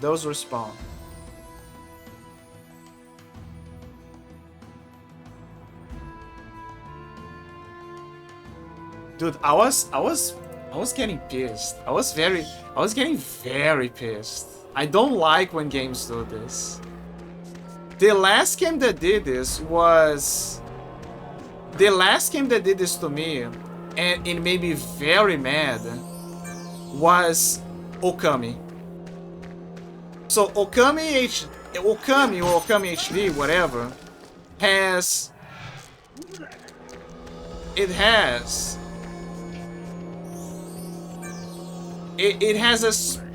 two very specific... What? Oh, it's the other. It has 2 very specific... Where do I... Oh, over there. It has 2 very specific enemies that do not... that you have no opportunity of getting ever again. One does not respawn. You only have 1 chance of fighting that enemy, ever. And it's during this section of the Imperial Palace. During Seiyan City.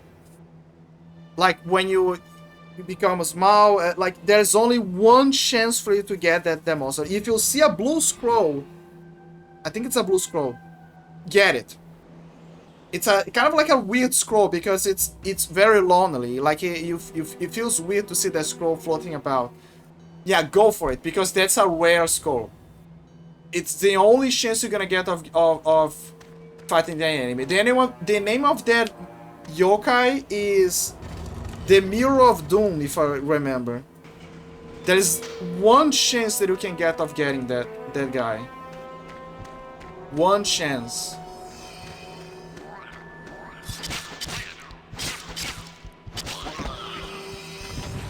The other one is... The other one, you get it... there's two ways for you to get that one. It's like a... Forgot the name, Golem something.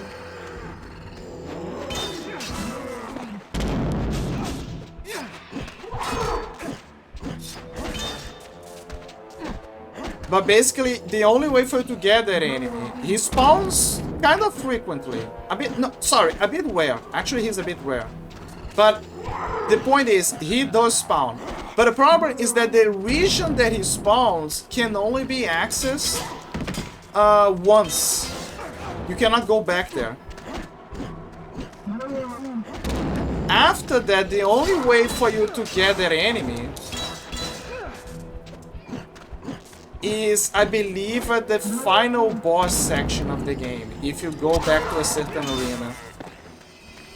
But I'm not sure. I'm really not sure on that one.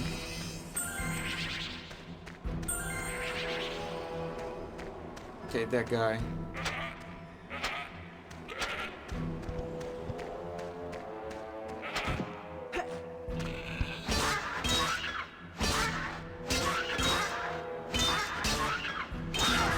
There you go.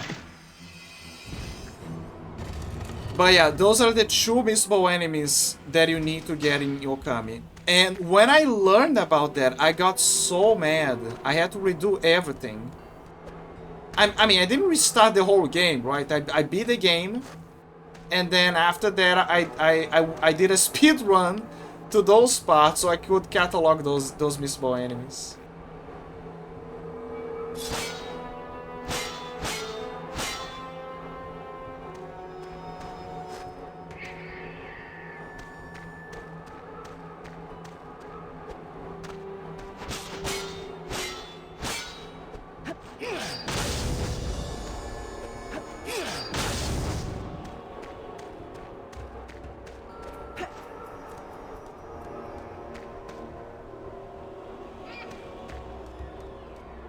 I have a feeling about what I gotta do here. But it's kind of concerning to me. Because I don't want to believe that there is a thing. So I cannot destroy this way. Is there a lever? I just need to know this, if there is a lever. The door is open.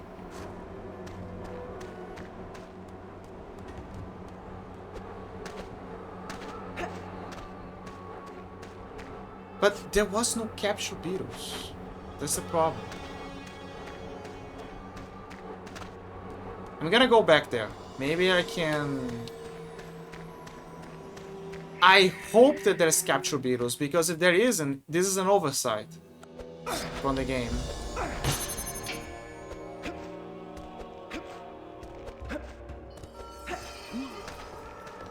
Okay, so there's the explosive guys, right?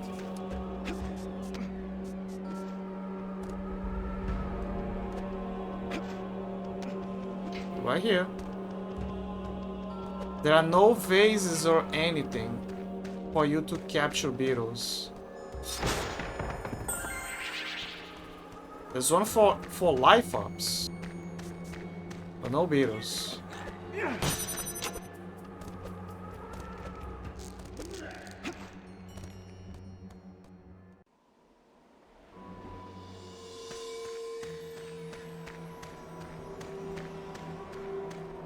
No capture beetles.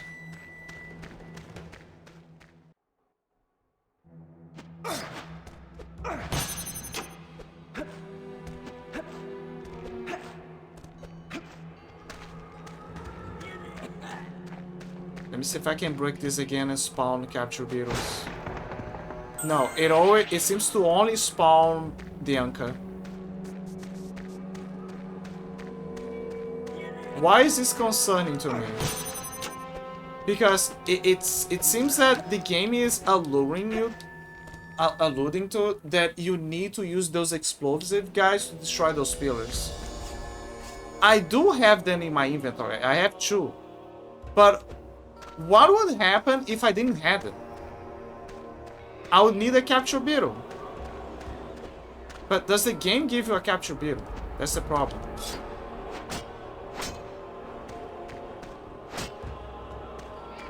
Because if it doesn't, we are essentially dealing with a soft lock situation.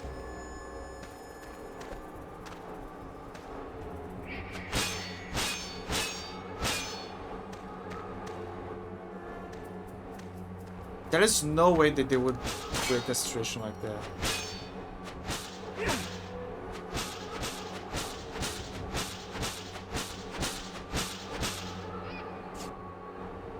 There is no way. There's probably a target here.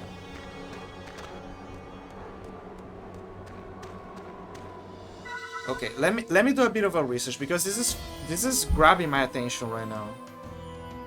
Sphinx.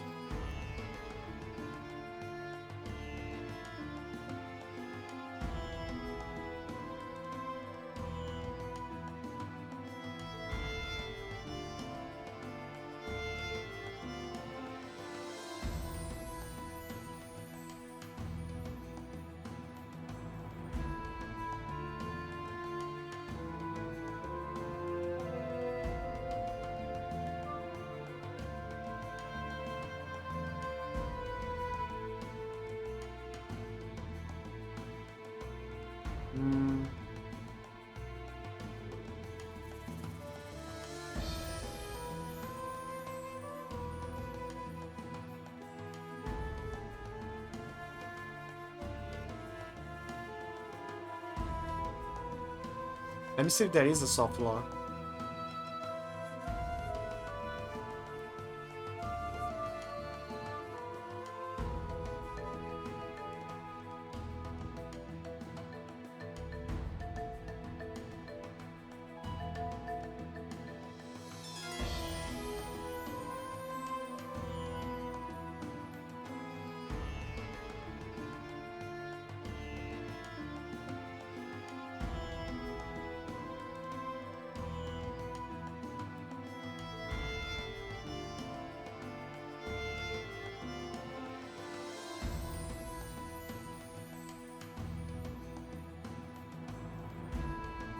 I don't think there's gonna be a soft lock.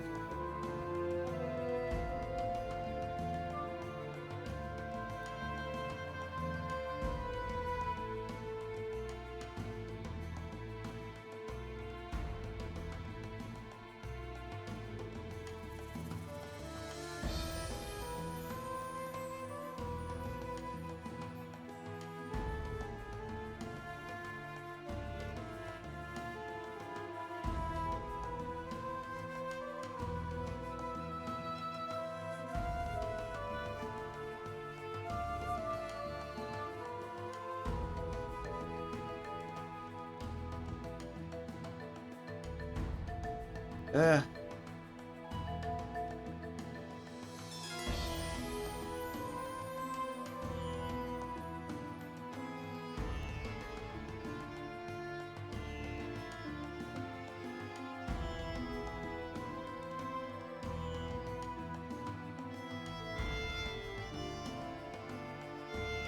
Yeah, whatever.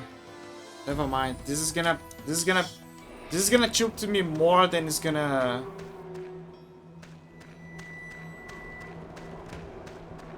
But it doesn't.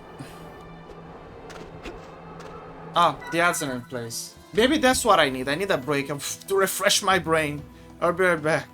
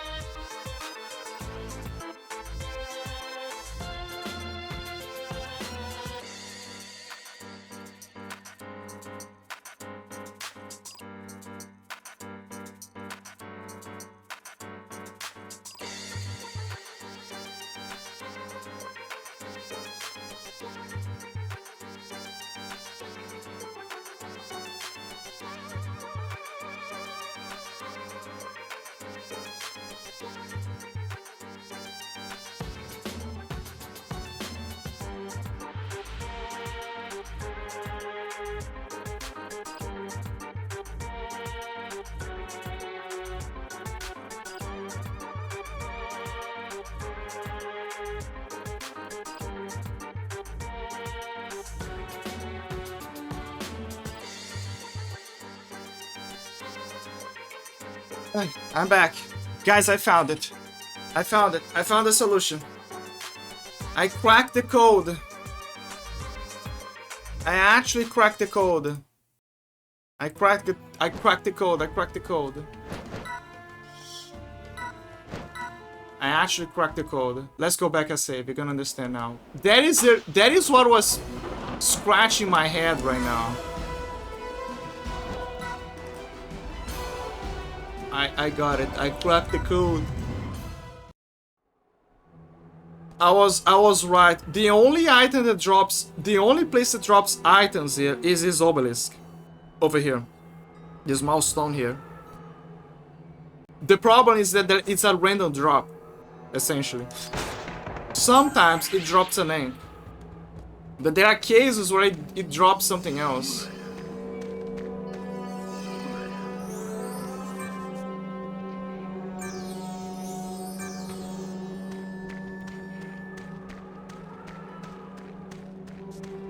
They actually drop it.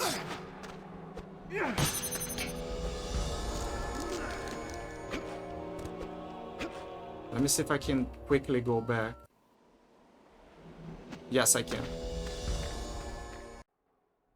So this is what I was trying to find. There is actually a way. That little thing over there has a drop chance. Sometimes an ink, sometimes it's a capture beetle.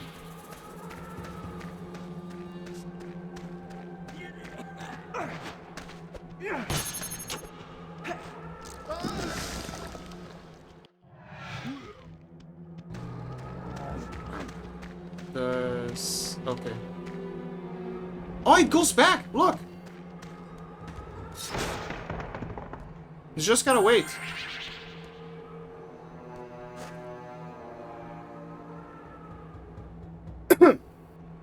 So that's the trick.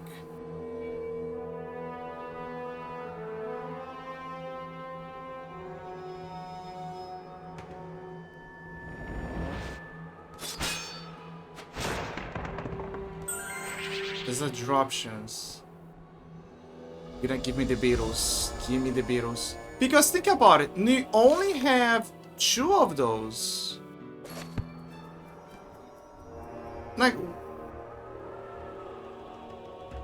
Like we need more.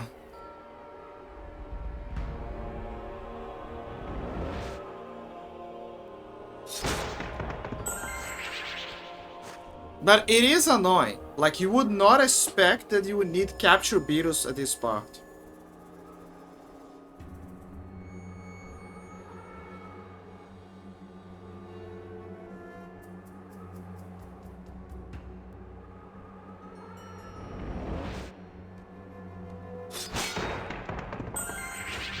Dropping the beetles, man.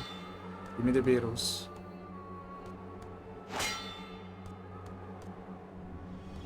Give me the beetles.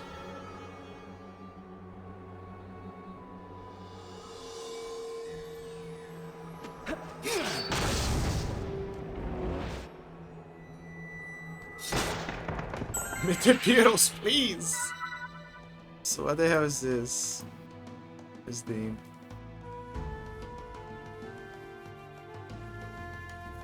Give me a second.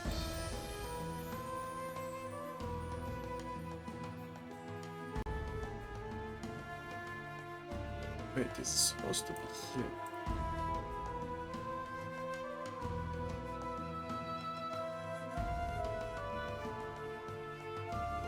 There you go. Drop the beetles, man. Drop the beetles. I have a magical sword. I have a magical sword. I demand beetles. Give me my Poke Beetles.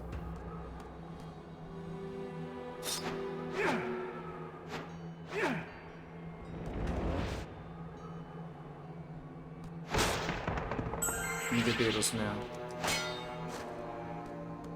You know this. You know that there's only one way forward.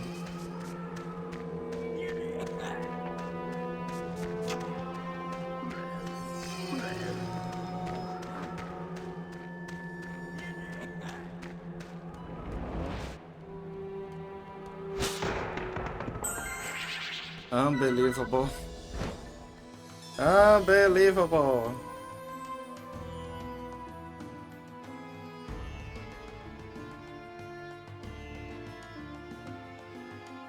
Let me check something. Let me check if I wasn't drunk when I saw this.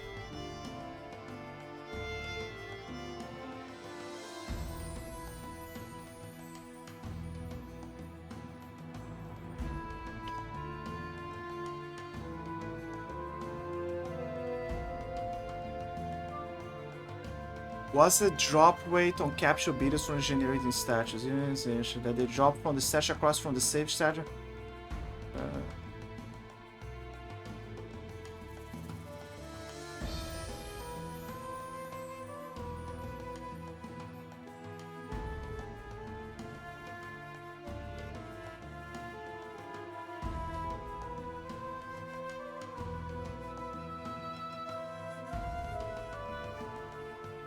Keep in mind that there are intelligent breakables and breakable stagger with a set of specific items. The Uro Canyon breakable stagger to the same monk generally gives help.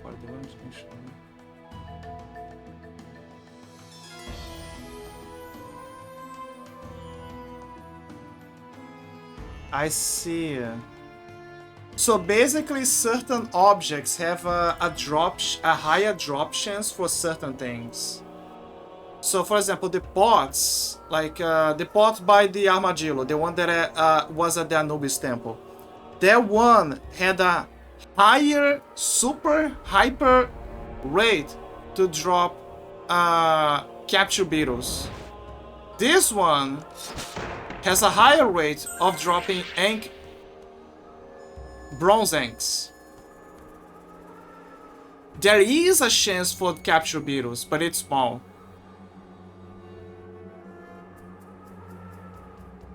So, we gotta grind here until we have capture beetles.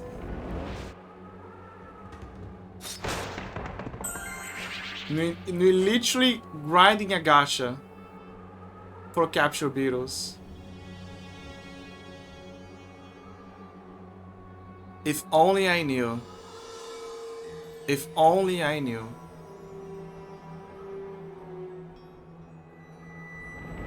Well, if in the future you reach this point in the game, please do not waste your time playing Pokemon. Keep your beetles for this specific part. Then you can go back and play Pokemon if you want. Otherwise you're gonna be like me here. Unbelievable. This is one of those cases where it fascinates, it makes you mad, but it also fascinates you more than anything. Like, how the hell did they code this back then?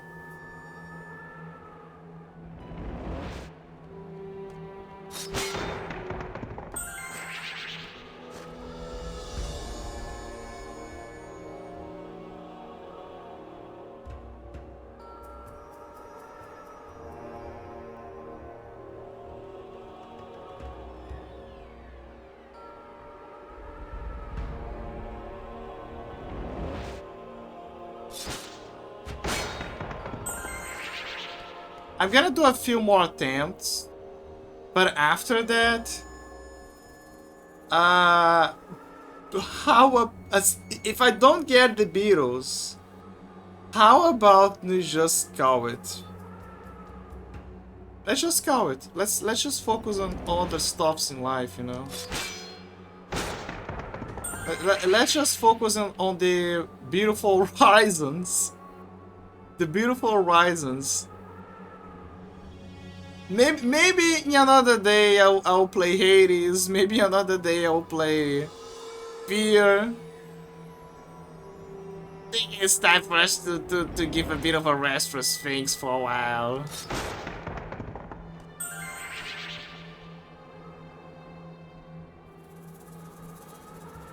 I kind of want to play Fear next time, but I need to figure out. I need to figure it out how to set up the game properly. like, the only thing left is the 4GB patch. It's just the 4GB patch. After and the Steamless thing. Like, after I got this done, the game is ready. Like, the 4GB patch is fine, but the problem is that when you apply, the game, Steam does not recognize the game. So I need to, yeah, do this Steamless thing.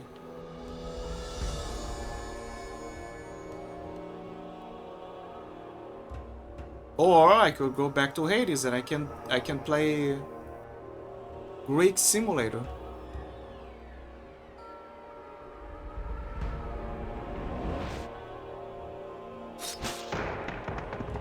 I love how there's a bit of a delay sometimes when he swings the sword. It's like his version. It's like, you know the samurai thing where he does the hypercut and then it's still solid, but then you see it slide over like 2 or 3 seconds after. Kind of like that.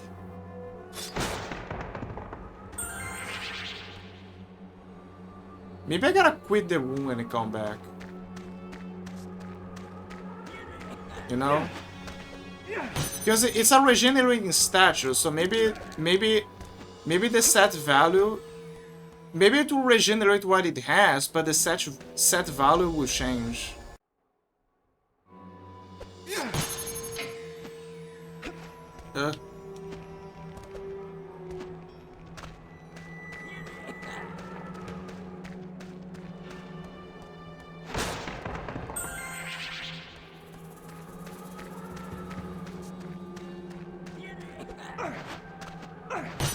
Or maybe not, I'm not sure. Maybe it is just RNG. What were they thinking? What are the odds that AVGN would play this game? Like, he's kind of old, right? There's sure a bunch of games out there. But what are the odds that AVGN would play a more modern inclined game? Like, oh, play Sphinx. And then he starts complaining about the controls, he starts complaining about this part.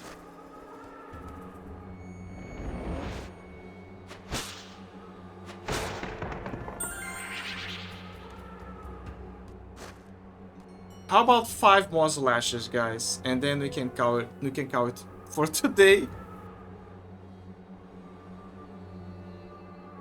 Like, I have no option because there's 3 lasers, right? There's 3 lasers.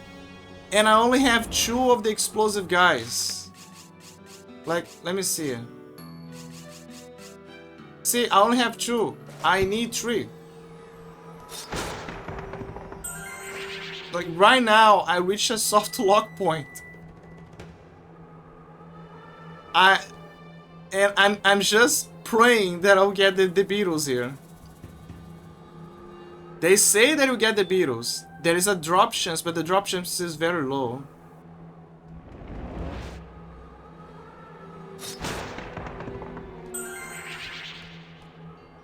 So I'm basically banking on getting Beatles from a self-regenerating statue.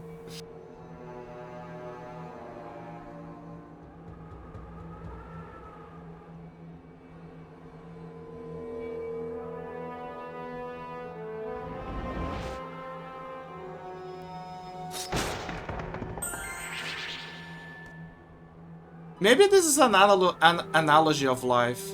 The Sphinx represents the questions, you know? The mysteries of life. In a form of a semi-twink 2000s, early 2000s boy band kid. Showing off his specs. And the rock represents, I don't know, the stability of life. And every so often, it grows back again, only for the Sphinx to break it. You see, you are only left with more questions.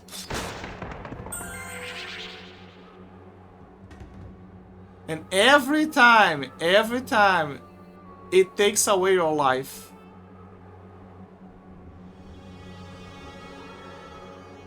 Maybe that is the real meaning of this game. Who knows?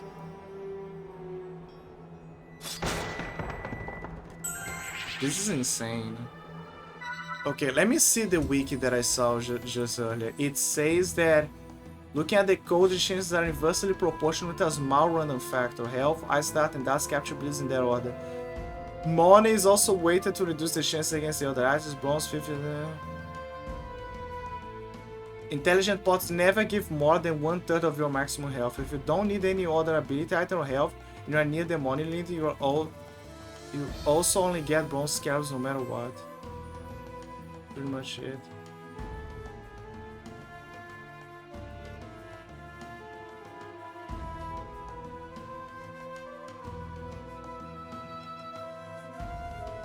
Looking at the code, the chances are inversely proportional.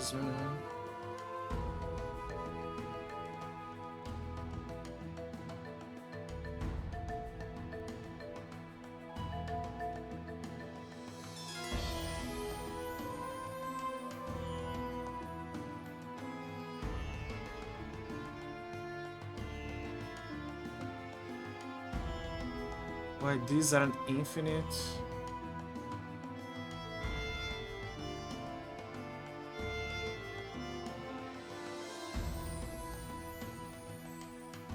Okay, but could you tell me?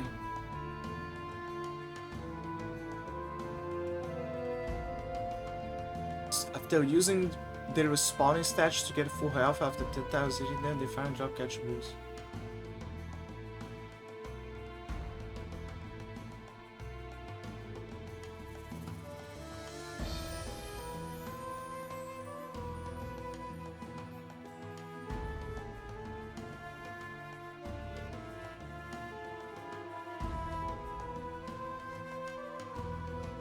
Well, from what it looks like, the guy just kept hitting them. Again, I'm just gonna hit them a few times and see if something happens.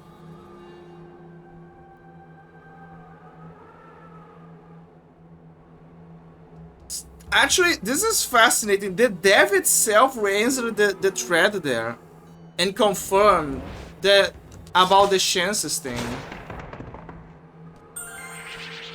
There are, like, basically there's like intelligent objects in the game. And each pot seems to have an inclination for a chance.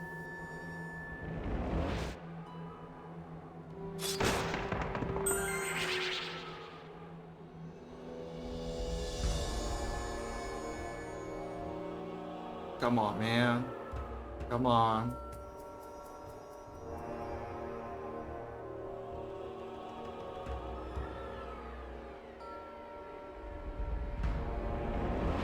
One must imagine Sisyphus happy.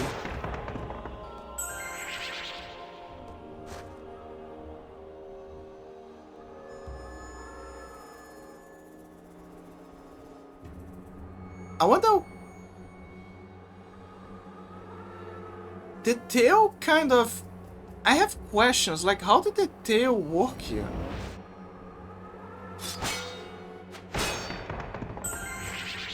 Because, yeah, kind of makes sense because it's on the tailbone, but shouldn't it be a bit lower? I feel like it's a bit too high.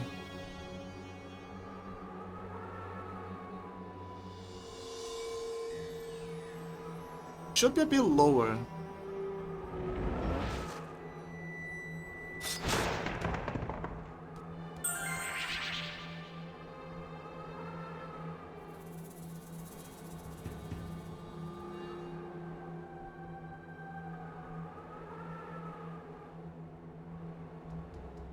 Okay, how about this? This obelisk only has one chance before I call it. One chance. One chance. Maybe I'm gonna save here, I guess. I already saved, but you know. You only got one chance, man. Are you a fuck up? Are you a fuck up? Are you a fuck down? You're a fuck up. Okay. I quit. I'm gonna do something else. I think it's time for us to wrap up. Let's wrap up. I'm gonna find a way. I'm gonna find a way, man. I'm gonna find a way. I'm gonna find a way. I always find a way. But not today. Let's I think let's wrap up for today after this. I guess. But yeah, guys, what a disappointment, huh? Great game, but what a disappointment. Specifically because it's the infamous shit sprinkles. You never know when they're gonna happen, unfortunately. But yeah, anyway, I'm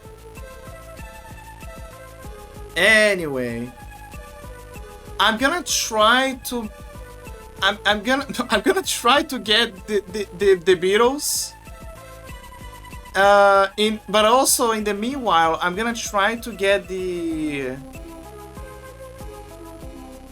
I'm gonna try to get the.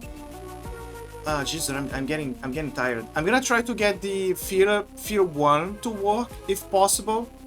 It's showing the works.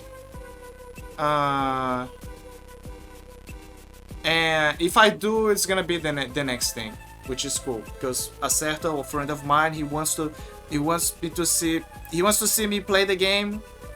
I never beat Fear 1. I beat 2 and 3, but I never beat 1, so it's gonna be quite an experience. And yeah. And again, I guess I could go also for Hades. Let me find someone to raid.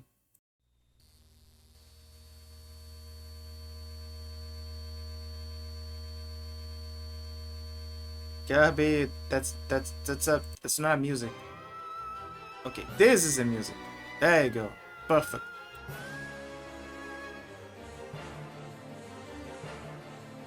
Let me see.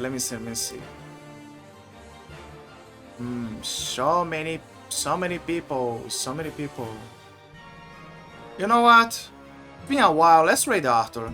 Arthur is covering the whole thing with Twitch, the kerfuffles recently.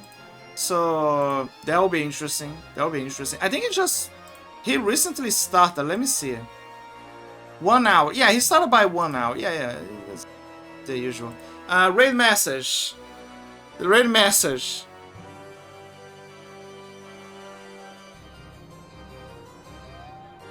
Raid message.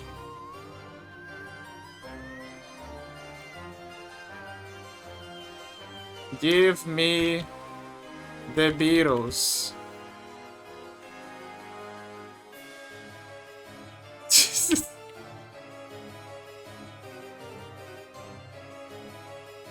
Give me the Beatles.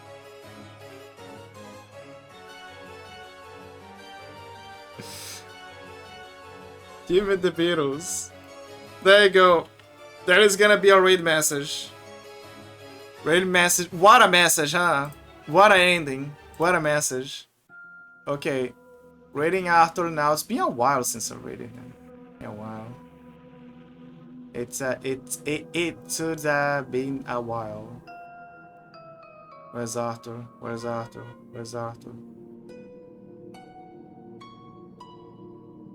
God damn it. I just need to make a refresh.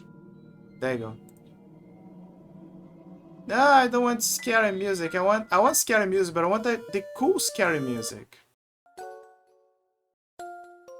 Where's the cool scary music? The whoo boo scary music. No, the cool.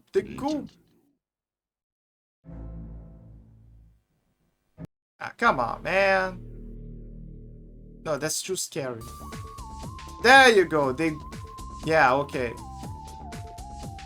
Can you go with this one? I want the one from Luigi Mansion, because Luigi Mansion is the better one. No, something better. I mean, technically...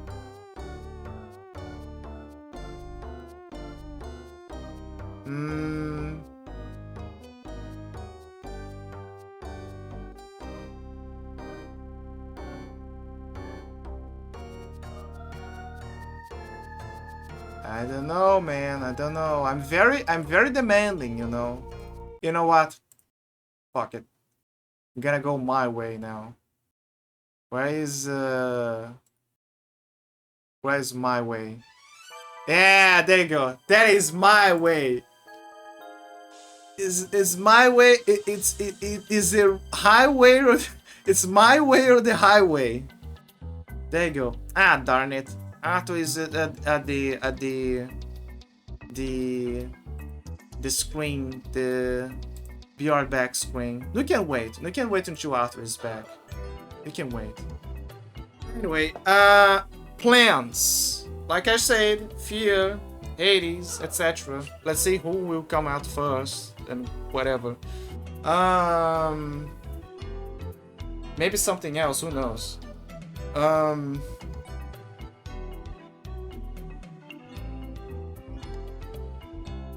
Well, what to say besides thank you guys so much for being here, for lurking, for hanging out, for passing by, etc.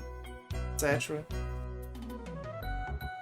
There's one thing that it still gives me passion in life is to just keep yapping about whatever and play whatever video games and have multiple experiences. It's like therapy, but not exactly therapy. It's more like a hobby. It's a hobby therapy. It's a way. It's less about, because there are people who say, "Oh, it's so I can cultivate an environment, a bubble environment where we are safe or something."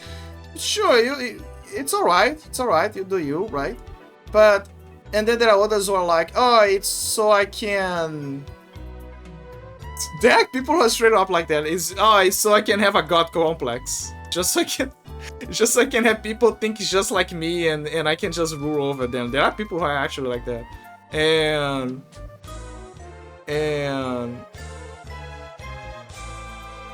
And then there are cases where it's just people hanging out or, you know, the casuals. But I like the fact that I am making memories. I am speaking, I am yapping, I am doing stuff, and then I'm just putting them out. Putting them